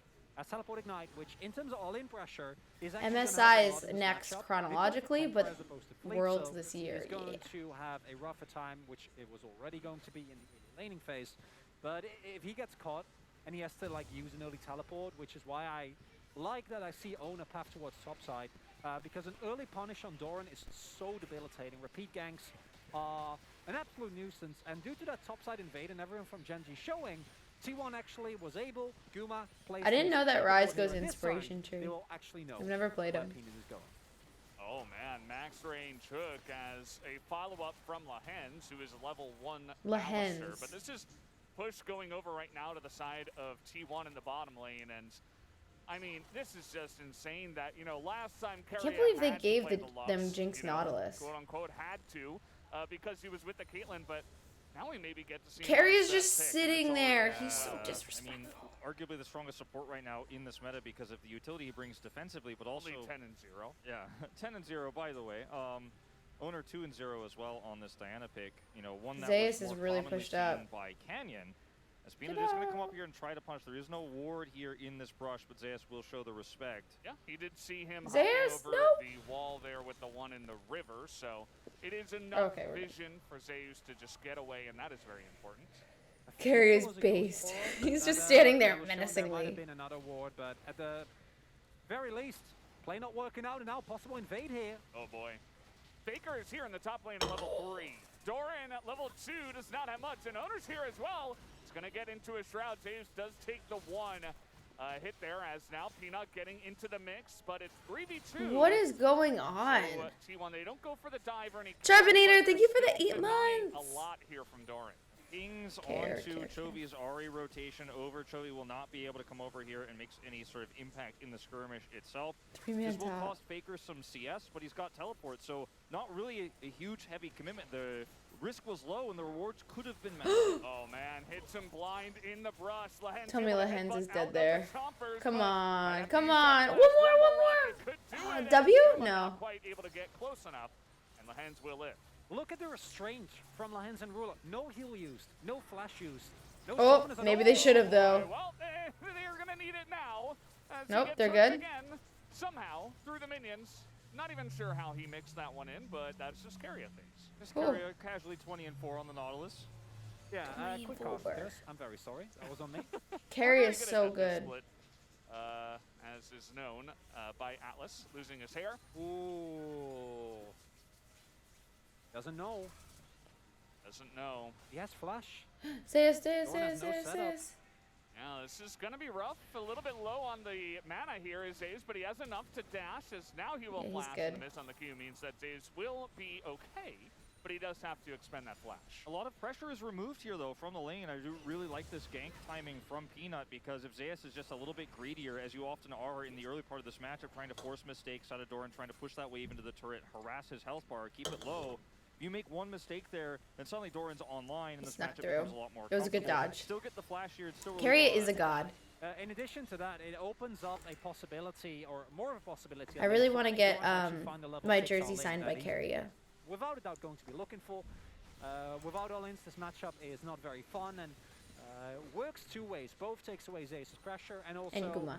Well, and the whole team. To a certain extent, if he can find a Doran, and he needs the help. As expected, is already pretty far behind, and this early Hex Drinker from Zace is going to help so much with the damage that Doran can possibly put out. Yeah, it's just a big mainstay item. We see it all the time on, you know, Corki gets it in the mid lane to survive against a lot of AP matchups. If you know the guy is going to look for all-ins, buy Hex Drinker, and that's this is exactly a much what chiller early He's game. going to have pressure regardless of him losing some power in his, you know, in his attack damage early on in the game. Now, obviously, Rise got outpaced in this early game. Faker's having some problems keeping up with Chovy's CS because he did make that early roam happen towards the top side of the map. This isn't a great win rate, but more on that later. 3 versus 13, wow. Being put on that is not a great win rate. Right, of this mid matchup because he's trying to play more utility. Chovy got a little bit of extra freedom, is going to come back to lane now, but it's not a big enough of a lead. Like I said, it was a fairly low risk play here from Faker, to where Chovy doesn't actually have ultimate control like he did last time. Why is Peanut just like chilling? I think that Chovy with this Ahri pick is going to have a lot of playmaking potential. He was just waiting for them to spawn. On, you know, a very squishy composition from T1. I met Faker in 2017 when we played when we performed at Worlds. Really difficult, especially with Peanut sitting in the top lane. He has fallen behind the CS of Owner. I met all of T1 and I guess technically all of Gen G when they were SSG at the time. Get the crash and then maybe die, or you cannot I think I have pictures with both. I found the photo that I have with T1. How does he keep hitting these? Now oh, Ruler gone. Coming in. That's going to be one dead Gen G member as down will go Ruler. And no Lahens? more follow-up from Faker as Lahens will at least be able to walk away. And I didn't think it was going to hit. Clearly, Ruler didn't because he had flash. Funny walks out of range because they see that play. Is that the Shuriken? Yeah, that's the entry here for Doran. He's got R2. He's looking for it potentially. Oh. Does not dive as he says, "Here, Chovy, you take it. You've got enough so damage. close. He's got a Hex. Zayas almost had one of them there. Picks up the kill. A Hex Drinker there, rocking, and it was a really close. He's kind of ahead right now, though. Just barely able to take him out. As oh no, Lahens. No flash, no ability to get out of there this he one. goes. You see Carriers is trying to give over the kill now to Gumayusi, who is excited, which means Peanut, of course, will not be able to do anything on the backside of that. So now you've given over Gumayusi. They've already have the lane. 2 He's going to be able plates. to pick up some plates. He's already nearly got a 20 CS lead over Ruler. And we talked about what Rise can do for a volatile bottom matchup. This is now a Jinx getting a huge lead on Azaya from great hooks from Keria. The Realm Warp timing is here from Faker. Peanut stop trade. You know, this is what happens when you don't have, you know, an extremely nice lead and a cushy setup as we did see last game. When the Rise actually can rotate down, has that. Maybe I should try playing Nautilus, since his Q is similar, similar in a way. I do think from Gen G, it's just not good to enough. It's as good as you're gonna get. To Nautilus. I mean to Morgana Q. Ah, see, like I feel like if Zayas kept pulling back up to the wall, maybe he would have gotten like 2 more hits on the Ahri or something. I don't know. His hitbox is busted. I gotta try it. Wilsey made me an EU League account. I gotta log in. You give over another kill, and T1 bot lane lead is Maybe I'll play some astronomical League right today. now. It's 2 plates down already and a kill. Yeah, Peanut to actually Gumiusi, ending who this just series. hard carried the last game as well. And you thought the duo of Gumiusi and Keria was strong. I mean, Owner and Keria is also incredibly strong, those two.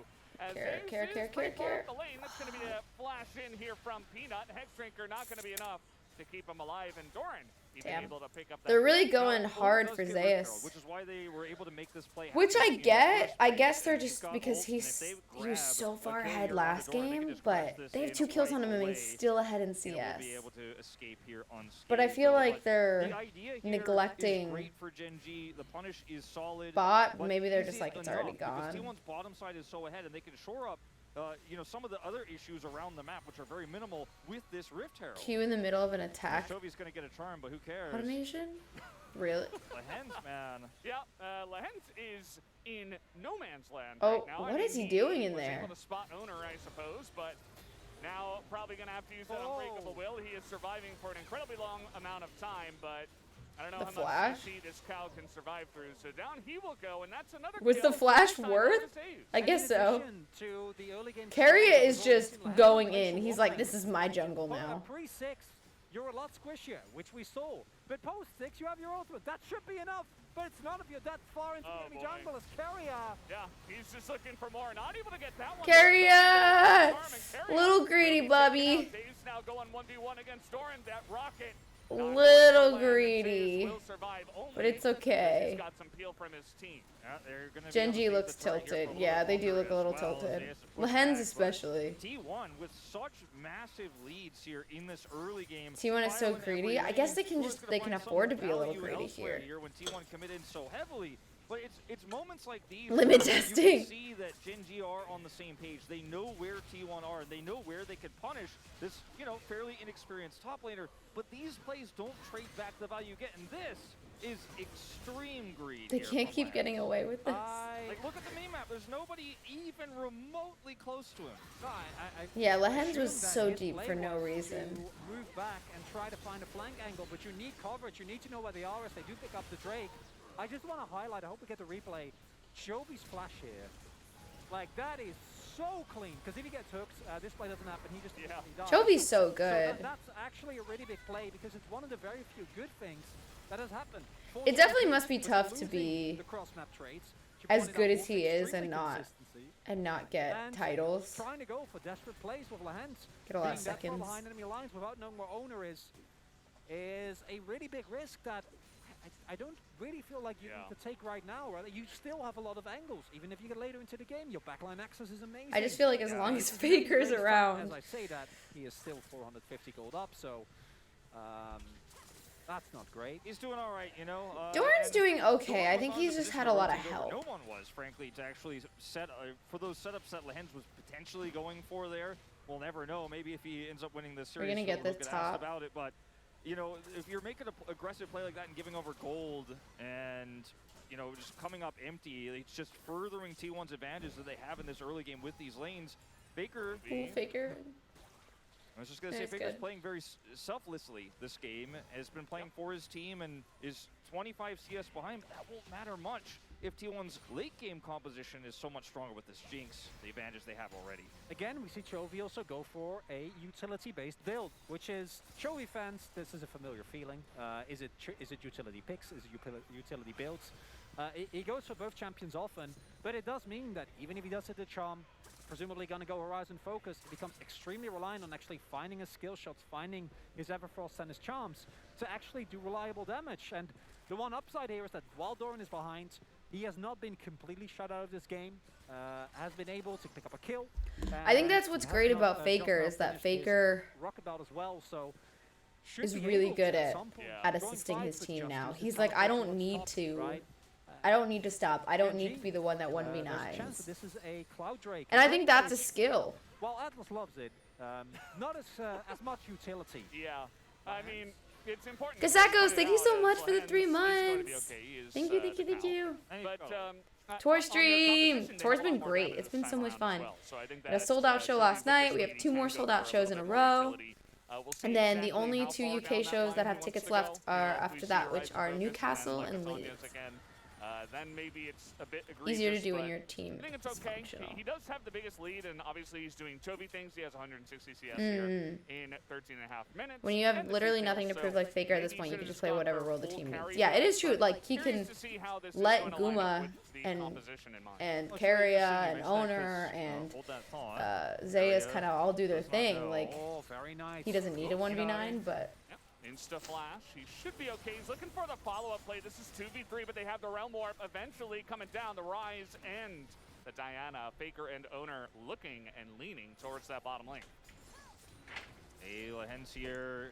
No ultimate available. This is okay. That auto onto the turret, a little bit unfortunate, but he has Gale Force. Kill him. He has Gale Force to go forward there. He has Flash for one more auto if he wants to commit, and of course his ultimate. So we're heading gold. Just looking for a potential pick here. He gets that kill, and like 2K, and this whole turret's which is gone, really good. and the lead continues. But going back to this Ahri pick, I like this more utility-based build here from Chovy this time around, because I think that with the Horizon focus, which I think will be the next one. One-on-one. We got the Shroud out here. The Shuriken's going to land as he goes in for R2 and immediately. Let's go, Zeus! Zeus gonna put it oh, absolute one!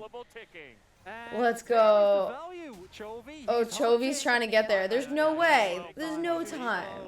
He knows that. I don't know why he's sprinting there. He knows there is no time.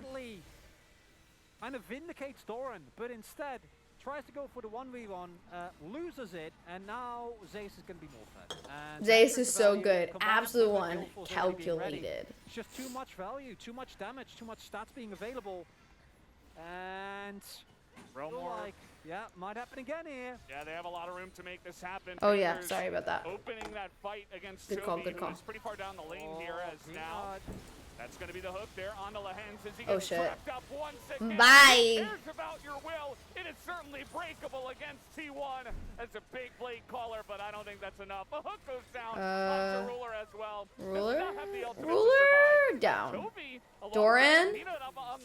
Doran's got to be going down here. Now Doran goes in and trades 1-for-1, but T1 still up a man. It's not an equivalent fight in the split here for T1, because notice the third item in Faker's inventory, the stopwatch, is broken. He's not very tanky just yet, only has the Everfrost, but Rise is a champion that can hold his own in these side skirmishes by enough time. Dragon's up, no one's really going for it right now though. This Rise, T1 is winning the war of attrition on the other side of the map with a setup combo there with the Diana, and Gen G unfortunately Gen G are looking really tilted. In what was a most critical fight for them to turn this game around. I mean, Lahens has died 3 times already. As I started the day, I said, Zeus, he looks a little nervous. And like, Carrier's died twice, but he has 6 assists. You can't just be dying for nothing. Like, Carrier is dying and getting things out of it. Doesn't matter. Got killed in lane, doesn't matter. It's remarkable how good this player is. Why are you sitting on that little seat? Do you want this chair? The mainstay of this roster. Oh, okay. It's just decent shower, right? Imagine any other player. It gets so hot. I almost scalded my skin off yesterday. And I know a lot of up-and-coming players to make a similar trajectory because it's just ludicrous. Let's listen in. Working his potions. Got him. Just calculated. That's Gale Force, right? I mean, the Gale Force gets the space and also does the execute damages. So the formula seems to be give Gen G first 2 Drakes and the auto lose. That feels like what T1 always does. It feels like they always give first 2 Drakes and then just like, it doesn't matter. I guess they're just busy doing other things. A little bit early there on the hook was Keria, actually. It's now Doran able to survive. Oh, Keria. Ooh, Zeus is avenging, but he's also going down. See, I don't know about that one, because then he just gave up 800 gold. Most important, it goes to Ruler. 800 gold to this 80 Keria, who's so that's a lot of gold to give up. He needs this gold so much because these charms with this utility build from Chovy aren't going to do it alone. He needs to be there to do the damage. Remember the last time Ruler got a big shutdown in the game they were behind? I do. Just off the rails. I mean, now Owner's the one getting caught over here. Doesn't look like he's got a way out as Charm will land. Even all right, don't love this. Don't love this. Diana, and that will be another kill over the side of Gen G. Now, this T1 can't get cocky. Situation as the Damwon Kia series. I know. But you do start to see some of the same patterns here, the same. Why does it look like this game is being played on like 1.5 speed right now? Like everyone's just zooming around. Big Z, thank you for the 6 months. Manchester show soon. Yee! That's gonna be a good one. Sold out. Getting that second pick. Owner goes down. The charms are good. Manchester and London are both sold out. Glasgow sold out. Bristol sold out. So if you want to come to a UK show, Newcastle and Leeds, the only ones with tickets. Early as you mentioned. Am I missing anything? Yeah, I don't think so. At the depth charge. Should have been fine there, but instead, no, right? To give another kill, still a favorable trade. And unfortunately, you know, there's no real way out for Zeus in this. Which I was going to Manny. Yeah, Manny's going to be a party. Over to Ruler. This is just a all the mods are going to be there. Kicks them away. Chovy's here to catch the pieces. Charm. Hello, Gravity. Chovy does not actually get the kill or that critical gold there, but still shutting this Diana down. Pretty fantastic. Yeah, it's very Mod big squad as showing now up. Peanut, it seems like he may be on some vision here. There's a lot of pings onto him. They see the ward go down, and so that will be cleared. And Thank you. Recognize that. Take a look at the XP and the levels right now. Chovy, you know, he's just so far ahead of everybody else on the Rift. So there's been, you know, 6 kills given over to Zeus. The bottom lane of T1 is doing really well. And meanwhile, Chovy's level 14. Oh, shoot. I didn't even realize Zeus had 6 we talked kills. about the build. He is certainly going down that path. He did pick up the Horizon Focus. And that's a really, really big spike, because without the Horizon Focus, so wait, much Guma of the didn't damage die? of this build kind of falls flat. You lose a lot of your potential, but the extra damage that you're able to do, as well as what is hopefully going to be a many stacked Magi's, looking good as Lahens. Okay, we're engaging onto the Alistair. It's worked out before, but this time Lahens is getting some work down. Guma has to flash away. This doesn't look now great. on the chase. His owner gonna use that stopwatch for nothing. Down he goes. That's gonna be Genji with We the gotta kill be on the board. careful. I mean, We're getting a little, sometimes he looks foolish little with these sloppy. plays, these extensions, but when it works out, it works out. And T1 super disjointed in this fight. Once again, owner caught off on the side. The ult went through. Look at Peanut. Okay, this is a big flank. Will it come out in time? Everything's being thrown in, and Doran dies inside the shroud. They just throw everything in the kitchen sink into there. And that takes away the punish potential. They were looking for a potential collapse. Chovy STP, Peanut was behind them. 1 minute till so Drake. Doran, you can't do it. I wonder if they go for it. It's just a Cloud Dragon, Cloud Soul. Down this turret. See ya, Kotley. Bye. That's extremely fed here in this game. And Genji had an opportunity. There was a window here. The punish play could have been phenomenal, but they're still a little bit too slow.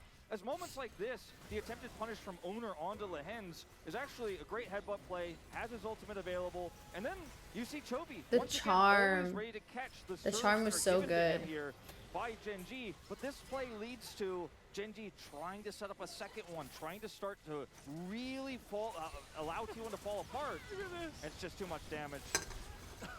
Oh, man. Imagine being a Kali in this game. Not very Hey fun. Lloyd, what You time know, are we stopwatch leaving now. today? I What? like that item. We'll see Midnight? how it Okay. works out for him. But, yeah, you got to be careful. I mean, there's just an insane amount of poke on the side of T1 as Guma. He's got to be careful. He was forced to flash and actually took the brunt of, I think, the pain. Team from should just Lahens be in that Chen last fight. Chovy. Really did. As Lahens' flash traded for Guma's flash is amazing. I would like Genji to just get Soul points. I know it's not the most popular Soul, but it's a good option to play for nonetheless. They are not looking like they will. Yeah, sitting here and doing nothing Oh! is going to be it. As Keria just puts him in the dumpster, and now Ruler has to run away, but there's a Realm Warp right on top of him as a big blade caller does come in, but Doran's losing the fight as well. As now front to back, the Jinx, the Lucian, they can they kite get their one? ways.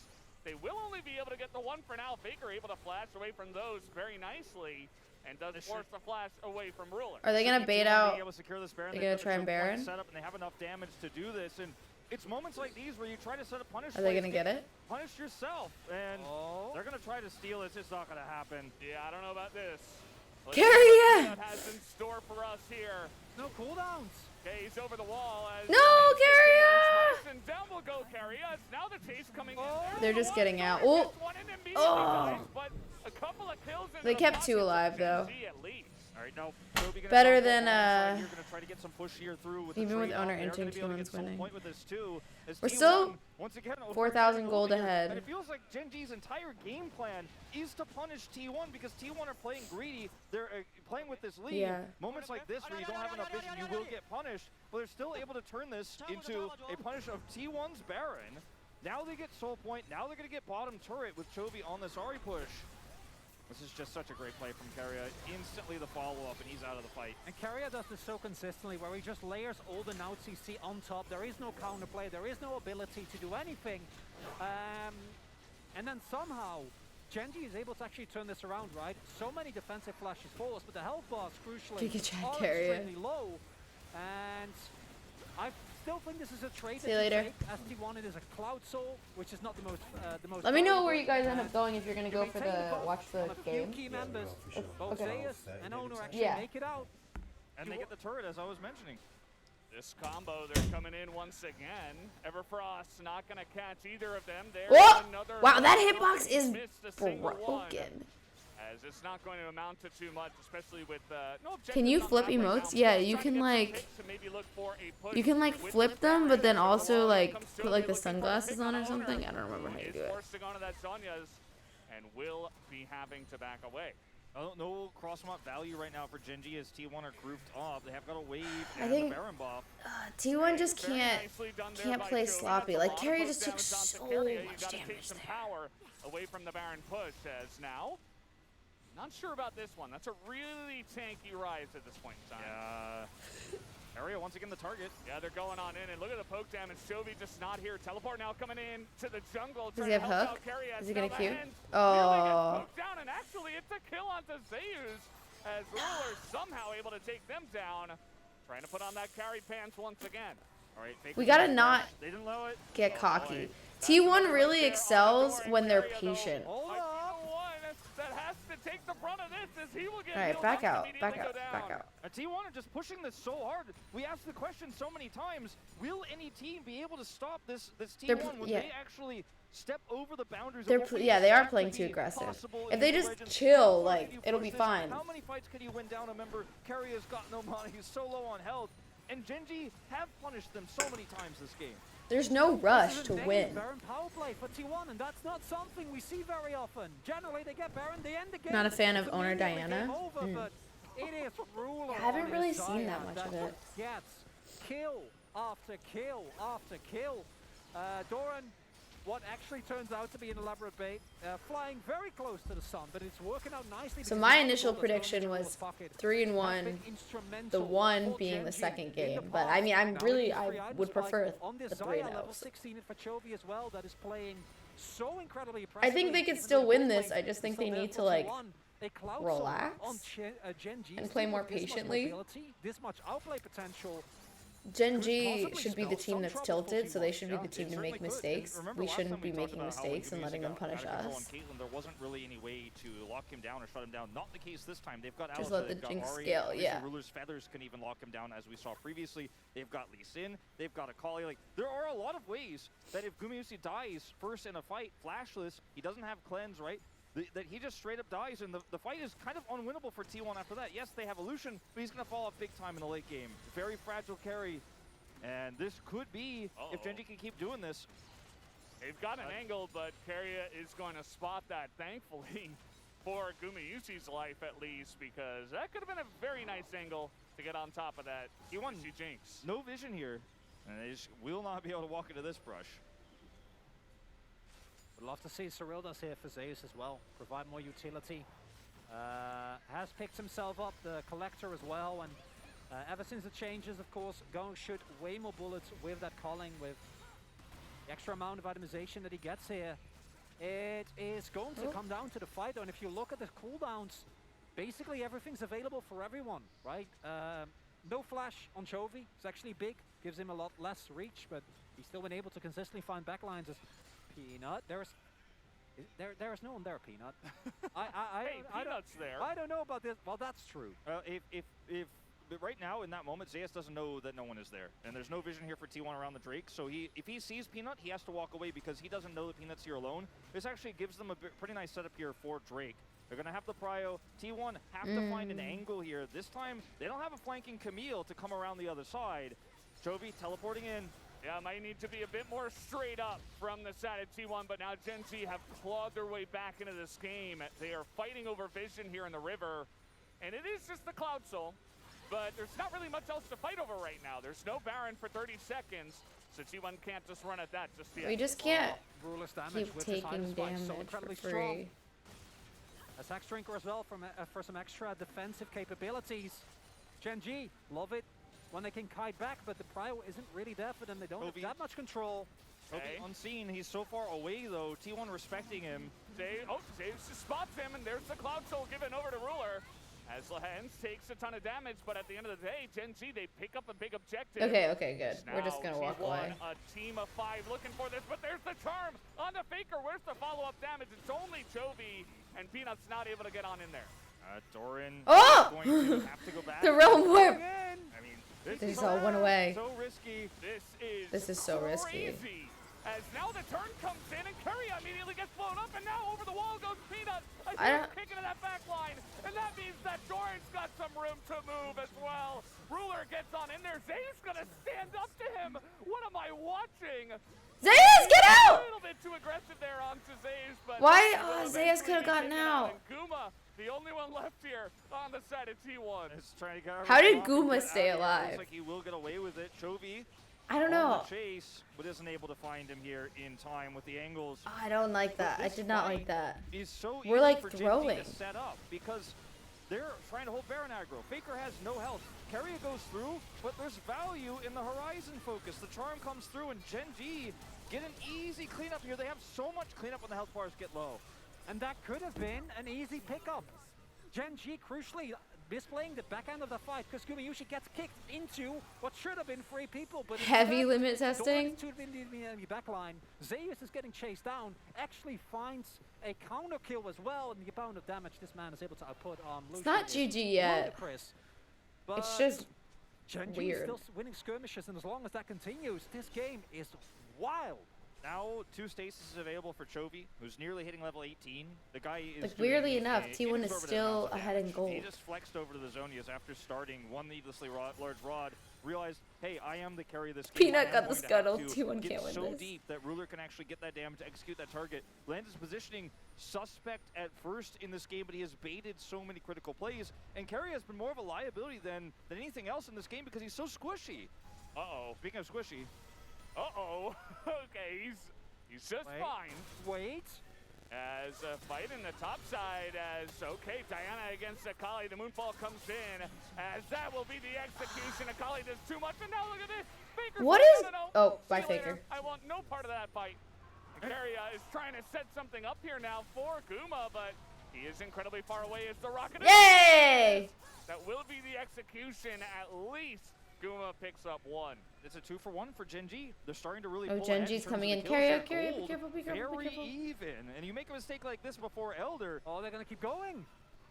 They're not done yet. Keria. They spot Keria. Uh-oh. That's Nautilus Okay, out of he water. knows, though. He doesn't know where to go. And he's got a nice little hook. He's buying a lot of time, but at the end of the day, it is 4v1. So Keria is taken out, and now, do you look at the Baron again? A lot of teams have had trouble with this in this series. The key thing here for T1 is how much they stole. Get the counter pick on Doran and run Gen G around. They're for fighting so so long. Gumayushi can farm bounties. Owners running over. Faker has teleport as well. No realm warp, but no vision here. They spot Chovy and Lehens. Doran doesn't FTP. Uh-oh, this is a really nice engagement. Zayas. Chovy looking for more. The charm not going to land, and there is Lehens going in, trying to get the pick. Chovy desperate to get somebody, but a massive rocket in the face of the This is looking better? And Chovy is left alone. Guma? For even more, but they didn't even get Chovy just yet. Doran coming on over here, and damn, we couldn't get anyone. Dies. No one dies. Doran to actually get executes here. Can he get Guma? Oh, no, Guma, no. He gets the one, and that will he be got the 2. both. Doran able to take him down both. I don't even know if that's enough tempo to do anything on the map. These teams just keep killing each other. They just keep killing each other, but this is critically the Oh my god, Gen G came back in gold though now. Now we're even in gold. So much time here. Still, Doran comes over, and this is anyone's Baron to take. The Baron is like, please, someone, stop, stop pulling me in both directions here. I'd like to go to someone. This Carrier has to I'd like to know what I'm up to. Elmorph is up for Carrier. Okay, here's the follow-up engage. Carrier in a lot Carrier. of does go, but it is time bought. As the Baron will be stopped. I guess, yeah, that Carrier's is. Sacrifice is not for nothing, but Maybe? we'll restart this here. You just see how reliant T1 are on Gumayusi's damage. They cannot win the fight with just a Diana and a Rise alone. Owner's ult's coming back up, but you don't have the damage. Yeah, they're not going to be able to get through this Cal right now as there's just too much CC. The Jinx rocket actually hits there, I think. Doran's here. Yeah, down will go Lahanson. Doran says, okay, not this time. Finally, I'm going to decide not to fight. Genji's ahead And if you in play gold now. against T1, honestly, take a preemptive trip to the dentist because it's like pulling teeth. You can't get any advantage. Shenbulls, thank you so much for the 5 months. Ryan for the 18 months. Thank you, thank you, thank you, thank you. Look at this. The charm not hitting here means that you're not going to get a ton of This value game is out of your giving Horizon me focus. Lifeline stress. procs here and Zeus lives, so Chovy's unfortunately now in no man's land. Look at the health bars for Lahen's and crew. Zeus gets away, but Doran all the while walking up slowly, didn't have teleport for this fight, and he's so online now that if the AD carry is out of position, there's no one to peel, there's no Nautilus, Doran will have a field day. And he kills both, and because they're both gone, T1 can't win the subsequent fight. Elder! Game isn't over. We've seen our fair share of Elder flips in the LCK and in Challengers as that is the combo into Doran, but the damage not quite there to take him out just yet. Zeus is gonna get taken down. In goes Owner, gets a big engage this time. No, Faker. Into this lethality, Saya. Everybody's desperate to kill him, and Ruler will survive. A double kill now for Joe. That was bad. Wipe the slate clean, and might That's just take the game. game? That's an ace. Ruler on this Saya. Is that game? What can this man not do? He survives through, carries this fight straight. Looks like, guys, we Ugh. might have a series on our hands. We had to say it. We had to say it. The turrets are going down, and T1 do That's not have game. the death timers to get up and defend this. Doran's got a huge smile on his face. 8 deaths for him. So many deaths for everybody on this rift. But Gen G, they will best T1 in. Oh no! More games. Making a tie series 1-1. And that's All right, the here we power of go. the full roster of Gen G, and it might hint towards this series becoming something else than what I think so many people, including all of us, were All right, expecting, 3-1, 3-1. which was a one-sided T1-led affair. Because in this series, or in this game, Dude, what's crazy about that game is like we should not have lost it. We threw that game away. Crazy skirmishes with a composition that has the Akali, has the damage. Like, can execute absolutely. Both extremely squishy Thank you. ADs. The Lucian and the Jinx were both left to their own devices so many times because Carrier was caught. This is the power of Ahri. Ahri could take out the Nautilus, and so many times Chovy was there. You're trying to hook me, I'm going to charm you first, I'm going to kill you first. Now there's no defensive option, there's no way to shut down this Akali. She has free reign, no one can lock her down. And what looked like an unwinnable game for Gen G, they were so far behind this Akali, was nothing I don't like until Rise over 2 Ahri, item, 3 Brian. item power spike gets hit from Doran. He has 8 deaths that game at the end of it, but he won so many of those critical late game scrappy fights. What did you do to your hair? Nothing. I just showered and it air dried like this. Play more defensively. This could have been their game to take, maybe a 2-0 lead, but they challenged Gen G in a way that I think Gen G was very happy to defend. Forcing fights around these objectives. And it highlights T1. Where you always beat Gen G is how you move around the map, how you set up. Not trying to force mechanical fights. These guys are really good. Trying to take them on head on, I don't think is the answer. Yeah, I don't know what got into both the teams in that game, but at the end of the day, I think it just favored Gen G. You know, if you're going to scrap over and over and over and over like that, you know, Carrier's going to end up dying 8 times and Dorn will end the game with 10 kills. Like, that's just kind of the way it's going to go. It ended up just going to this crazy state of fight all the time, and that's not necessarily what both these teams are known for, but Gen G's composition, I think they took all that skirmishing so well, and they were just able to handle it really well as players. I don't think Chovy is going to get the Ahri again. I don't think he's going to get it again this whole series. See what side T1 chooses. He's Maybe eating a Faker little takes it banana. Himself, but huge defining champion in this game. Doran did not get tilted. Too many He mistakes. did not That's the trap. thing He came up is big when they needed him most. Oh, pressure is sinking in. This is where these young players might fall apart. He's like, wait. He's like, no, actually, I'm okay. I'm just third. I'm not. Taking a break. Okay, guys, we are going to go to a quick commercial break, and when we do come back, we will have, of course, the analyst carpet space once again with Atlas and Nemesis. So don't go. See, I don't. Right back. Once again, maybe I'm biased, but I don't think it was actually that Gen G was too good. I think we just played sloppy and gave them that game. We allowed them to have so many wins over us. We played super sloppy, and we were forcing where we did not need to force and playing super aggressively. That's the thing with T1 so far. What I've seen is their losses are usually their own fault. Not because they got like outplayed or something, but not saying that Gen G didn't play well, but we just straight up ran it down mid so many times that we didn't need to. If we had sat back a lot more, because we had such a massive lead in the beginning, we just threw it away.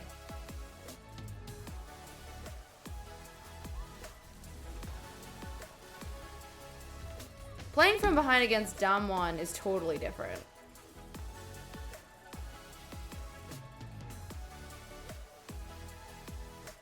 I am up. Yeah, Chovy and Ruler are both amazing. I just think that we made way too many mistakes that allowed them to come back. Personally. It's like they're trying to speedrun finals, yeah.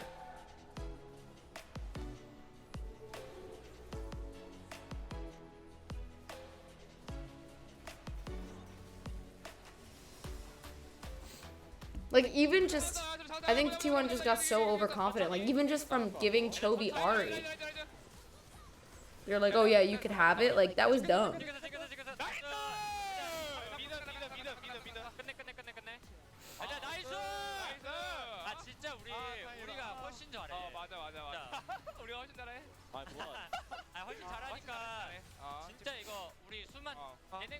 Can T1 win Worlds this year? They definitely can.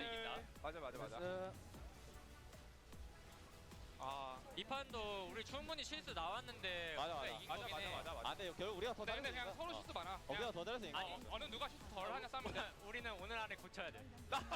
Thanks, Tozy. 고치자. 오케이, 나이스.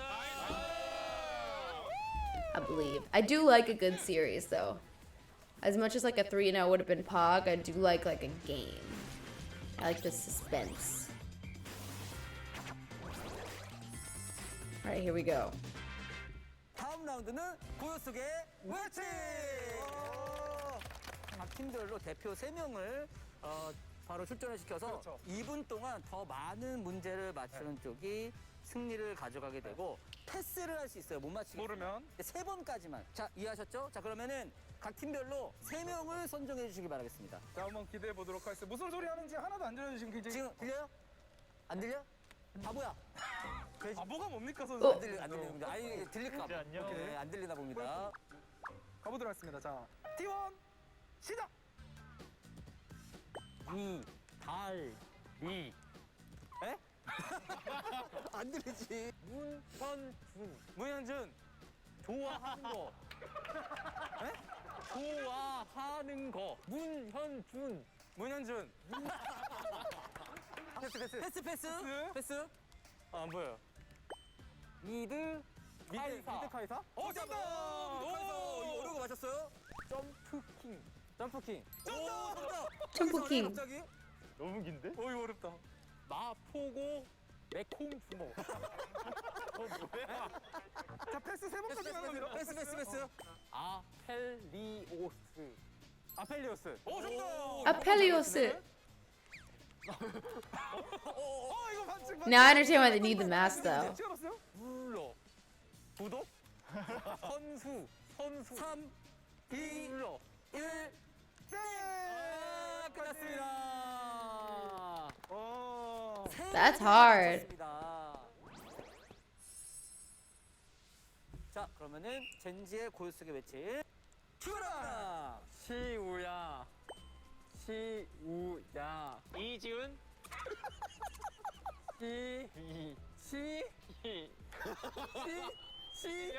이어서 말하는 패스 될 것 같은데. 자, 패스. 패스. 9 내가 왜 있어? 발? 발이 왜 나오냐고? 구마유시 5, 8. 아 진짜. 시간 얼마 없어요? 자, 개꿀. 아 잡았다. 자, 개꿀. 5 4 3 2 1 투비와 피더. 아, 근데 진짜 어려워요. 어렵게. It still really bothers me that Genji aren't all wearing the same thing. That only some of them have jackets and some of them don't. I don't get it. 문제를 맞췄기 때문에 티원이 승리했습니다.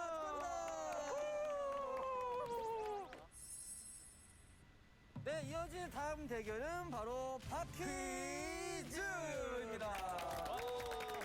양 팀은 각 문제별로 대표 2명씩을. This is why aliens refuse to invade our 의자에 planet. 앉아서 시작하고 정답을 아는 선수는 앞으로 나가셔서 정답을 먼저 맞히면 득점을 하는 방식이고요. 네, 세 문제를 먼저 맞추는 팀에게 승리를 주어주도록 하겠습니다. 각 팀의 2명을 나와서 이 의자에 앉아주시면 되겠습니다. 탑의 자존심. 제우스 나왔습니다. 자, 그럼 도란 나왔고 객관식입니다. 끝까지 들어주세요. 2022 스프링 정규 시즌 솔로 킬을 가장 많이 낸 선수는 라스칼 선수입니다. 그렇다면 솔로 킬을 가장 많이 기록한 챔피언은 무엇일까요? 첫 번째 1번 리신, 2번 트린다미요. 저 안 듣고 나가요. 자, 그 여기까지 그만하고 자 들어보죠. 리렌즈 정답 뭔가요? 1번 리신으로 하겠습니다. 1번 리신. 리렌즈 땡. 2번이요? 2번 트린다미요? 땡. 아닙니다. 아니야. 아니야. 자, 돌아 알아요? 너 어디? 여기서 자기가 가. 아니 3번이라 그래요. 몇 번까지? 야 5번까지. 5번까지 있습니다. 5번. 네? 5번. 5번 뭔데? 뭔데요 그게? They're not even playing the game right. 야, 회사 날로 먹을 거야. 도란. 나 그냥 그 번호만 말하는 거 있어. 제우스 도전? 회사가 날로 먹으려고 그러네. 4번 제이스. 4번 제이스. 땡입니다. 이거다. 근데 여러분 저희 얘기를 좀 들어. 아니 낙지로 도란 뭔데? 3번 제이스. 3번 제이스 땡. 아 칼리. 네? 몇 번아 칼리? 몇 번아 칼리? 5번까지 있어요. 4번. 정답. 와 이걸 That was so good. 그러면은 다음 문제 갈 텐데. I love like the Korean variety show hosts. They're so exciting. 2위 챔피언. James Paddock Cooper, thank you so much for the bits. 초강력 초토화 로켓을 가장 많이 쓴 선수는 주관식이에요. 한 번밖에 없습니다. 기회 한 번밖에 없어요. 기회 없어요. 한 번밖에. 자, 구명식. 나. 정답.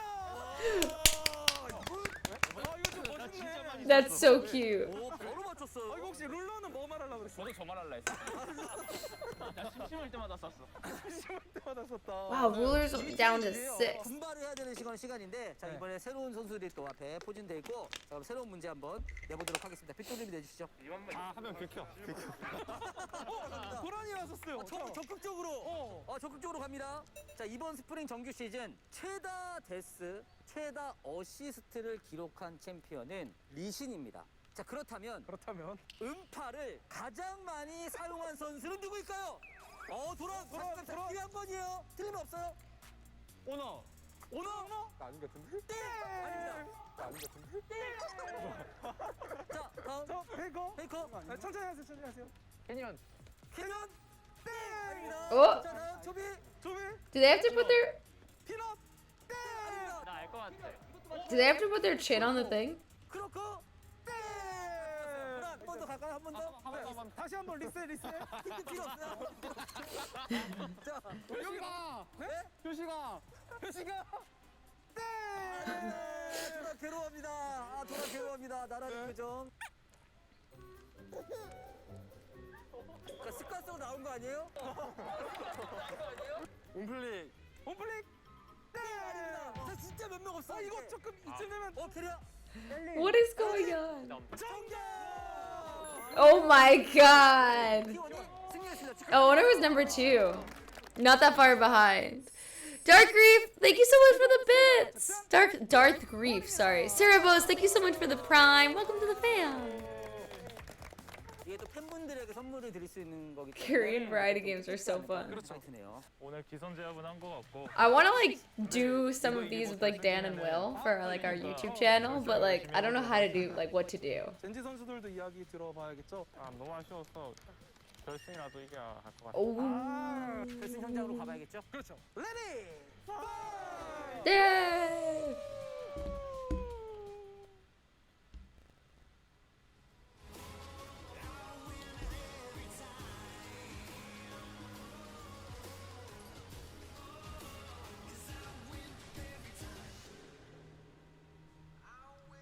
Oh, Faker, look how dashing. That look. Smolder, smolder.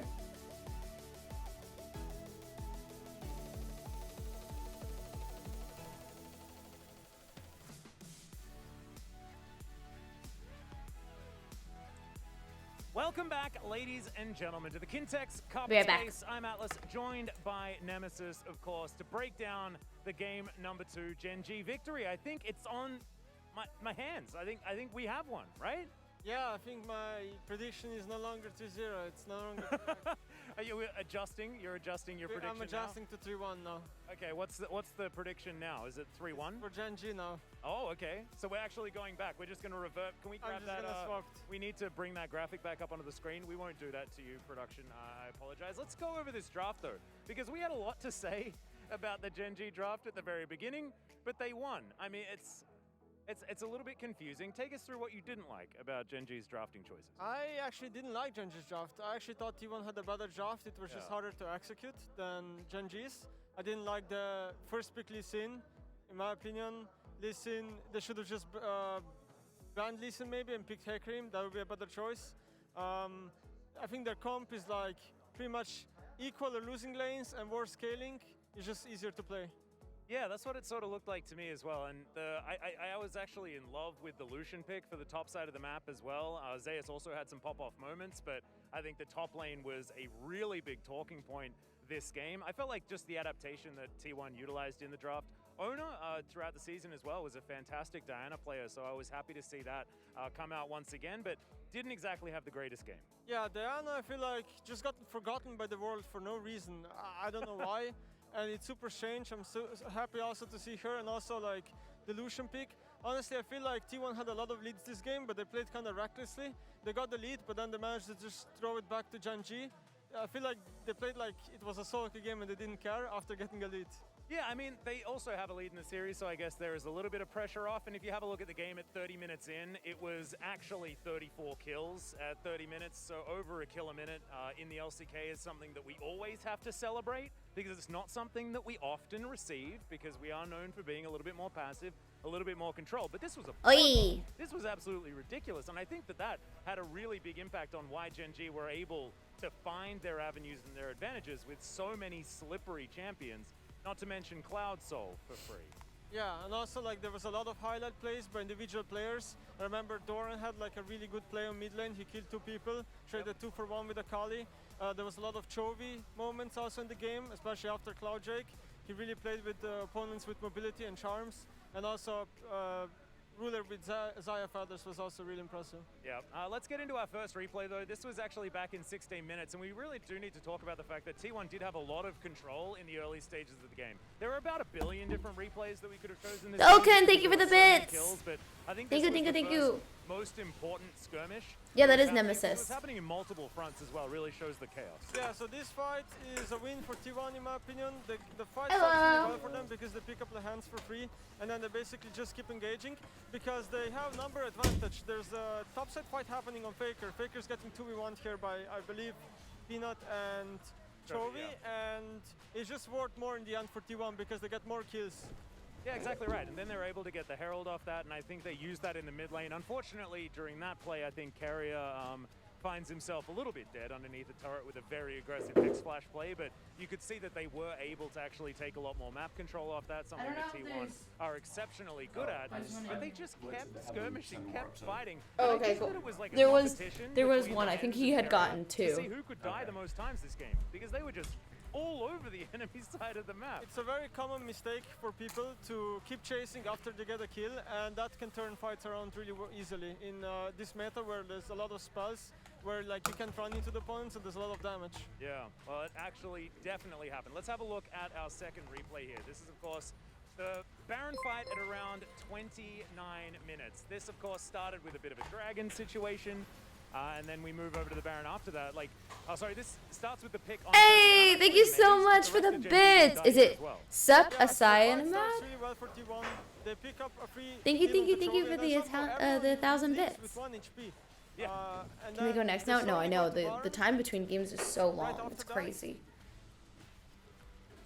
Super They Saiyan? move up to the Baron here, and we'll speed it up just a little bit. Super And then Saiyan? This is where T1 make a mistake Super, that Gen G made in Super game one. Saiyan Mad? Or Saiyan Draw Mad? that happens in comparative. Super Saiyan Mad? Started Super basically way Saiyan too Mad? early into the game where Thank you items for are the not there bits. yet and the sustain is not there yet. Breaks are Now, usually, I T1 guess, does 30 get the Baron, minutes? which is a lot of gold and XP, but what happens is the Genji can get the exit kills, and then that translates also into third Jargon for them, so that's a Jargon soul point, and then it basically just stalls the game again for another 5 minutes pretty much, because when you have Baron only on 2 people, you're not really gonna siege with these team comps. Yeah, and they were trying to siege. I think they moved down towards the bottom side of the map there. They were able to get an inner turret, but that's another fight that Gen G were then able to find some advantages in. There was some really cute play between Doran and Keria, where Keria sort of overextends a little bit, getting caught trying to hook a very low health Akali. And I think we need to recognize Doran in this game, because honestly, over the last few series for this guy, and he has been very emotional in the past, he just hasn't looked his original self, right? He's been on tank duty, he has been taking a bit of a backseat role, but this game was about his Akali, and honestly, if he didn't get kills and get ahead, it's probably a lot. X Bob X, thank you so much for the 8 months. Thank you. Level 3 took his lane. It's tried to 1-1. hunt him down.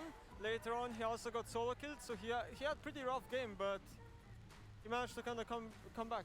Yeah, and also Zeus, I think, got that solo kill towards that top side as well. Yes, he was taken down in the end by Chovy up there, but it was really, really bloody. And I think that at one point in this game, Zeus was like 10-4 with like 1 assist maybe or something like that, but he was on the Lucian, kind of a one-man army. But we really had some hope for it, gripes with the build choices. For a big win yeah, here. Lucian bought Collector Turret, which I thought was very strange.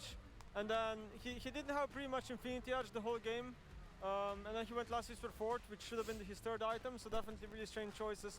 Also, people must not forget that Lucian is not a hyper carry. Even when Lucian gets a lot of leads, it's very hard to be a hyper carry like an AD carry like Jinx is. No, it's very true, but let's get into our next highlight here. This is, of course, the last one, and this felt like a bit of a celebration. They managed to get the Cloud Soul, and honestly, I feel like Gen G played with this Cloud Soul really, really well, because they were just so fast. And actually, no, we've got another highlight after this. This game just went, it was just fights everywhere. Yeah, so Gen G here got the Cloud Soul for free, which allowed Chovy to basically get this really huge HP burst onto T1. And then T1 goes for this Baron play, which honestly doesn't make much sense because they never have enough damage to finish the Baron. And then basically a fight breaks through and Kira just instantly dies, and the fight is just favored for Gen G. Yeah, and the way that Doran actually played this one out as well, landing the Shuriken onto Zeus, leaving him there, killing Faker, and then using the backflip, really was able to get a lot of damage. Wasn't actually able to win it out completely in the end there, but the amount of a ruckus that he was causing in that fight, plus Peanut's kick, absolutely beautiful to see.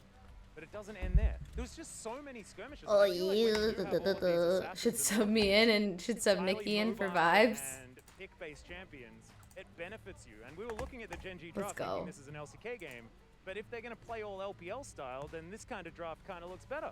Yeah, I also think Cloud Soul played a huge part in this game. My man, the mobility that this Soul provides you on ultimates. And my even hair is overall like so like crazy. floofy and weird from showering and not like I fell asleep with it wet and like didn't brush it or anything. Exactly right, and that's why we brought you on the show, because of course you will talk up the Cloud Soul, which I can't get anybody else to do on this show. Absolutely fantastic stuff. Let's get into our final highlight here before we move forward, and this was the kite back by Ruler. This was honestly when Gen G started to get a really noticeable advantage, but they also played this one out very well. Yeah, this is basically a random fight, just breakthroughs in the river. And T1 pretty much goes in way too much into Xayah Feathers, into Ahri spells, and then Akali on the flank and everything, and the fight, Janji just clean sweeps them. Yeah. We were actually having this conversation in the back room, talking about the fact that this game had been all about Chovy and all about Doran. And as soon as Genji has a series like that and Ruler is kind of forgotten, he's probably just going to win the last team fight, because it's not in your enemy's mind that they need to shut down this guy that is, you know, games are called the Ruler ending for a reason. Yeah, and Zarya also builds very cheap items because they're lethality, so she managed to reach full build pretty much at this fight, which is where she spiked really hard. Yeah, and I kind of want to talk about the series as a whole after this one as well, because now we'll have T1 that will finally get side. No, I gotta log in, Wilsey. I was actually just talking about that earlier. Blue side, a lot of those drafting questions that we had are now going to be asked to them about what the priority picks are going to be, and I think blue side is going to be very strong during this series. But I also think the play is probably going to change after T1 suffered a loss here. What do you reckon? Yeah, I would like to see Faker moving away from Ryze. I just don't think this champion provides as much value as people might think. As much as Run Warp has value in competitive play, Ryze just got nerfed super a lot. Even though he's like tanky, he doesn't really deal a lot of damage. I think he's not as strong as he used to be. If he plays something like Ari or LeBlanc, I think he will have a better impact. Yep, well, we'll see what happens as, ladies and gentlemen, it is time for game number 3. It's a best of 3 series now. Take it away, boys.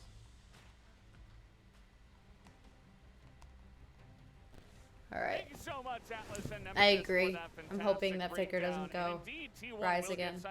He had a free Ari last game. After their first loss in a bit, especially in terms of weeks. So we'll have to see how they do bounce back from that. I think definitely everything was let loose in game number 2, and I think they'll have a slower take to game 3. What do you guys think? I generally agree with the takes of Atlas. Our Wings, thank you so much for the prime! I think that they will play more around their macro win conditions and not on scrappy team fights, especially in a comp. Our next performance is tomorrow night in Bristol. So much risk. And then the next night in Glasgow. I think that they closed that one out. Or not the next night, then we have a day off in Glasgow.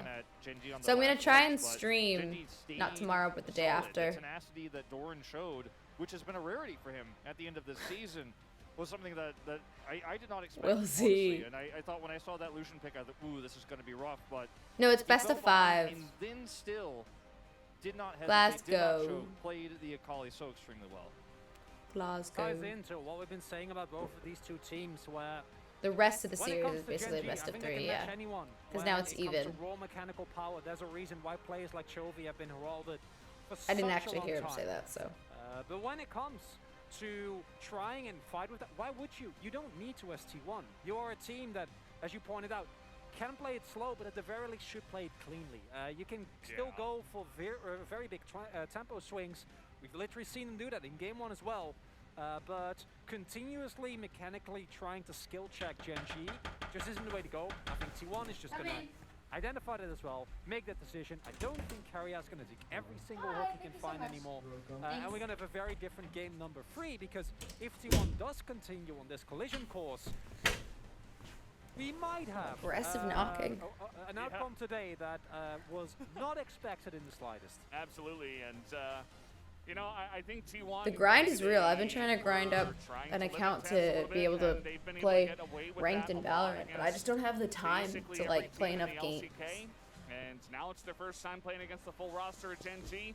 I think a lot of the times in that game they were just like, no, we'll just engage and we'll win, and it'll be this and that, and we'll just run away with the game. Like, we'll just take the Baron, you know, we'll just sweep everything up at the same time. But so many fights, Genji were surviving. Everybody was playing it so mechanically well that T1 weren't getting those. My friends with Sigils? Sigils is like one of my best friends. And it just wasn't what T1 has normally been doing this entire split. So I think it'll be a big wake-up call for them coming into game 3. And, you know, something we talked about is Genji have no pressure on them. They are Speaking the underdogs, even though they are, as a whole, a more veteran roster here. And T1, pressure's on now as we go into the draft for game 3. You have your side selection, blue side. You have first pick priority. I'm going to go out and say something bold. I think if T1 lose this game, Genji will actually take this series 3-1, because the shift that you already have going to a tied series right now, plus Genji taking a win when you have side selection, might just be too much for some of these players to recover from. And Genji, I mean, they are definitely feeling themselves a little bit as the Rise ban will actually come through on blue side here for T1. If we do get the win, I'm gonna upstage you, Wolf. I think we're gonna go to the first Game 5 that we've ever seen. I think these two teams are too closely matched for either of them to suddenly take the overhand. But you actually mentioned this yourself when we were backstage. Talked about the Rise lack ban, of Karma which has been ban, such TF a big ban. stabilizing factor. These are Why young, is TF always inexperienced such an players, and insta as ban? well as T1 has done, I mean, I say inexperienced. I don't know if you're inexperienced if you made it to semis at Worlds, but relatively. and Zayas wasn't there, so it's something. And for the first time, it's been up. There we go. We If got he the was feeling Jace. A little shaky, not too great about resolution game. Those nerves immediately going to be gone because this is the best Jace in Korea. Yeah. One thing I will say though is that if Gen G are leaving Jace available for saves, they have a plan. Yeah, and you can't just leave this and not have a plan. I mean, the Ari is still TF stun is available. undodgeable. Twisted Fate and Rise, of course, off Impact the on table map here, is too much. but there are so many different champions that can shut down the Jace. So take the Lee Sin. There's of the course, Lee with Sin. one of those Someone said, champions, "Please but don't Lee Sin." I don't think the Malphite comes through here at this stage, as this would be extremely high Xayah priority over Jinx, and it's going to get locked in. Also, not taking Do away the we? Ari. And that's honestly into specifically Diego Ari is Diego? coming through. Yeah, I was about to say, like, into specifically Jace. And the Xayah Ari. is Woo! purely comfort for Ruler. The one downside that the champion has, it's really hard to play into poke. It's really hard to play into range. And prioritizing that is a clear sign from Gen G that Oh, they're gonna take the LeBlanc. they value Ruler so much. He did have an amazing performance, but not giving over the Ari, or not taking the Ari, rather giving over to Faker, even if Jovi gets his LeBlanc, is definitely a risky move. I mean, I look at these 6 champions that are locked in on the screen, and I feel T1 has the extremely better end of the deal. Ari works so well with Viego, works so well with Jace. I think you have to ban now Jinx as Gen G because you already have somewhat of a range problem. There's so many ways for Jinx to get excited. You already have good poke and pick. There's the I think Nautilus if Gen ban. G leave open the Jinx here for Gumayusi, it is a huge mistake. A bigger one than I think they made early. Hey! Sorry, Chronicle, no Malphite. The Malphite ban. They respect it. I'm fine with it. I'll take it. Are they gonna Gragas ban as Jinx? Well, presumably, because otherwise you just are full a Gragas here, and you're still feeling completely fine. I've seen that pick work out very, very well. If they don't allow Dorn in particular Jinx, as well. what does he play? Yeah, Does he I go think the it's definitely Aphelios? the right call. Ornn doesn't feel as great in this composition for Gen G. They're gonna give him That's the a Jinx. couple of bans here towards Keria, and I mean, we've said this before. The guy is the Unless- champion. oh, Ocean, no, they're I not gonna understand the take Nautilus Jinx, ban, but the obviously. Zilean ban, very unique, very interesting to me. They're gonna go Kench then, right? I think they very well might, and I mean, it's a pretty easy Jinx angle here. You have so many ways for her range to abuse Gen G. If you protect her well, you know, against the LeBlanc, which is the one way that she could potentially be picked here, then, you know, how do you win these fights as Gen G? They're going to pivot to the Camille here, into the Jace. Can be a very powerful matchup with the Camille to Tell get me they advantage take in. Jinx. Can be somewhat volatile. There it But, is. I mean, it's a really I can't easy believe they're Jinx angle giving here. them Jinx this Kench, like, comp. as you were saying, as I was saying, like, I feel like this is a draft gap by a large margin here for T1. They have everything they'd ever want. It's comfort for these players on every pick. Like, how do you walk away with a W here, Gen G? The Camille especially. with Don't the Kench jinx it. heads up, I don't and want to how jinx much it, but Carrion like, loves it, takes away this is so an much. 'Cause amazing draft actually, for us. If that Kench is not available, and it's a Nautilus instead, Gen G have so much backline dive that they can actually utilize extremely well. And if you add the Yuumi to that, like, the amount of playmaking potential is Gen G saying, we want to play exactly the same game as the previous. Yeah. This is going to be scrappy. This is going to be explosive. But this is so much comfort for T1 and a champion that literally counters so much of the aggressive playmaking from Gen G in that Kench. It's T1's comp has range. It has pick. It has poke. It has, like, I mean, it has pretty much everything you could ever ask for. And in those scrappy fights, too, Jinx gets excited. Diego gets resets. Like, this is once again going to be on, I think, LeBlanc and Xayah, Chovy and Ruler, to actually carry this game. Doran can side lane. He can start pulling T1 around the map. But I don't trust that this Camille is going to have macro control against this team, T1 in particular. T1, whose macro sorry. has been so magnificent. One big thing is that Yuumi can be a big difference maker. I do think, as we saw, into poke comps and into reset Did we do comps, bets that for has so much value. for three? It's really Game kind of 3? insane, and I think the Hey, concept God, set thank you so about much for the trying 2 to play months. into Thank you, a thank you, thank working you. game 2 might just be the biggest thing, because on paper, in this meta, Wolf is right. Like, I think that T1, they get the draft of their dreams, right? There is Yeah, so we much did? for Okay. them. And Gen G give up a lot by saying, We found a solution. We found an answer. Let's do it again. It's just so high risk. But in all 3 games so far, I think we've all given the nod to T1's ability to set up plays, get ahead. We've liked their draft because it is T1.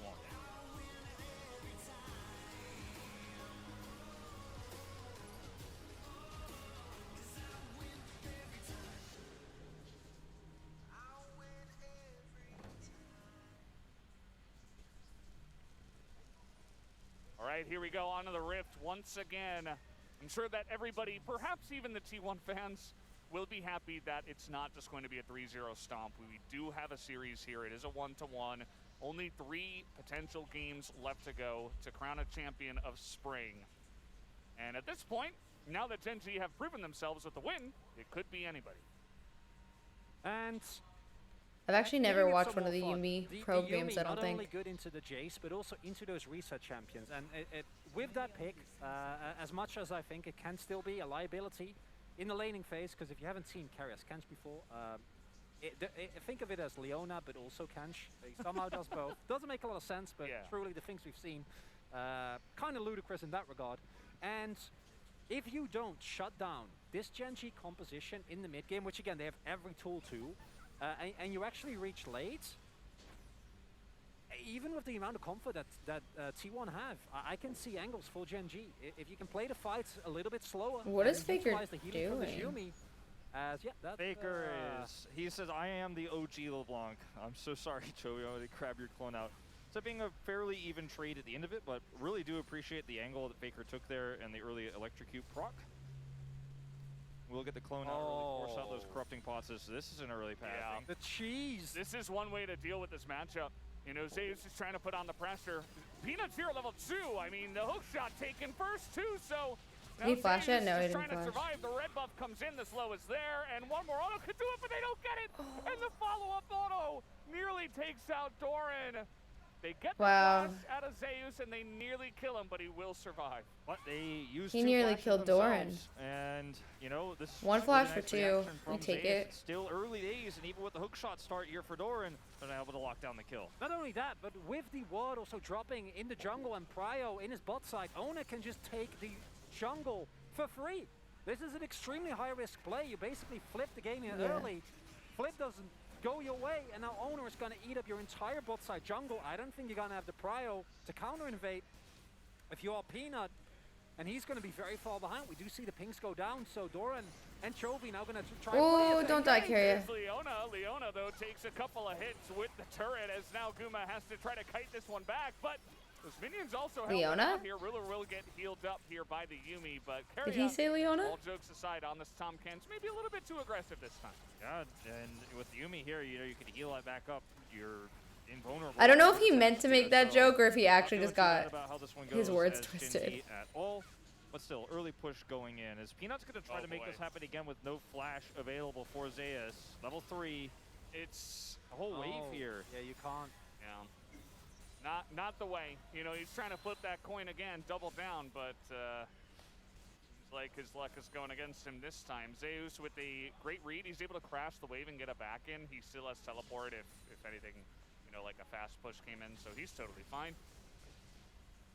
Zeus playing very nice. Here, as we're going to go back to this. Your bet went through. You're on for Timing here T1. Peanut is extremely aggressive. Hook shot taken at level 1, as you mentioned. Zeus Zeus jumps forward here. did a great job crashes. surviving here. And the red buff here ticks down, but he is able to chug through those pots, survives just long enough with all these minions here. And if Zeus is unable to actually jump to Peanut at the beginning there with 2 disguise, he might not live, right? It's literally an extra auto, and that would have been the end Max of it. range Q Maybe Pog. Peanut could have gotten an extra auto in with Doran tanking, but that's a flip at that point as well. And Ona still has his entire topside jungle up. He's going to be able to farm that out. Peanut still sitting on level 3. Early attention paid towards topside, not paying off. Doran in a lot of trouble here. There's the damage coming in, waiting for that knockback. Till the last easy second, but escape. Doran is able to hang on to that hook shot and survive. Really patient, and now Peanut will be able to at least get some of that jungle back. His owner. Whoa, Owner! This is rough. He's gonna land that stun right down the middle. He's still got He's flash. got him. Doran is No! Oh, there it is! Woo! hop in and pick up the first blood. The Silent Bob, thank you for the 20 months. Wow, I don't really know Viego's kid, so I didn't know he had that little like. We're gonna go over to Zayas. This is a pretty disastrous situation. Peanut's still level 3. Yeah. He got Krugs. And the best thing, and this is what makes T1 so scary, is they read the map. There's no response from Genji on top side, meaning Peanut must be bot side. Gumayushi and Carrier, they don't get caught out. Ruler can't even pick that camp up, and now, or Peanut rather, and now he's still so incredibly far behind. He's probably gonna hit 4th of this, so that's something. But Owner with that kill. I can't with the see. Does it CS show lead, what the level way that he everyone was able to is? soak XP off, so far ahead in this early game. And Oh now yeah, with yeah, that yeah. kill as It's well, just he's really gonna small run and the hard to rift. read in like the It certainly corner is, there. and it's I Viego don't have my Ari. glasses. It's Viego and Jace, right? And it's Zayas' Jace. We talked about the priority between these two champions. Oh. And he could just keep doing this. And once he hits 6, he has a new flash. So Yeah. And I think Doran, you know, he can play this relatively safe and just not go for plays now that the entire early game has heavily shifted against him. But if this wave pushes out and Owner is patient enough and is ridiculous enough here, he might be able to land it. And there is the stun. Oh, Shot flash, though, not able to hit. I think it hit the minion in front of Doran, so Doran survives, but at what cost? So much minions, that's the answer. So many minions are going to get taken away from him. Plate as well. Just aggressive plays like this from Owner in the early game is what he did against Dom1 Kia against Canyon. This is what he loves to do. Change the whole identity of T1 since he joined this roster. And the cross map doesn't exist. Maybe they get a Hextech Drake, but the amount of gold that you give up here, it's another way for Doran that doesn't have 6. No assistance, still can't walk up. Chovy teleported to mid to catch the wave, but Doran, you're not allowed to be here anymore. They already told you this is not your lane. As Peanut struggles to even take down the Hextech, he will be fine with the smite.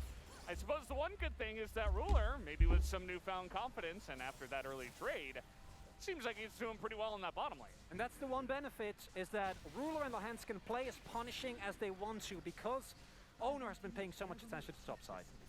Yeah, and you know, the advantages that T1 have here on top side of the map and how much farm Doran has lost is significant now. But as long as Doran plays it safe, he still will be Camille later on in this game. Like, he still will be relevant. The question is, will he be able to fight on a Rift Herald? Oh, Faker, Chovy's going in for it, the double distortion. He's trying to get on top of Faker. There it is. The flash forward nearly catches him, but Faker on the RE is able to use that extra Spirit Rush to get out alive.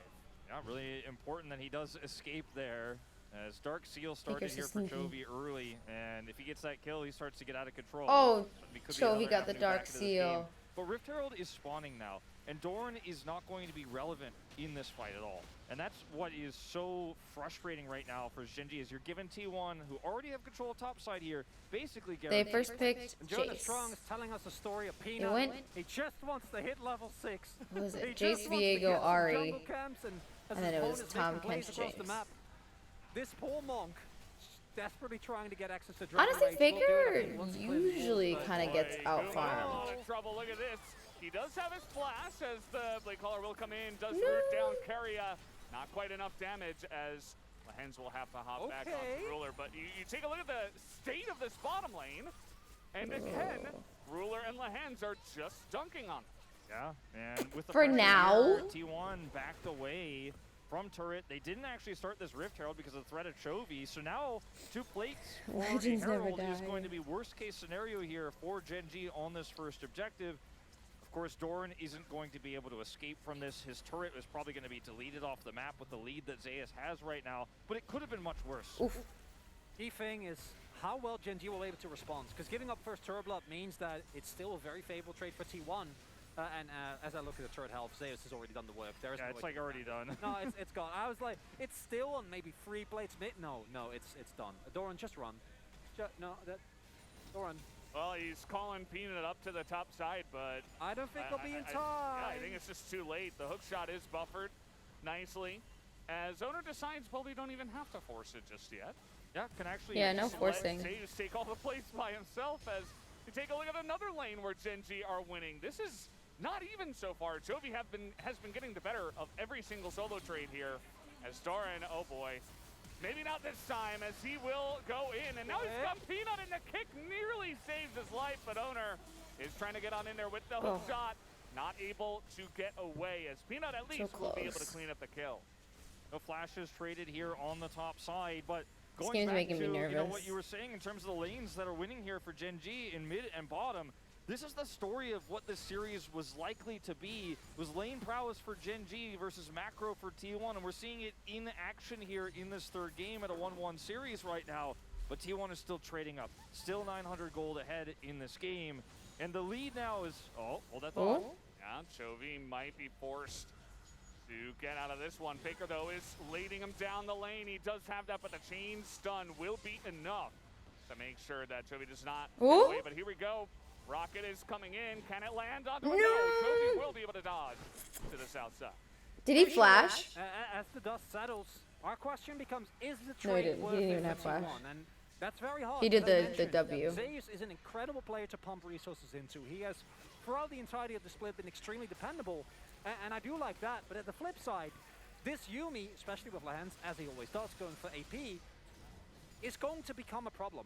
And I wonder, as we get deeper into the game, to what extent is Zeus being fed going to be enough? Do I sound for echoey? T1 to actually get a definitive lead against this Maybe? Yuumi? Because again, Yuumi ruins so much of what T1 wants to do in the later stages of the game, and thus far, One trades sec. have been good, but I would like to see a little bit more. Get those turrets down, get those Drakes. I personally How think is this? so Is this far better? it is. I think T1 have Less right now, echoey? for sure. I think that the power that they have in terms of what this comp will do, not only in the late game but also Better? in the mid game. The G3V Falls, thank you so much for the 5 gifted. Thank you, thank you, thank you. which is going to be super I did turn impressive. It means monitoring it's very off. difficult for Gen G to use the slight advantage they had mid, the slight advantage they had bottom. They no longer have. Chovy.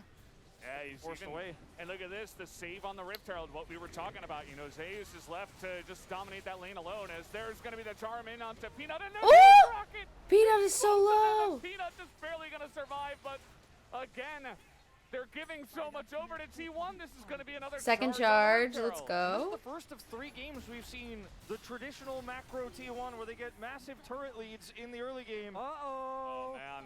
Here comes the big-time gang from the engaged champion, Carriers Tom Kent. He's looking for the stun. There's the Devour onto him as Doran will get Does it he get out. away? That's going to be a miss. Oh my on god, the he list, gets as away. 1v1 Faker? now in the jungle. Peanut is not going to be Man, able to they should have follow cleaned up on that up. as Owner is nearby. The Camille should not have gotten away there, I don't Such think. a masterclass, though, again for T1 on the macro front. Yes, this bottom turret is not going to last for much longer. It's going to go down right now with this next wave. And yes, Gumayusi is behind, but he doesn't need to be fed in this competition for T1. His kills are going to come later in this game. Yes, he's 20 CS behind. He's already got a kill from that Super Mega Death Rocket. And yes, Gen G are going to get a Drake lead here, but T1 have so much power with vision control, and that has been something they cannot remove. Zeus? Okay, well, baiting him in. Yeah, didn't see him there, but Get the door in, Chovy get the is door in, get the around. door You in! can see, though, that Come Chovy on, is burn, burn, burn. There he really goes. wanna get in on this one. Knows the potential of Now, the stolen don't get Camille. cocky. And Owner nearly gets him there, but that's just going to be another kill on Adoran, thinking that Owner The Zaya is a little bit strong. That's such a big moment because Yeah, the Zaya's ahead in farm right already now. it's such a decisive momentum swing with the kills coming down here in mid, right? Chovy already taken low, Cryo found 4T1, and they do this so well. Carrier just walks up, throws down the Ignite, and Chovy can't contest. The response isn't really there from Gen G, who don't read this play as well. Oh god, And if he had gotten the with Chovy dying there, at least in there, that would have been there's so another sick. And Faker. Well, interesting Everfrost. He is trying to get away, though, with the Spirit Rush. The charm Nice. is really on point, so unfortunate positioning, but Escape. is Ari at the end of the day. This is a 4,000 gold lead, 5,000 gold lead there, 4.5 at 14 minutes. Ruler is trying to farm, he's at risk. Okay, he is on the run here. He does have everything, basically, but they force out that ultimate as over the wall goes Owner. He's just going super deep. There's nobody here to help out Ruler, and that's just a dead, alone Zaya. I mean, this is the power And they're out. of this composition. You This get comp ahead is with Viego, disgusting. 2,204 gold. The leader right now is Yeah, Owner is really and he strong can't right farm now. Even a Zaya. Zaya with flash and ultimate is not safe. Not even a little bit. There's no turret in the mid lane. There's no Bastion to fall back on. Gen G can't farm freely. They can't do anything. And Chovy can't make plays on this LeBlanc because he can't see. He's blind. Gen G, look at their ward coverage. It's defensive in their own jungle. Lethality Zaya late game. Ruler's like, oh no, I've done this. It's the Ruler's spot, right? And Zeus is here. The perfectly timed ultimate when the first W comes through, then flashes the wall. Owner comes through with the second one. There's no turret, no safety. No Yeah, I didn't really survivor. understand the Genji bans. Jovi's on his way as well, right? And the entirety of Genji just getting picked up left and right now. And what was a possible, I think, angle at a later stage in the game is now rapidly becoming insurmountable item leads. Look at Zeus getting close to the Manamune, already has Eclipse. Doran doesn't even have a Mythic, right? We see Lahent just not, well, I guess he has as Ludens, which in the grand scheme of things is not a thing to write home about. And Owner is still maintaining a 2-level lead over Peanut, who has not been able to find nearly the impact. It started with the topside flip didn't work out, and then he got punished appropriately with Owner just completely running over the map. And if that doesn't happen, if that early matchup is a little bit more even, if Peanut can match, then maybe Doran isn't this far behind. Yeah, and we saw the biggest jump on the goal difference graph was the play on mid lane, right? Yep. Because not only was Zeus, you know, Ghost of Blue, thank you for the 8 months. Thank you. Mid plates or mid turret with all the plates, and then the second. Podcast, thank you so much for the dono. Listen to your music back then with Alex Gu and Chrissy Costanza. I love your music. And years later, I realized you sang Hero 2. Thanks for being the artist you are. Oh, thank you so much. Thank you so much for the support. I'm glad you liked Hero 2. Is looking to be dropped into the bottom side. Thank you so much. Also, RH, thank you so much for the bits. Thank you for an awesome show in Birmingham last night. Thank you for coming. Surgically, one by one, removal after removal. And notice the deep vision they're setting up here for the next objective. It's on Drake's side. They already took second Herald. Oh, this is maybe a tale of 280 carries. They seem to know that Gumayusi is in here. That's okay. The choppers come in and Faker is around, so he will be okay. But you see that Genji Diego's kind of out of position. As a team, maybe we can catch Owner? someone. As over the wall, the Heartbreaker comes. Owner, he's spotted over the wall, but it will not be enough to catch him. And if you're going into this skirmishy stage of the game, this far behind us, Genji, you better start off a fight with killing Owner, and then killing like 2 other people. I don't know how you do that into carrier. Shouldn't be able to. And that's kind of the underlying problem here. Drake is up in 30. How well T1 played the map. This is exactly what we expect coming into this series. Exactly the type of playstyle where don't go for random skill checks. Just pull Genji around Mic the is map, clipping a little bit. get your I can pride, lower it a little and bit. then try to trade better. Yeah. Actually, I might just want to add some compression on it. That's why they're up 6k gold at 17 minutes, and yeah, 2 Drakes. And with no vision, this comp is so oppressive. You can't walk into this choke point. You can't do anything. Like, I wish we'd see a toggle here on vision because. Like, Okay. Hey! Is that better? That looked like it didn't clip that time.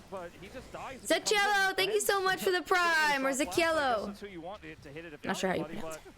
Not bad, Zacchiello? actually. Jovi's over the wall now. He's getting some damage in. That's a nice little poke as the charm is going to land here from Faker. But you can see that T1, they're not necessarily Oh, they comfortable stole. in the fight right now. As in goes Doran onto Zeus. They take out the Jace. Wait. Genji, they found the angle.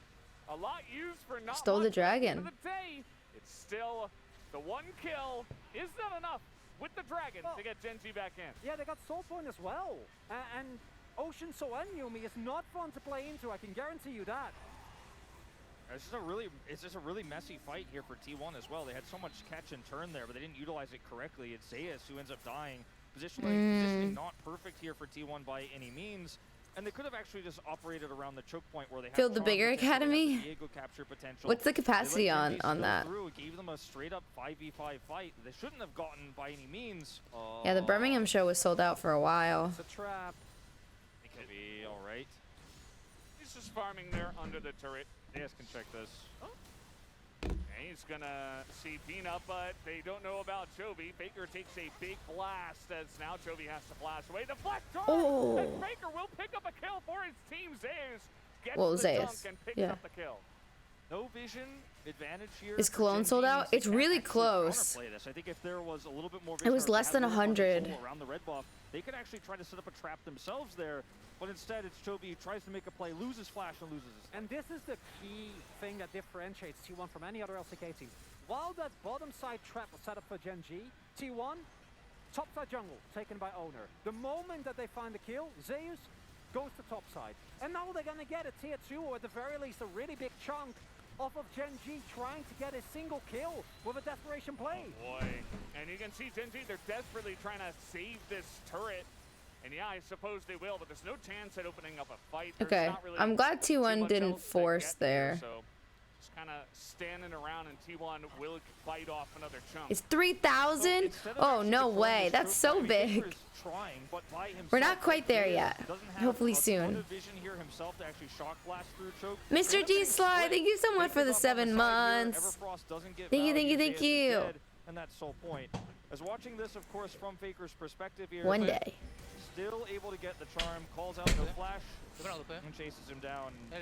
Just unfortunately for Chovy, he just doesn't have enough information about who else is there, where the rest of T1 are, how quickly they're rotating. He knows the top side play is being made, so he feels like, okay, maybe I can make this happen, but they lose on both counts. They absolutely do. This is Brighton's capacity? this is the biggest lead we've 600? had so far in this series, and T1 very much known for kind of putting an end to games. Hello, when they get any Madness. sort of Ohio. lead. So this is essentially what they were trying to do in game number 2, but actually working this time after a failed flip from the side of Gen G. And now we can see the real power of T1 as they engage from Carrier onto a Lee Sin with the Tompkins. That's another charm. That's going to be the end of that. As Lehens, he might get away. Maybe he is going to get on top of Ruler here as we diving into Azaya. And now they will force down this turret. No TP will come in for Doran.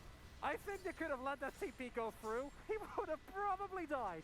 As Gen G, again, Carrier finds the engage somehow on Tom Kench over the wall. Thank you so and much. Thanks.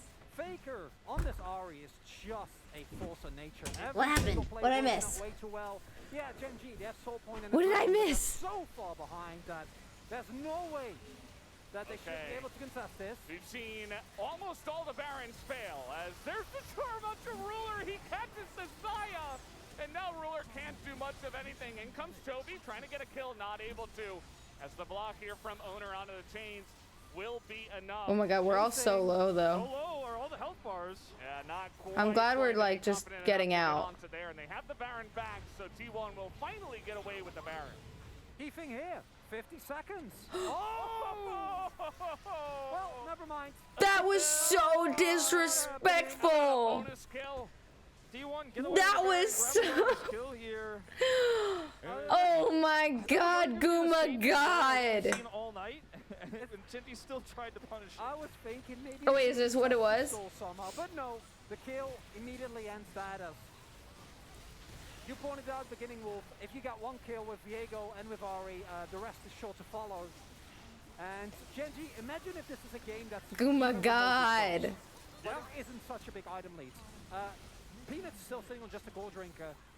Viego has a death stance as well. Like, the amount of money that is pumped into T1 just has been such a amazing payoff for everything they've been able to do thus far. And I'm getting Drake right now. Way towards the turret, and they're completely fine. As look at this rocket. That rocket was so good. Straight up blind. Out there. And his face too. Ooh, Faker. Peanut trying to get in there. That's going to be a miss on the Everfrost, but at the end of the day, it's Ahri. And by the way, your bottom lane is dying. So Gen G, you gotta do something about this. As Carrier, he's playing bodyguard here. He's looking to slow with some licks, as that should be the inhibitor going down here. Guma and Zeus enough to push the lane alone. I think it might be more than just bottom lane they lose. Peanut's on the flank here, but he might get blown up if they see him. I still like don't want us to get cocky. I still want us to like... Peanut just waiting. It's 10,000. Guma didn't just trash talk, he trash plays in the too. Chaos, they did get that Drake, so they deny Soul. They get an inhibitor, which is always going to be controlling the bottom wave, which means subsequent Drakes will be pretty easy for T1 to continue prio leads on here. Genji have a bit of a lull in this game where they can sit back and farm and try to get some items online. I want to see the gold graph. Massive, but it's not safe farming without vision. You won't be able to get Doran in a position to do anything. He's lucky he picked up that turret and the bounty that comes with it, because that's probably all he's going to get for the rest of this game. Yeah, I don't think it's really gonna matter. At least he gets death stance now, which that's nice. It's an item. Yeah. As again, this defensive itemization has been a key thing for T1 that they've been able to afford due to their gold leads. Because Zeus, I think he's just gonna go for GA again, like a very early GA. It's not like he needs to roll this right now because he two taps anyone on Genji anyway.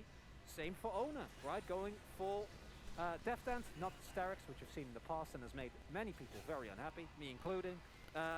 Hex Drinker as well. So off for Genji to do anything here. Yeah. Speaking of... Toby built a Banshee's Veil. Exactly. I knew you were going to mention it. I was doing the same thing. Like, what are you going to do? I mean, you're just like, oh, I'm going to get picked by anybody. I need this.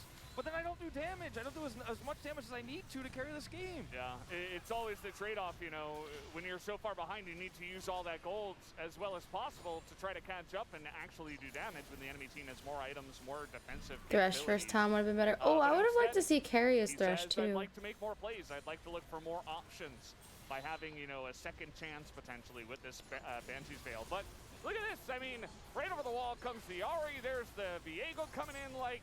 You need 75 chances if you want to try to fight this one. You're not safe in your own base. You can't be near that wall at all. It's just insane. Are they trying to go for end here?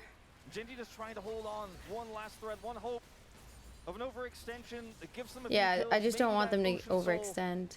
But I think they're thinking about But nothing's up for a while. Baron. Like, this is just an inhibitor down, and the siege potential that T1 has. With a comp like this, it's already really good. By itself, but if you're this far ahead, Jace, I don't remember how much it was, like 3k gold. No, Gumayushi is also sitting on a free item spike, and Genji, we've seen them get some miracles in the past, but into T1, it shouldn't happen. It hasn't happened for T1 all split, and they just close these out. And if you look at the defensive itemization, again, they can afford to because they're so far ahead. I think this goes back to the draft, Chronicler. Like, they chose Xayah first with no other 80 carry pick. They just comfort picked it for Ruler, and they gave T1 the Ahri Viego. They already had the Jace first pick, which was left open, and T1 just ran away with this Jinx. They also It'd be interesting to see what the bans are next. Probably been the king of this game. Guma hasn't, but he's hit those rocket kills. And he's got a huge rage advantage that eventually becomes oppressive when you have this much. Next year, main room at Academy Birmingham will be bottom floor only in B2000. That's more than double what we did yesterday. Inhibitor turrets trying to prolong this game. More than double. Isn't there something that's like maybe 1,000? Mark on his, or the full amount of gold from his support item, and it's now just sitting on Ludens. Like, they're not getting global gold. Yeah, they still need to be careful. I don't want them to, but it looks like they are. Sitting there waiting to get stronger. Of course, the levels are going to help a little bit, but I don't think that in of itself is going to be enough. Now Drake's about to be up. Genji can basically do nothing except wait for Baron, and then once Baron comes down, I don't. And Baron's up like now. Stand the siege. Bull take.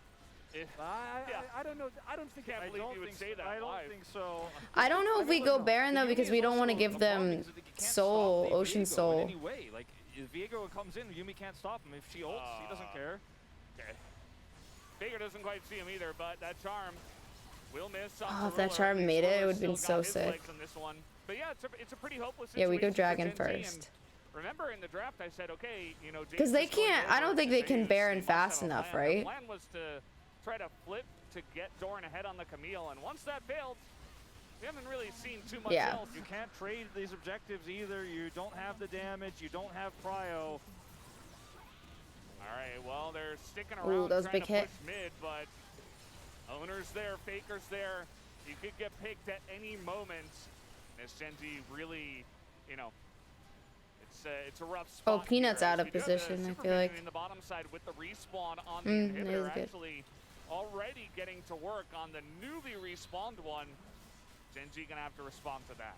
Yeah, this just means free Baron for T1. All T1 have to do is not randomly skill check or go for a scrappy fight like last game. They just sit back and say, nope, oppressive pick comp. Just gonna sit. Holy shit, that Baron, that inhib is getting. I don't know if he's safe. I think so. Okay, he's fine. Just barely, yeah. And here's that Baron. I mean, Peanut's here. They haven't necessarily stopped him from getting in. And so with very little vision, now with the control ward over the wall though, T1 maybe thinking better of it, but there's the Q coming in. Now the TP coming in as well, and that's going to be the steal. He stole it. Up. And at least they'll be able to get that, but T1, they're looking for the end of the game as they'll actually be able to stop that TP. And Genji, they keep this game alive. And that's so big because if the teleport comes through, or if you opt into a fight with T1, you lose. But yeah, I think that barely makes it. Because there's three options here, right? You get the Baron, and then you get out, give up nothing. Unrealistic with the game state. Second one, you get the Baron, you lose the fight, you lose the game.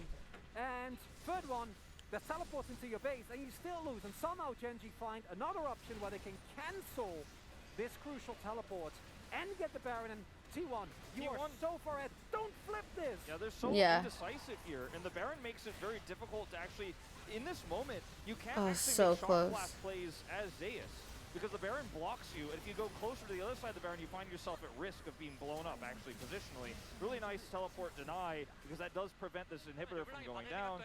This is, of course, the steal. I think T1 could have been a lot more decisive about this earlier, but once it was at the 2,000 health mark threshold, there was just nothing you could do.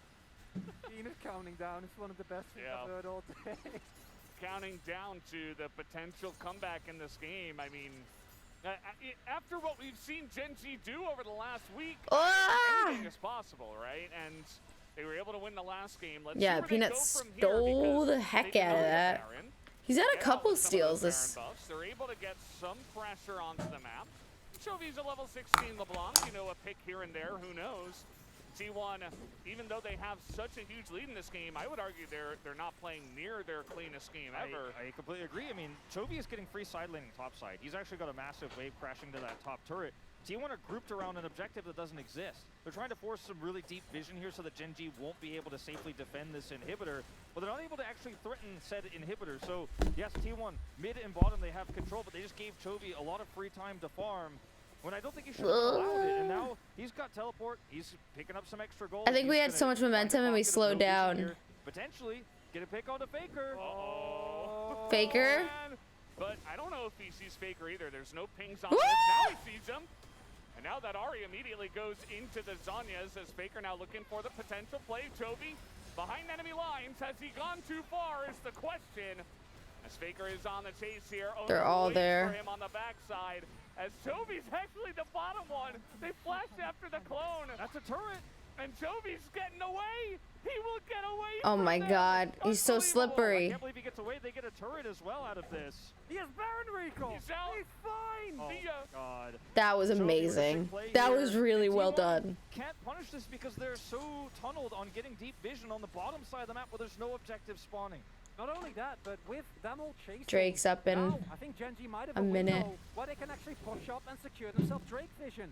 And they are still sitting a single Drake away. And then I see Cyrilda's finished and my hype dies a little bit because again, if it's a straight up team fight, T1 can set up and hit 1 or 2 skill shots. It still is incredibly hard for Genji to really get anything done. Hey man, Ruler has Cyrilda's too. They need and Edge of Night. They need there you go. They need to secure a pick so that Guma gets excited because with Edge of Night and this Banshee's Veil, it's really hard actually to make a charm pick happen or shock blast to get value actually. And the itemization, God, I'm so stressed how out. far behind they were and how desperate they were, but it is working out. This time T1 will not give up control of the choke point. They've got a ward here. They've got angles for shock blast. If they can pop these defensive items early, they're gonna have a much better time. Still up though, both of them, Ruler and Chovy. Chovy, he's going to be looking to put in the work, but down go his Banshee Veil. And the poke is coming in as well from the side of Ruler. Oh my god, I have so much anxiety. I suppose. Chovy's still looking for his angle to poke. T1 have pulled this into the brush. And Chovy still out of vision here, going to be looking for the assassination on the backside. That's going to be the take by Peanut. Why are they giving this stuff? This game is not over by any means. Certainly not. Get away with this one for free. Chovy has a flank angle. And Genji, with this play, now secures so much healing, as we're going to go all the way back to this play over here where Chovy gets away. But they secure so much healing with this soul into the poke composition. As the fact that he gets away with this is so wild, because again, it sets up. If Chovy dies, oh my god, the rest of the play doesn't happen, right? Genji doesn't have the space, doesn't have the time. T1Y, I don't know. That's the soul point themselves. But instead, you see, they are reliant on actually hitting this poke. But Yuumi has actually been online at this point. Again, they try to go for the objective. And T1, a team that's been so decisive, really can't give Genji this opportunity to come back into the game because now you have a soul. Item golds, or the gold lead rather, is going to mean less and less. as Genji now, with the Soul, with the Yumi, can, I think, theoretically win team fights again if they don't die too soon. Especially if they can get on top of the objective. They've been given free entry to 2 objectives already. You know, like, say what you want about the Smite fights, Peanut is really on the ball. Maybe it's some of those veteran nerves really coming into play. But either way, T1 as a team have given him a couple of chances to get Smites like that. They didn't track where Chovy was in that last fight, and if T1 decide to aggressively turn, their composition doesn't work that way. Yes, they have a Viego Ari set up. They get 1 pick, it's great, but these defensive items have been so much worth their weight in gold because it becomes so difficult to actually get that kill. Then you're overextended into Hextech Ultimatum, kicks, and the Feathers. The Feather Storm makes Ruler so survivable. He's got Flash up right now. And how do you punish this champion? He's going to root your team, and then it's a disaster that follows. T1 do not have control over this Baron pit right now. Lahenz is pumping out heals. I mean, I'm talking like, this is insane. The poke right now from Genji is better. And they have Ocean Soul. And now they engage on Akaria. And now he goes down. And He saved Guma though. Genji are taking control of the game. This is the worst kind of game to lose as well, T1. If they lose this game, the momentum shift here is massive. They had such a lead. It is insane. Doran, Oh my God. They're going to start this one up. Really nice Hextech Ultimatum. They're going to start this Baron. They have the heals. They have the resistances. They have the sustain. And they have a Fed LeBlanc with a Fed Yumi apparently at this point in the game. They're looking to turn actually. Chovy takes 2 of them out. There's a 3v2 fight on the top side that T1 are getting close on, but it's not quite enough. Gumayusi, though, he's looking to angle over. He might be able to get some damage in. Ruler is in a bit of trouble, has to flash away. The zap gets him on the backside. Gumayusi gets excited, and he's going to be the one that carries the fight in the end. Guma! T1, that they will clean up the Guma fight God! just like that. And Genji, you just need to coordinate. There's too many scrappy fights happening at once. Lahenz can't jump to enough people. Can't keep them all up. And T1 not play the fight. T1 have a cop that's ready to scrap. Okay, they're looking for the trade here. Chovy, he's trying so hard. And so alone. Yeah, Faker's got one more Spirit Rush. It's not going to be enough to lock down Chovy, although with Flash, not quite enough. But T1 still looking for the end of the game. Such a close. End it, end it, end it, end it, end it, end it, end it. Please end it. They're going to go for it here. The Nexus will go down. Please just end it. Oh my God, the Guma God! Oh, my fucking heart! Down all the hype, and T1 take the lead. T1 needed a rock. They needed a player who could actually play that fight out perfectly, get excited, and carry it straight to finish. And he pulled it off because if this fight goes Genji's way, and it was on a knife's edge. They end up taking the Baron, they take this game, they take match point, and already the momentum had shifted into Genji's favor. A comeback of 6,000-7,000 gold in a finals like this. You just don't see games like that very often. Genji almost pulled it off. This series feels like it is much closer than anyone could have ever predicted, and only Jonas Strong predicted a Genji win, but he didn't say it was going to be close. And we are so much closer to potentially a 5th game here. As, I mean, with all the cards stacked against him, all the vision against him, they had no angles, no opportunities. Chovy sees one opportunity to go, push that top turret, pulls away, survives, they get a mid-turret out of it. They actually out-macroed T1 in the late game. And T1, yeah, they got the win, but they had to work for it. All right, one more. Yeah. An outcome that is far more rough than we expected coming into today's series. T1 is still, even especially after a game like this where they are able to keep their heads cool, where Gumayusi is able to maintain his steadfast position that he's had throughout the entirety of the split. I love that we see this replay. I really was going to say the same thing. I'm sad that was the final fight because I need to see this replay. And imagine if Genji is actually grouped here, if Lahenz is here and can keep these health bars up, this fight is done. But instead, Owner and Zeus together somehow make it work. The GA value, ludicrous. Stopwatch. Best item in the game. My asshole. Oh, the timing not there doesn't kill Owner. And then watch the zap. Yep. This is so scary. And in a fight like this, too, when you have One more game, one more game. Viego's just going to lifesteal all that health back. He's going to get reset. One more. It's so close. It's so on a knife's edge. If Chovy's closer, if Lahenz is there and gets those heals off, like you said, the peanut. Genji is like on it though. totally different. We ending to the cannot. story. We cannot drop the T1 ball have been more at clutch all. in this series, in these critical fights.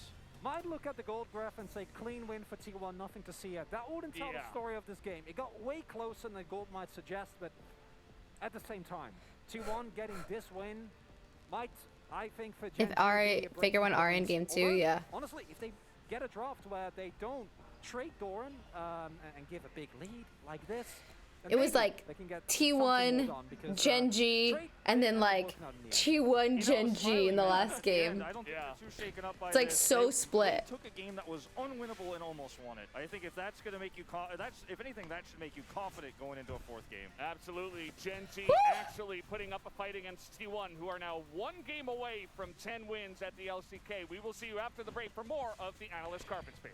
Oh my god.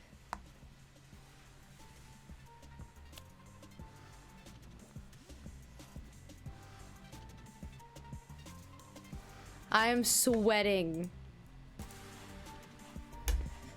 I have so much anxiety right now. VIP for Heidelberg, let's go.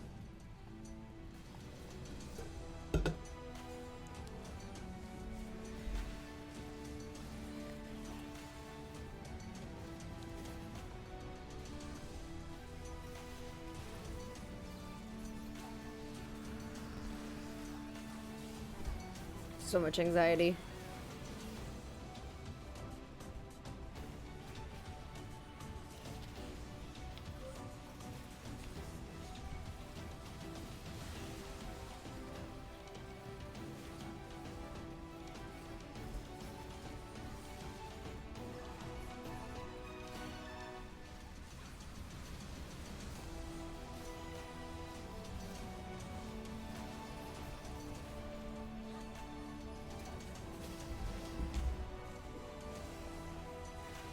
He almost jinxed T1.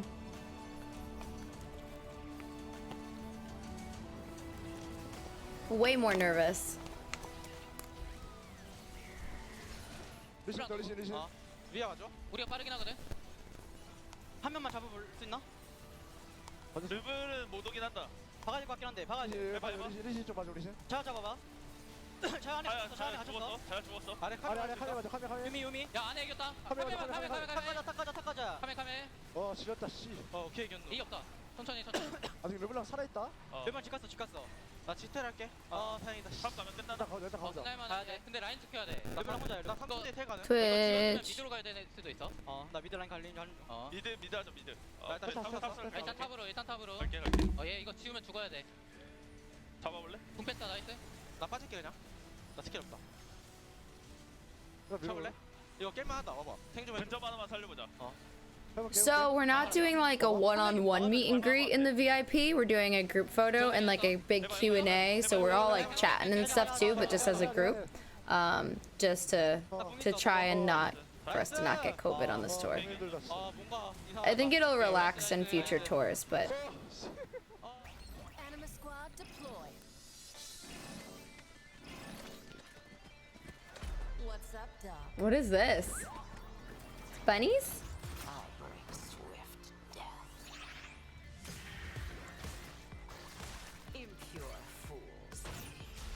New skins? Let's see what you're made of.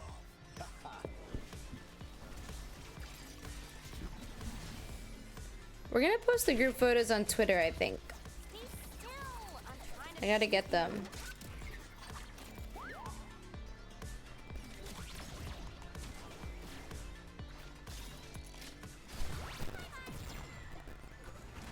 Alright, now we're hopping.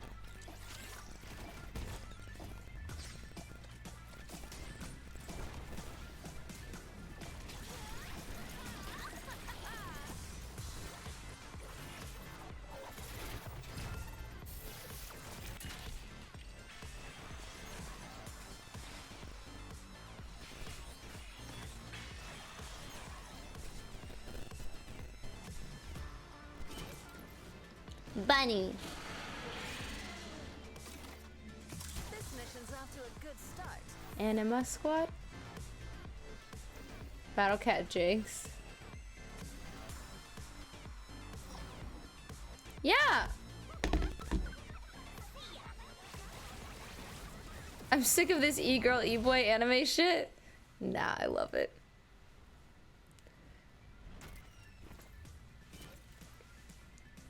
Hey, Fishbones, should we blow something up? You might inconvenience people and hurt their feelings. Oh, that was so cute.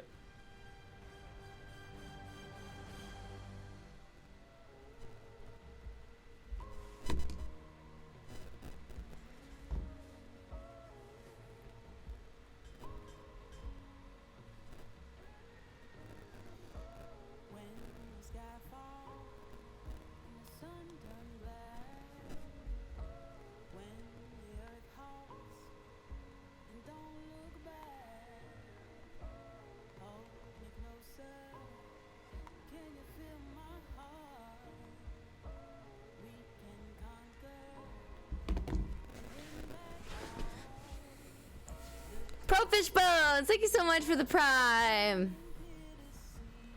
That's so funny. Ooh.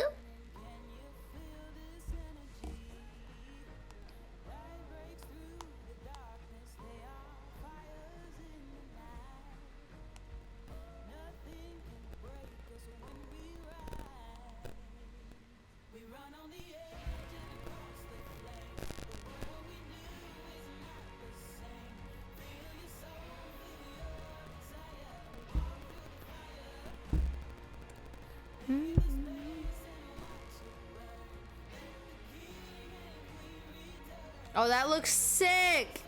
The Logitech collab. How do I get in on that?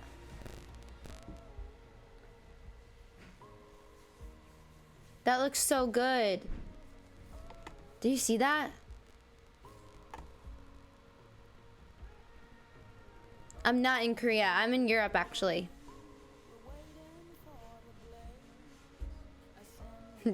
On our way to a new champion being an uwu that touches their index fingers together and breaks the rift. Yeah, just ooh, pew.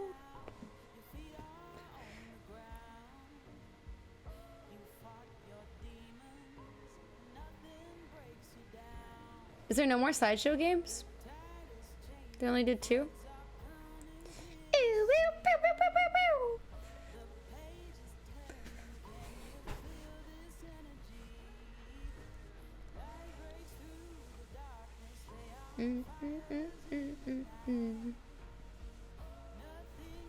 Oh, so cute.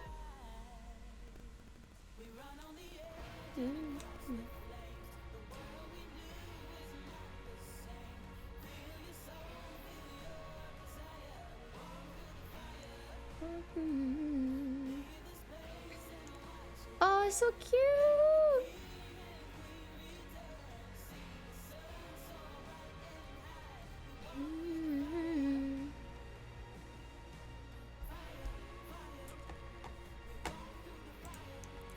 So much stress going into this last game.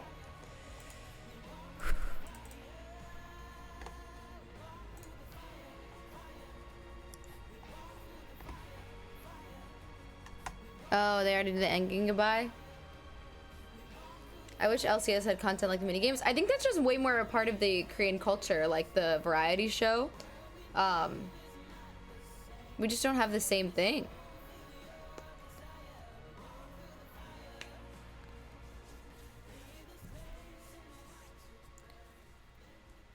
But yeah, they should try and incorporate it.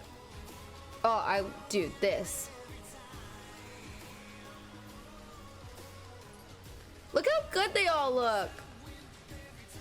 Wait for Faker. It's so good.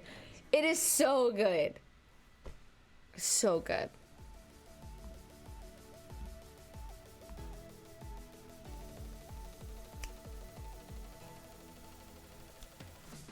Welcome back, ladies and gentlemen. We are here at the Analyst Carpet Space Kintex edition. I'm Atlas, joined once again by Nemesis to break down what was a closer game than it looked, to be perfectly honest. Yeah, that was a crazy game. I thought Genji was gonna pull one of their comebacks again. It was starting to look like that. It was starting like all the way up until it absolutely didn't. And I guess it all starts with the draft and how things went in the early game. Yeah, I think the draft was kind of weird again, in my opinion. Jay's first pick, I feel like that was the pick that would dictate the series. I was very surprised it got left open. I feel like both teams benefit from Jay super hard, and T1 was blue side, so I feel like Genji should have expected them to first pick it. Yeah, absolutely. And then I actually felt like the Xayah priority being so incredibly high for Genji was another issue. How much time do we have to the next one? I understand picking up the Lee Sin, taking it away from Owner is definitely a huge thing to do, but I think picking away the Ahri might have been something that they could have looked at as well, even though looking at the actual game, it wasn't as impactful as other things that were happening. Yeah, Ruler picks Xayah a lot because he's his champion, and also the Yumi last pick was pretty good, to be honest. Has a lot of champs she can jump on and boost, but have fun! Honestly, I feel like T1's comp is still better all around, and also the top lane camp done. Put Camille super behind into Jace. No, I don't feel like they have an answer for the Jace pick. And it sort of looked like they didn't until very late in this game. We do have a little bit of a highlight, or I guess it's kind of a low light if you're looking at it from Doran's perspective, because he had just the most terrible time as this top lane camp was set up by T1, and it was expertly done. Like, this escape, absolutely fantastic stuff, but then the wraparound from Owner to secure first blood, and it didn't stop. Yeah, Doran had so many good hook shots, honestly, where he cancelled like stuff that would cancel him, but it didn't matter at the end because he's losing minion waves and losing XP. Who wins game 4? Camille is such a resource-intensive I DJ'd Emo Night in LA. Well, you're not getting minions, you're not getting XP, and I mean, it's just gonna hurt you way too much in the long run. Yeah, no, it really does. It's it was not the greatest of situations. I feel like having a second Red Bull on an empty stomach is not the best thing, but I need it. There were more gank attempts than this. We just got all of the kills that were picked up against Doran, sort of those big moments where he was truly punished. But the amount of visits towards the top side that Owner had was ridiculous, but also he stayed ahead in camps throughout the entire early game. Well, it wasn't like real DJing. Sequorium, thank you for the 9 months. Or something like that in the jungle. Like, yeah, it is so good. Yeah, thank you for making it. OB Jam. Did we get an OB Jam in the chat? You know, you can perform worse than the enemy jungler for 20 minutes, but if you hit one Baron or Dragon Steel, then all of a sudden you look like a god. Welcome to jungle. Yeah, it was not. It was a stomp, and then it wasn't a stomp, and then it was a stomp. Sort of, it was really sus. Because Peanut, yes, he didn't do a lot of farming camps. However, he secured dragons. It's weird because it looks like a stomp on paper, but when you watch the game, you were like, it was not a stomp. A lot of sarcasm here because, of course. Yeah, I hope it doesn't go to 5 games. I really hope that this is the win. Also, if we win here, then it's exactly how I predicted. I predicted 3-1 with the second game going to Genji. Genji finding a bit of their stride. So. Yeah, so Genji somehow got to the soul point of the game. Unfortunately for them, it is Ocean Dragon, which is the worst soul in the game, according to my opinion. So they managed to get the soul later on in the game, and I mean this fight kind of had like the turnaround for Genji. Yeah, and this was when they secured a lot of, I guess, counter momentum, right? Because if T1 gets that Drake, then they're one dragon closer to getting their own soul, right? And we saw that there were a lot of Drakes that died this game. It took a very long time for us to even get to a soul point at all throughout the entire thing. And honestly, that was also, I'm hoping this is the third game so I can go at the final game so I can go eat. After that soul point came in. Yeah, and seems like the first Dragon priority is also pretty big this series. I think the first Dragon got taken at like 6 or 7 minutes this game, so I really like that approach. Genji getting a lot of Dragons in the early game, which is actually the only reason why they're able to stay in these games. Yeah, exactly right. Let's have a look at the last fight here. This was the Baron fight that T1 were able to secure, and this was after 2-1 T1 is the score right now. Stabilize, right? You could see they were able to get a pick. Now they're on the Baron, but Jinx always exists in these types of situations, and it was a rough one for Genji. Yeah, a lot of these teams right now, they overreact with these Baron attempts, and they start them way too early, and they're not patient enough, they don't wait enough, and then the Jinx pop-off in this fight is just massive. I mean, Jinx, I think, here is on like 5 Spoons items. or Gregs? Spoons. Super OP. He has like double scaling runes, and he's just the strongest AD carry in late game in this game. Yep, and we're seeing it right here. In slow motion as well as Gumushi gets excited off that first kill. And then it, like, yeah, this is a Jinx with max items, and that's sort of what happens when you're against a whole lot of squishy targets. T1 go, T1 don't skrrr. It's like Katarina of ADCs. You get one And kill, Galio from Chovy. I guess it depends. a Cloud Soul as soon as you get a kill, right? Because you Let's run see. so incredibly fast. 100,000 channel points have gone to T1. Movement speed from the Cloud Soul. I'll stop making jokes about Cloud Soul. No way But check Chovy it is out. playing Galio. He needs to T1 carry. Look just, at these relaxing boys. by the looks of things. There was a big grin on Gumayusi's face. You can see that they're not really suffering from the pressure too much. Yeah, so now I have Does an he have- announcement to make right now. Does his jacket say Canyon? My prediction to 3-1 T1. Oh, okay. Yes, I've always been right. Yes, no, right. So Zeus is lying on the ground. Wait, was he really? I missed it. I'll change my prediction as well. I'm going to go 3-2 to T1. I think maybe side selection might play a part, and I also just want 5 games. Don't so I'm going to be stress. optimistic. I think that's absolutely fine. But, ladies and gentlemen, it is time to get into game number 4. Let's see whether Gen.G can bring us to Silver Scrapes or whether T1 are going to be booking their ticket to MSI.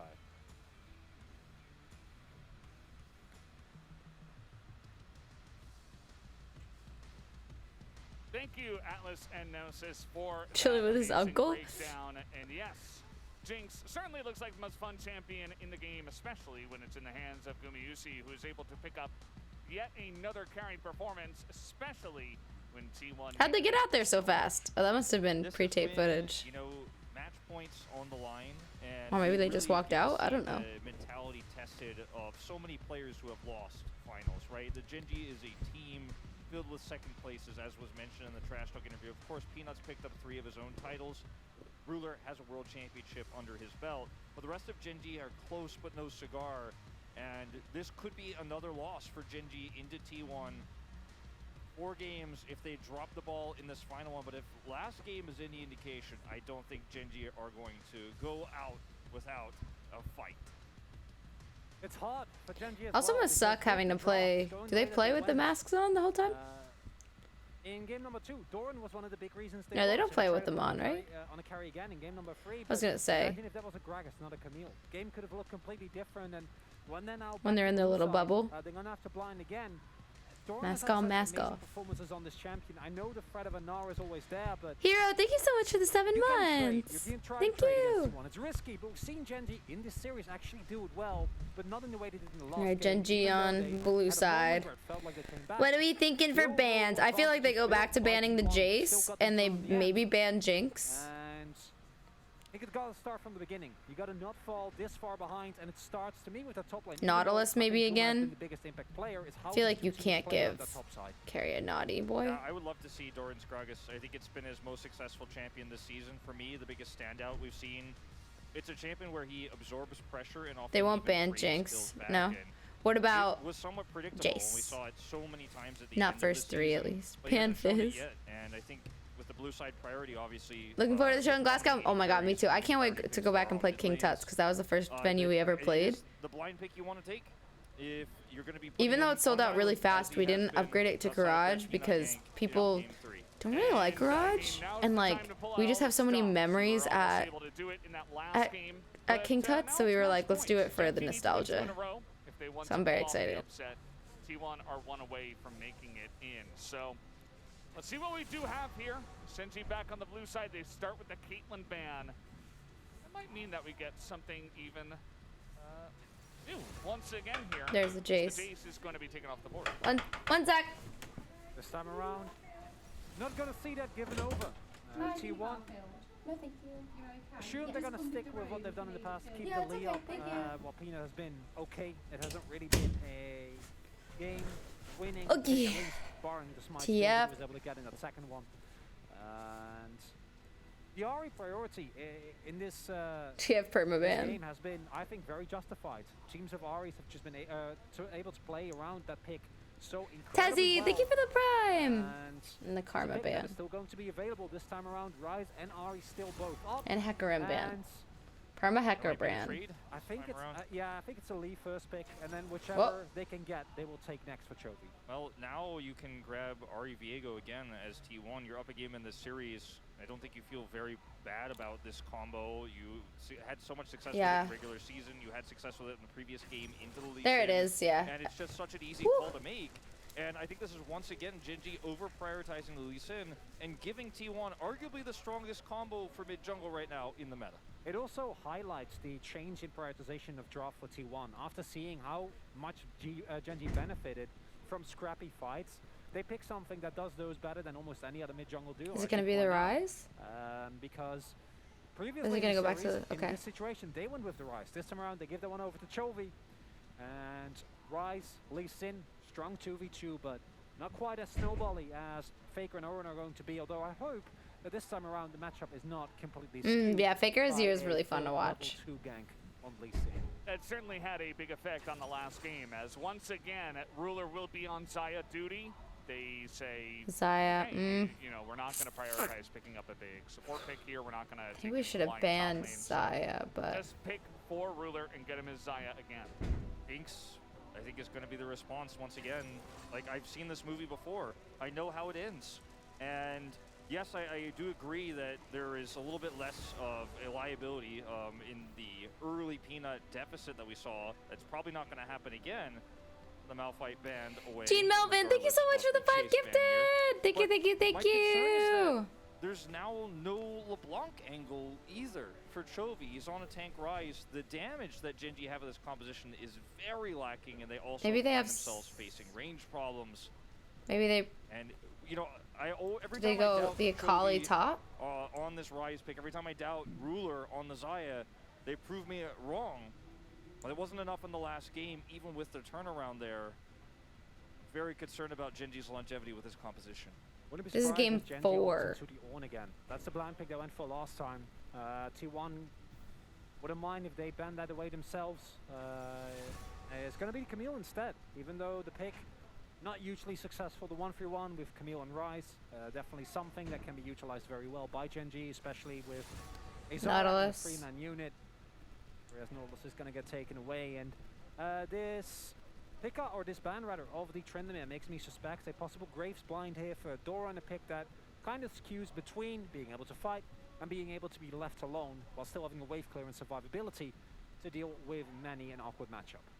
Well, it's going to be the support pick here for Keria. You can see he's talking deeply. Actually, they might just go ahead and pick up the cannon early. Especially with the 2 top bans, seems like they want to save the counter for Keria. Yeah, they definitely do here. As there's a lot of different picks that Lehens could go with. This time around, I think the Yuumi is way less valuable. Rakan is left open here. It could give them a little bit more engage opportunities here for this comp that really needs to snowball team fight so successfully. The problem with Rakan is I was wondering if he's going to go Akali. That T1 have that would then get the excitement on the jinxes. All right.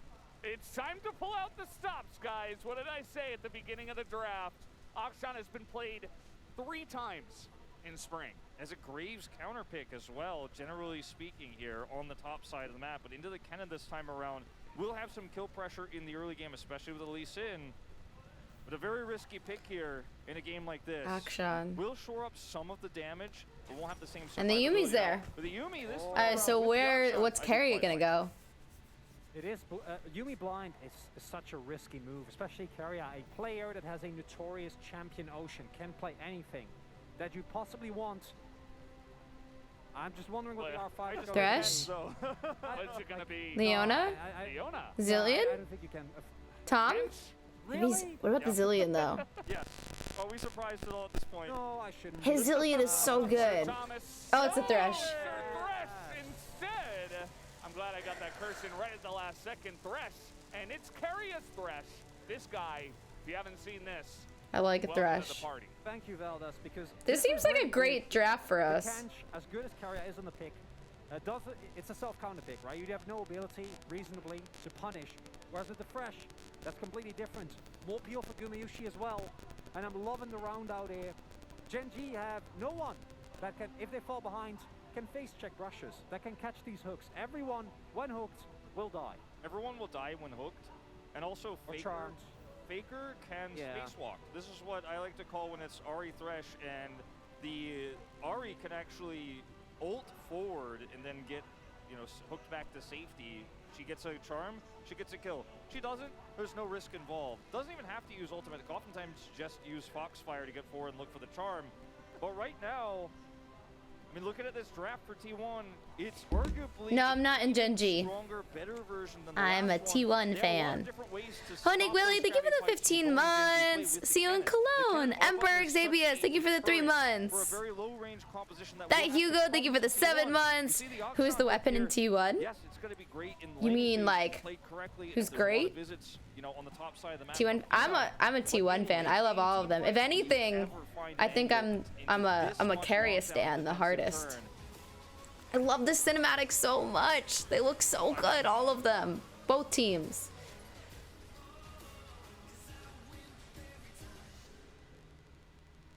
But Faker looks so good. Oh, so good. Thank you, Wolf. We'll find out, all right? We will find out. Will we, Wolf? On the Rift, if this happens. We have Ignite Akshan in the top lane for Doran.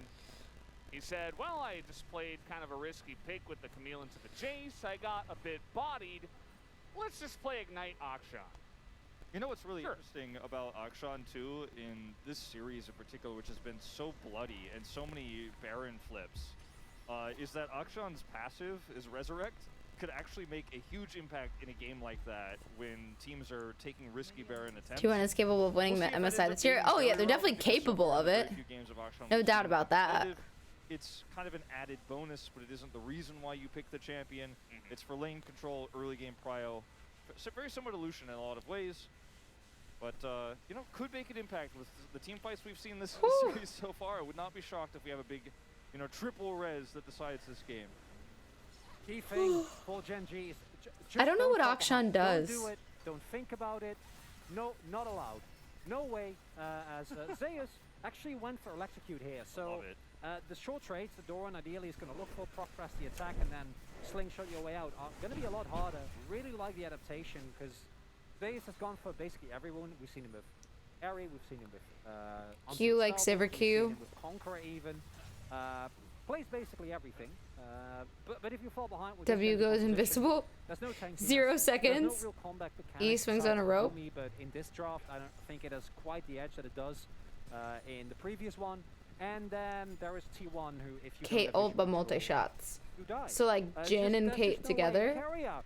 When he's feeling himself, he See you in picks a huge Newcastle. credit. He doesn't always do it. Yeah. He saves it for the right moment.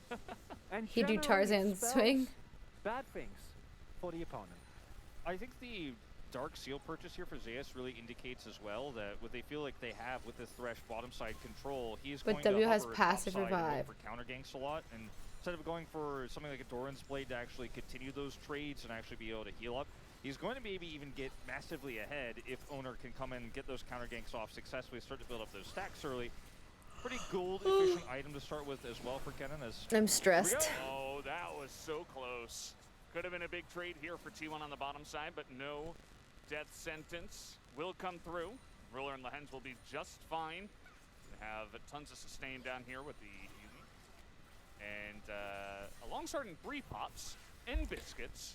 Absikas, thank you so much for the 3 months. Might be criticized. But yeah, I mean, he basically will survive forever, I suppose.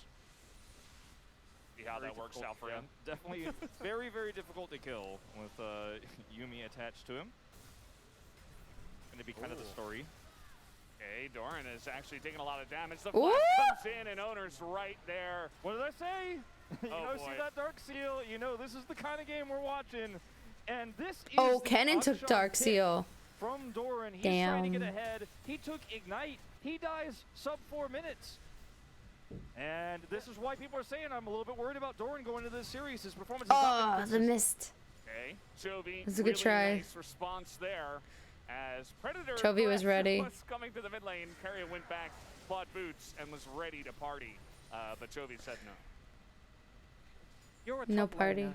You're an 80 top laner that's gonna show. You know this gank is coming. It's not something that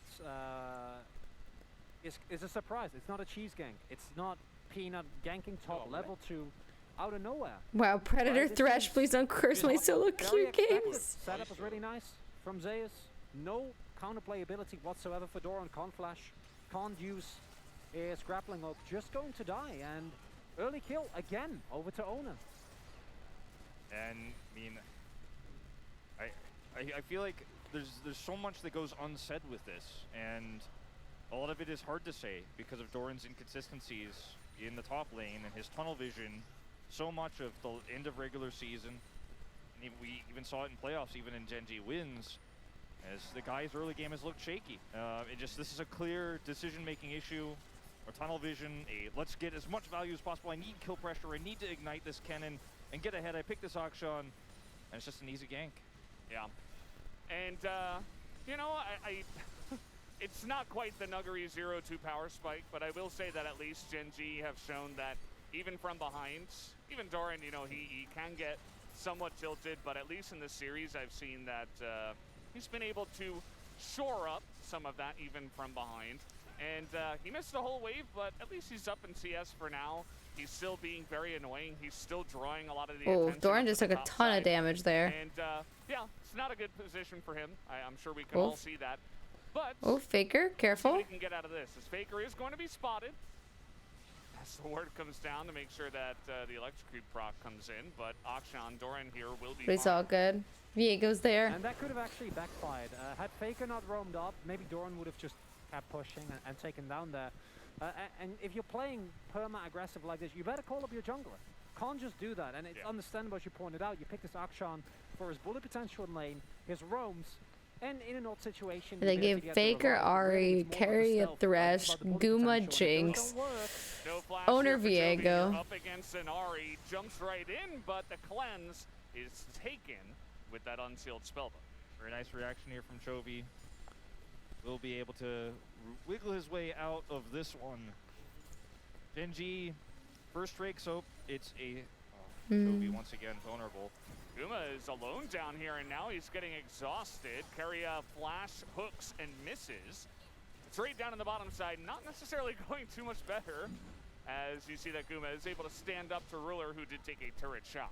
But going back to the Drake, I was going to mention, you know, if you make a play like this and fail, then you give over a lot of control to bottom side for Gen G. They're giving the free first dragon every time. Used his Predator boots, doesn't find the kill, gets a flash now down right before Rift Herald spawn. They don't read this. Man. They don't know. Yeah, there's the Drake, and he's saying, where's the Viego? He's up on the top side as Chovy has not been able to roam on up there, and now Faker's making his way, will be spotted. Gonna ult first, try to get some damage through, but... Well, oh, that was a really nice stun in the middle of the hook sling, as now that is just going to be a dead Akshan as the last auto comes in after Doran flashes. That's 3 stacks on the seal. Now, it's not for nothing, because as mentioned, the Drake did go over, and it is going to be a plate play down here for Ruler and Lehens. But it just means once again, put Doran on an aggressive counter pick, he falls behind. Would have loved to see him on weak side Gragas instead. Yeah, because if you're having this Akshan pick, play towards it. The Peanuts again playing towards bot side.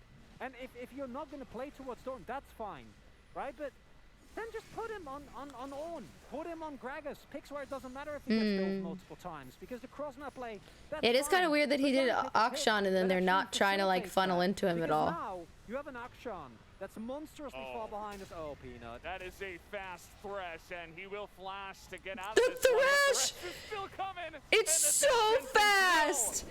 That's amazing! Predator Thresh! Able to hand that kill into the palm of Gumi. It was a decree with the prediction on the hook there. So beautifully played.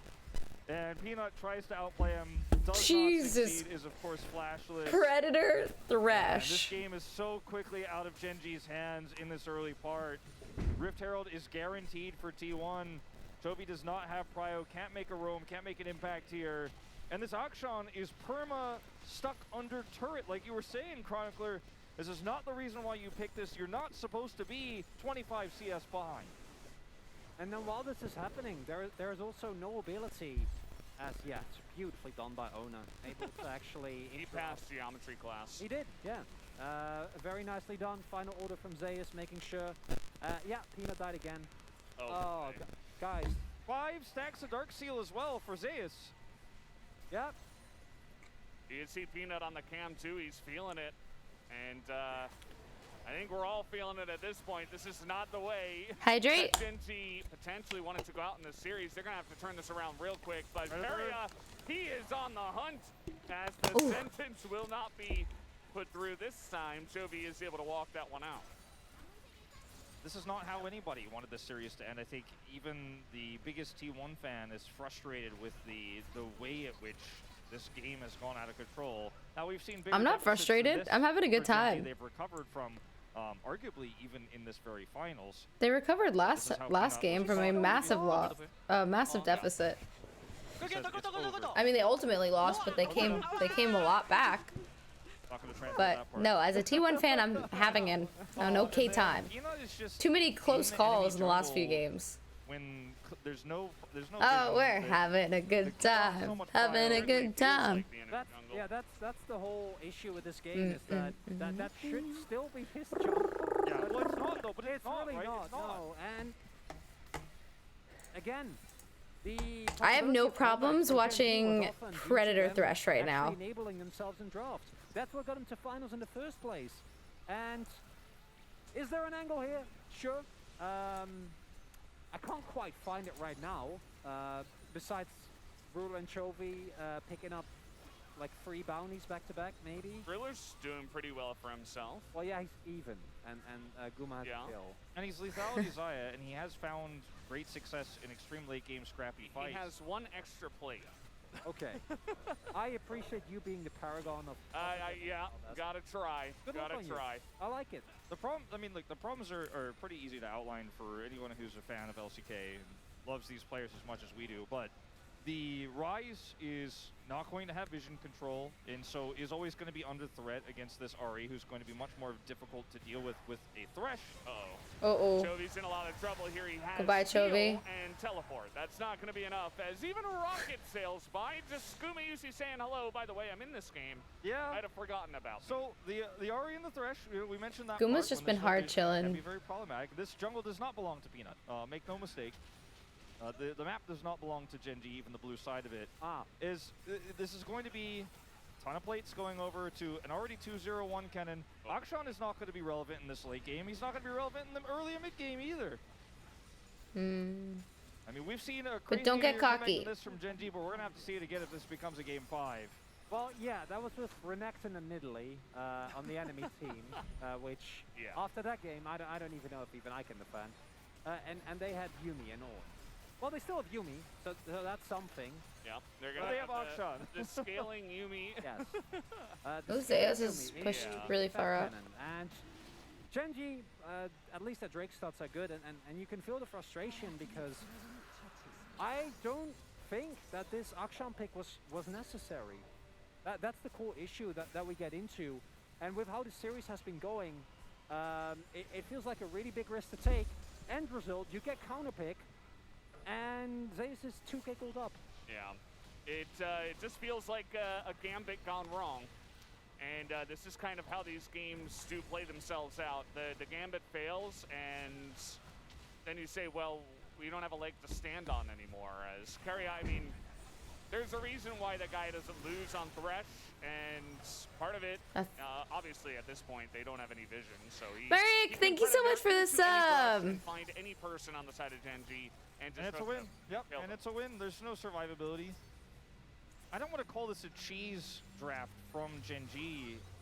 As you know, we've It's not seen so many cheese, finals it in other just esports. wasn't good. StarCraft casters before this, and you know, the very brother of Gamushi has been in many of those finals innovation. Yeah, but Cloud Drake I would don't be wanna call pog this for a Kennen, cheese but we have to draft, actually I think it's get a draft that doesn't play to Drake. Genji's strengths.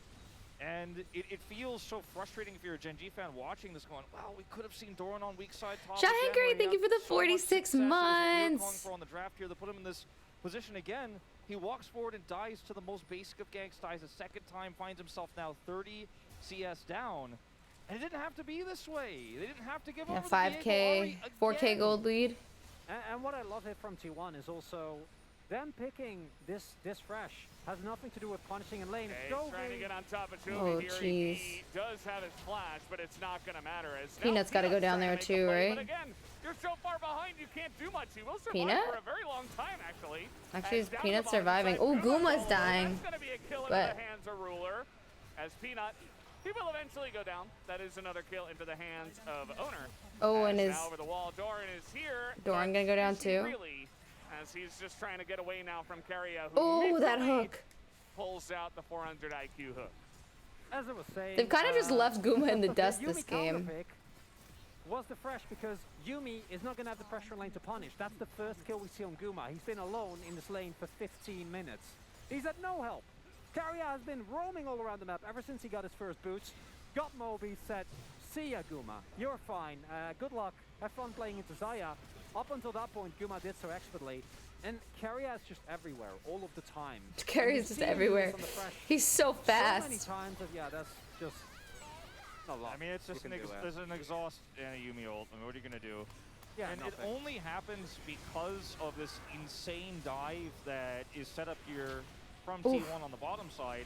As the MVP of this play is the turret, as Peanut is able to push them into it, and the turret is actually doing some serious damage. He ends up dying regardless here anyways, but they're not able to really trade up on either front. And yes, you do put a kill They in the still Ruler's shouldn't, pocket, like- but Yeah, they shouldn't let Ruler get fed. Compared to a Jinx later on with the range problem, the same issues we talked about last game, this time arguably an even stronger lead because the Akshan is just not going to be relevant. All right, well, Gen G, they've decided to make their stand. They're down about 4,500 golds, and they were considering pushing into that second Rift Herald. The answer actually is going to be no at the end of the day. Here comes Predator again. What? As Peanut just kind Why of did Gen stands G, there. like, Well, stand there as 5 people and then just leave Peanut there to That was a die? really scary moment too. Zayas is still looking for this. I don't quite know that Doran is there, so Zeus gets over the wall, and that's going to be the end of that. Would have been a big disaster had they walked into Doran. Electric Pikachu. It's the Electric Submarine Pikachu. 2022 version. Absolutely. Here Go we go. go get him, Doran. Okay, Zeus is so What do you guys big. Get him! He didn't get him, Valdez! Yeah, Oh my god! That's Zeus with the double kill. Zeus is There you go, huge! 4-0, 9 Oh, now he's stats gonna on die, it, and but- he's gonna just die. As Chovy will pick up the kill at the very, very least. I mean, 700 gold in a Rise's pocket isn't going to change the outcome of this game, I'm afraid. A tank Rise, mind you, in this meta.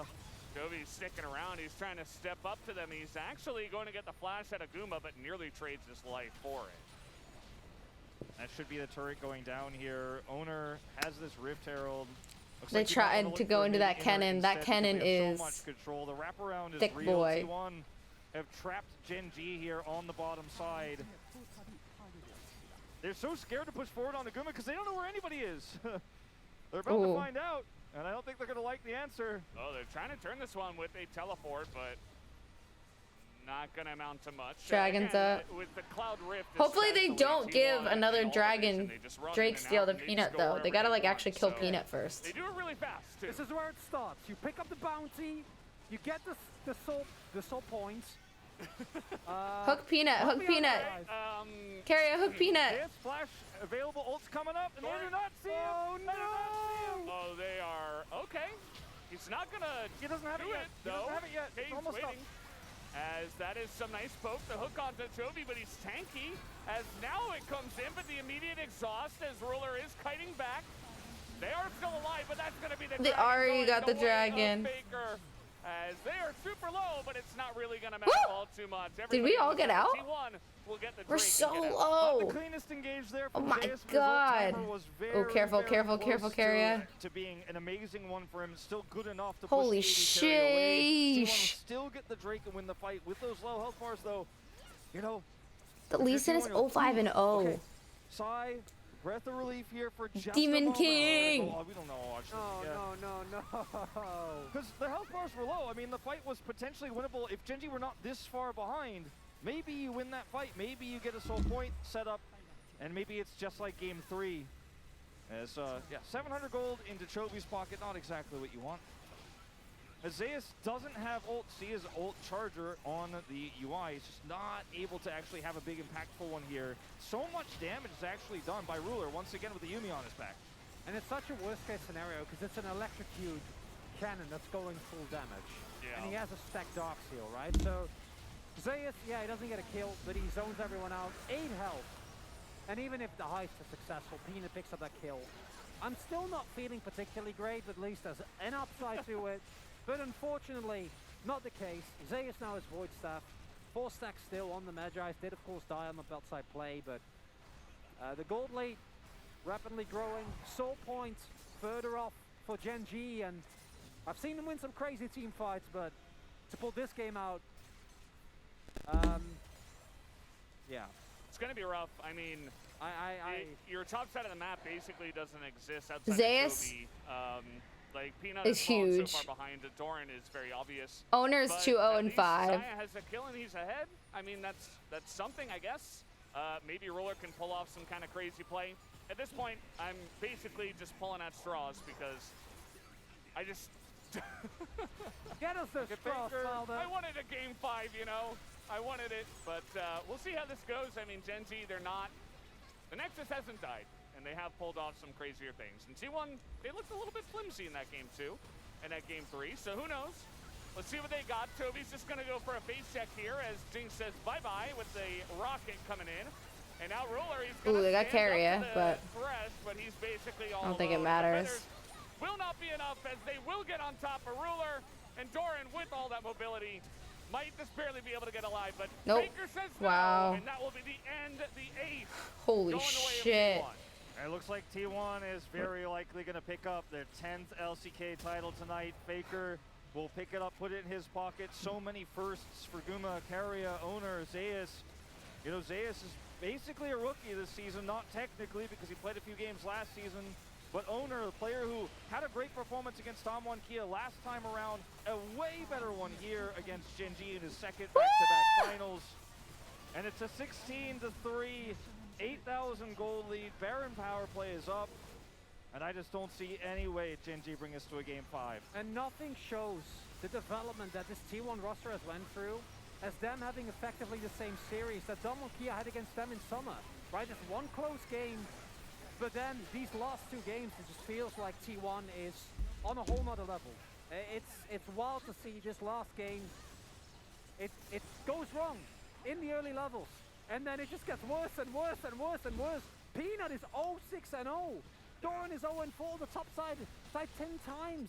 And this is, you know, the term you use, another level, is what T1 was jokingly referred to as in, or not jokingly, kind of respectfully referred to, I'd say, in 2015, right? Is T1 was on another level, and it was a bit of a meme, I think, you know, across different circles when T1 was struggling.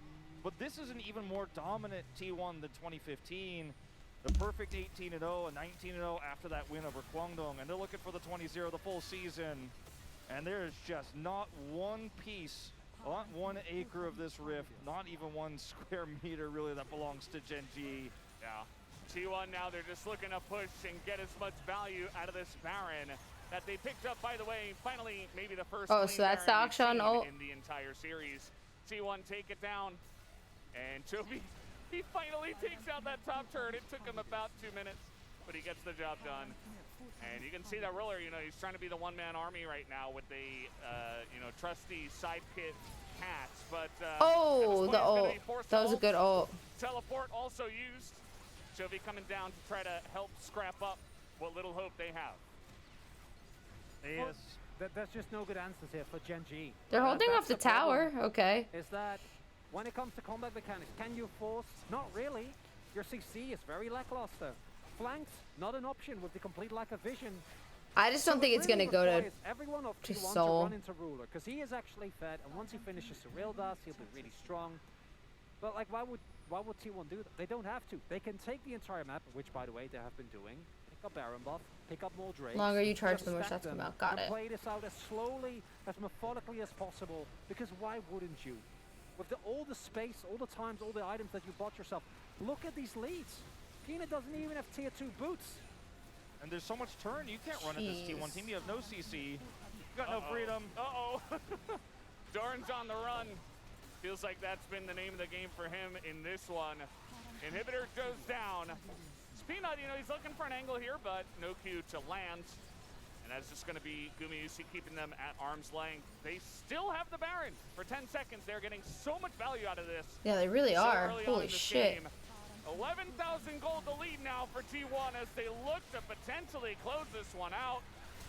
As now Peanut, a huge play on Taguma. He finally is able to get something done in this one. Boys. But that's only a 1-for-1. You see T1, they're going to say, okay, we'll take our foot off the gas pedal for now. Does protect that inhibitor, which is pretty massive. I mean, it keeps Gen G alive a little bit longer. It does stretches their chances a little bit further here, but I like that. Critical pick. It does eliminate Gumiyusi off the map. T1's health bars are low. They will have to back Yeah, that off, was a but unfortunately for Genji, there's no. It was a great peanut play, so I like that. We you just get a chilled pick for a on second Guma, but and what does didn't it try cost and you? force Well, and basically end up look at the accidentally getting full options. aced. Chovy, Peanut, Doran, all flashless. And Guma still has the Suns.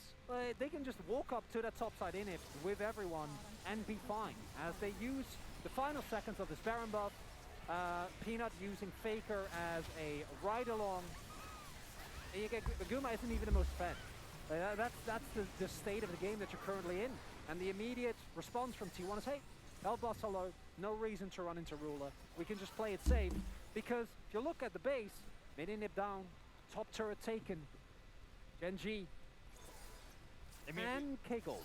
We often say a one-for-one trade when you're this far behind is a trade up, but I would argue it's not even in this case because yes, all the summoners are another issue, but T1 will take that trade and then take further map control as they back and kite away. Genji aren't gaining anything from this one-for-one except the gold that Gumiyusi's corpse was worth, which isn't going to change the outcome of this game, unfortunately. They need more, they need decisive fights, they need objective wins.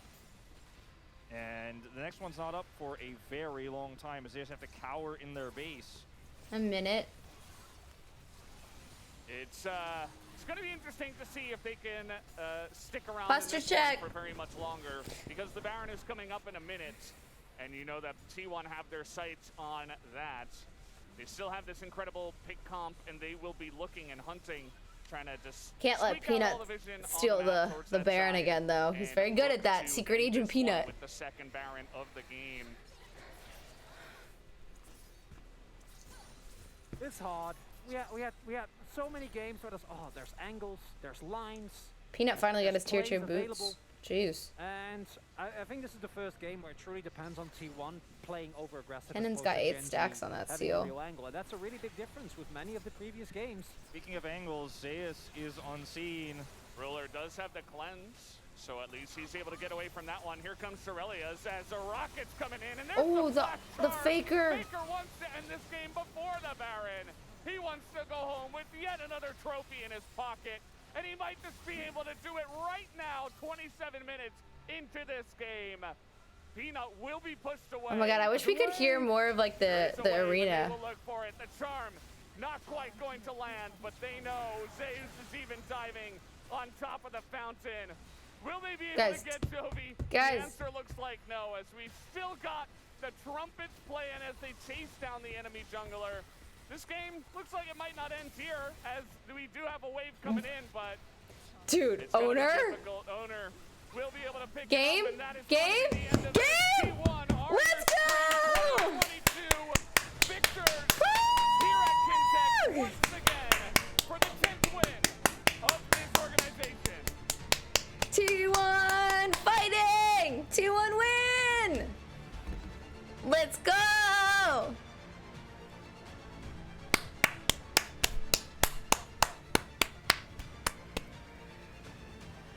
Oh my god, so hype. 10th victory for T1. The most famous League of Legends org, the greatest player of all time. And they look at them run. Oh, look how cute they are! Title 10 years after the start of LCK at the Kintex Arena where LCK finals first began. And it's just so poignant to see Faker lift his 10th trophy. Look at them go! The group of players that he built around him. It didn't work out last year. They weren't able to lift it then. They weren't able to take that world's title. But it's all coming full circle. The perfect season, 20-0. Perfect season. T1 have done it. Number one. Number one. Unbelievable performance after all this time. Oh my god. There's been so many players that have retired over the years, but Faker still here. 10th title gets it done. Carrier also, emotions overcoming him. Understandably, this player has been so good for so long. I think it was 2018 that a certain Brendan Velda said, oh man, this guy is really, really good. The scariest part about this, to me, for T1 is that this feels like the beginning, actually. This is not the middle of the story. This is not... It's the rebirth. Yeah, it's a rebirth, and this T1 roster will now go to MSI. They will also play Asia Games qualifiers. And Faker's former coach, Koma, is the one who's in charge of that. I think he'll be on the roster. And so, we have said so much, but now it is time to hear from our players and from Caster Jun. I'm going to hand it over to G-Sun. She will handle the translation from here. We will be back in a moment. Let's go! Let us introduce the Spring 2022 champion, T1.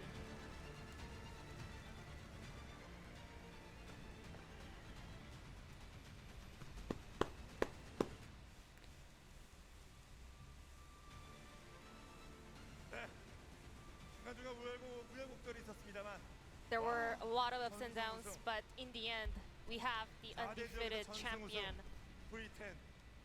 And 10th LCK title secured by T1. And please welcome the players on stage for the champion interview. Oh my god. So cool. Start off with the captain, Faker. How do you feel? My teammates did a fantastic job today, so I got carried, to be honest. T1 supremacy! Yeah, it's been a while since Oh, I got he's so this title, nice. so it feels awesome to be on the top of the LCK again. Carrier's so tiny, he really is. He's so cute. Feelings and thoughts coming to your mind right now. So how was this split for you? You got your 10th LCK title. That's crazy. Now I kind of feel like I've won pretty a lot, you know? And it's been a while since we played in front of a large crowd, so it was really good. And my teammates loved it as well, so it was just fantastic. Oh. Then let's Carrier is so head over to cute! Korea. This is your first finals in front of a live audience. How was it? So even before my debut, I really wanted to become a pro gamer, watching other pros getting the trophy in front of a large crowd. Oh, he's so cute! Finally, I was able Stop! to in front of this crowd. Oh my god. It's not has been that long since I That's so sweet. I was always denied to win a title, but finally I got my title, and thank you. Oh my god, that is the sweetest thing I've ever seen in my entire life.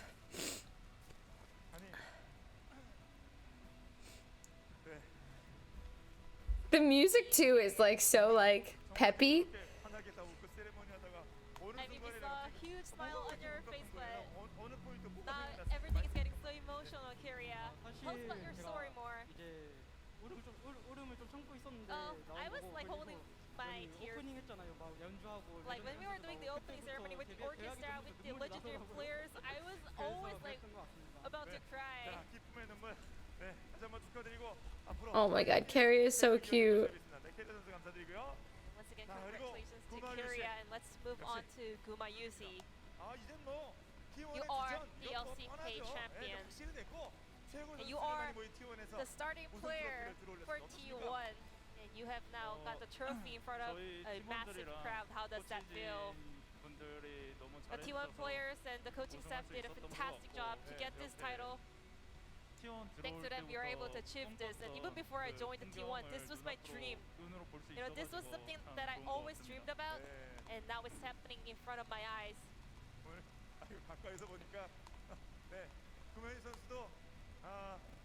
Yeah, and Gumayusi. How do you feel right now? Feels great. Your performance on Jinx, especially the ults, were so on point. You were just sniping on everyone. Tell us about your Jinx ult, you know, it was fantastic. I was feeling pretty well today. Oh. I was in a good mood, and Jinx is one of my comfort picks. So I was able to perform pretty well. Let's move on to owner. 일단 저희가 컨디션 조절을 First off, 잘하기 위해서 we really focus on keeping the best, conditions, physical conditions. So we stayed at Ilsan yesterday already.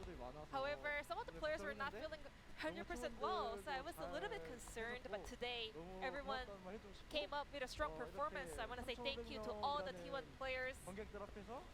And also, like, I feel so honored. Obo Nobo, thank you so much. Thank you for the prime. My T1 shirt is at home. I'm on tour right now. I know I forgot to bring it. I have my sweatshirt on our tour bus, but I'm in the hotel. DJ Friendstar, thank you for the prime. Thank you so much.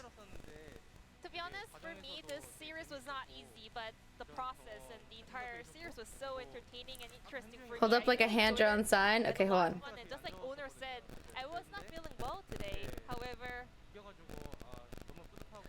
I feel so proud of myself that we were able to actually push through and get this victory. Now it's time to hear from the coaching staff from T1. Oh, that was bad.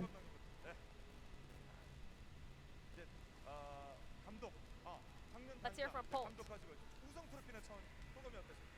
Can you see it? This is Wait. your first LCK Oh. title. How do you feel? Hold on. I had one goal in my mind when I was joining T1. Let's get a trophy. Oh, T1 win. And this is not the end of our journey. We're gonna reach higher together.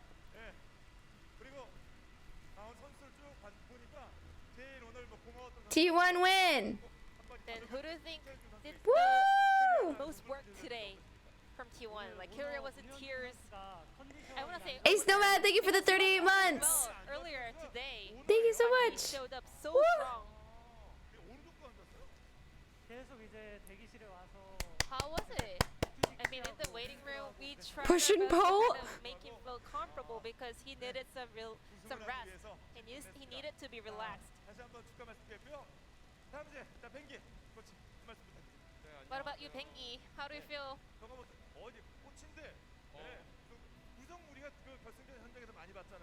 I mean, we saw you so many times on the final stage, and now you're leading a team as a coach. Carrier. This is LCK's 10th anniversary, and T1 won their 10th Bingy. title. It feels amazing. And also, our talented players worked so hard for this result, and we were Faker able was to right, get a yeah. beautiful result thanks to their hard work.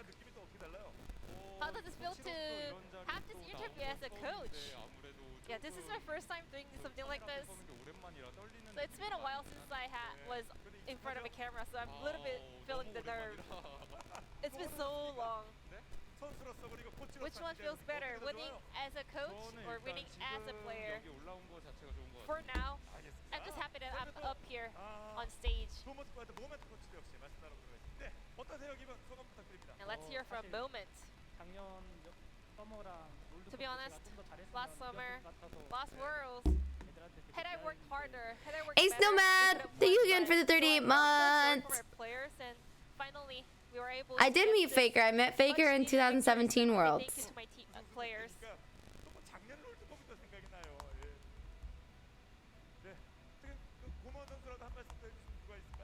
Any message over to a player from T1? I mean, owner, he's been doing fantastic today. You know, he was feeling unwell today, but he still carried the team. So I want to say thank you to owner. And Owner crushed it. I met God. I did. we're also doing a fantastic job for T1 in order to secure this title. So pog. This year I'm having a new challenge, and I'm happy that I was able to learn a lot from great players and great coaching staff. 알겠습니다. 자, 이렇게 해서 결승전에서 말씀 나눠봤고 이제 MSI가 준비되어 있습니다. And MSI is just around the corner. Faker, MSI 과거 말씀 또 여쭙지 않을 수가 없는데 what is your resolution and mindset heading into that international tournament happening in Busan next May? 또 이제 저는 한국에서 하는 So, 국제대회가 거의 처음이거든요. this is my first experience to attend an international tournament happening in Korea, so I really want to win that MSI, and today as well I wasn't feeling well. So So I hope I can come back stronger for the MSI because it feels like I was not able to keep my words because I promised for Red fans that I will perform at my best level, but I was not able to do so today. So I'm gonna come back stronger for MSI. 선물이 될 수도 있는데 MSI에서 누구 만나고 싶습니까? Who do you want to face against the MSI? 엄청난 기쁨이 될것 같은데 혹시 Your 상관없으십니까? mention 나와! is a huge issue around the world. I don't care whoever. 알겠습니다. 자, 우리 최선원 감독님. 네, MSI. And Polt. 끝으로 어떤 목표를 가지고 계시고 Lastly, 목표를 어떻게 이루실 what is your goal 각오 부탁드립니다. heading into the MSI? Because this MSI is happening in Korea and we are representing. I hope they feel okay. We'll do our best. I hope this makes them feel better. And this is the end of the champion interview from the T1 players and coaching staff. And I'm gonna toss it back to our casters. Thank you.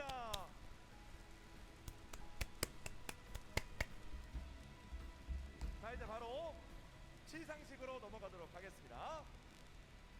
자, 시상식. 자, 우승 그리고 MVP 이 순서로 갑니다. 자, 우리은행과 함께하는 2022 LOL 챔피언스 코리아 스프링 스플릿 시상식을 거행하도록 하겠습니다. 역대급 치열했던 이번 시즌 우승팀에 대한 시상에는 이번 대회도 역시 아낌없는 지원을 LCK, CL, 아카데미 시리즈까지 해주신 우리은행의 Son, there we go. Thank you, G-Sun, for that amazing translation. We are now going to hand out all the prizes to our victor here, as Buckley will come out and help to give out these prizes. Of course, Rebank, one of our big sponsors on the Korean side. Huge prize to the side of T1, but maybe more than the money. Going to MSI might be even bigger. Yeah, for sure, and I think it's the legacy that this win represents for Faker, for the organization, and also for these newer players. The emotions that we saw from Keria in that interview. Okay. You could definitely feel. I'm gonna head off there's stream. The B10 shirt. But GG's to T1. Okay, you prepare. Thank you so much, guys, for watching. I'm gonna go eat, and I'm so excited for the T1 win. I love you guys so much. Considering the nerves, bye everybody. Love you. Such a young player going up on such a big stage. Absolutely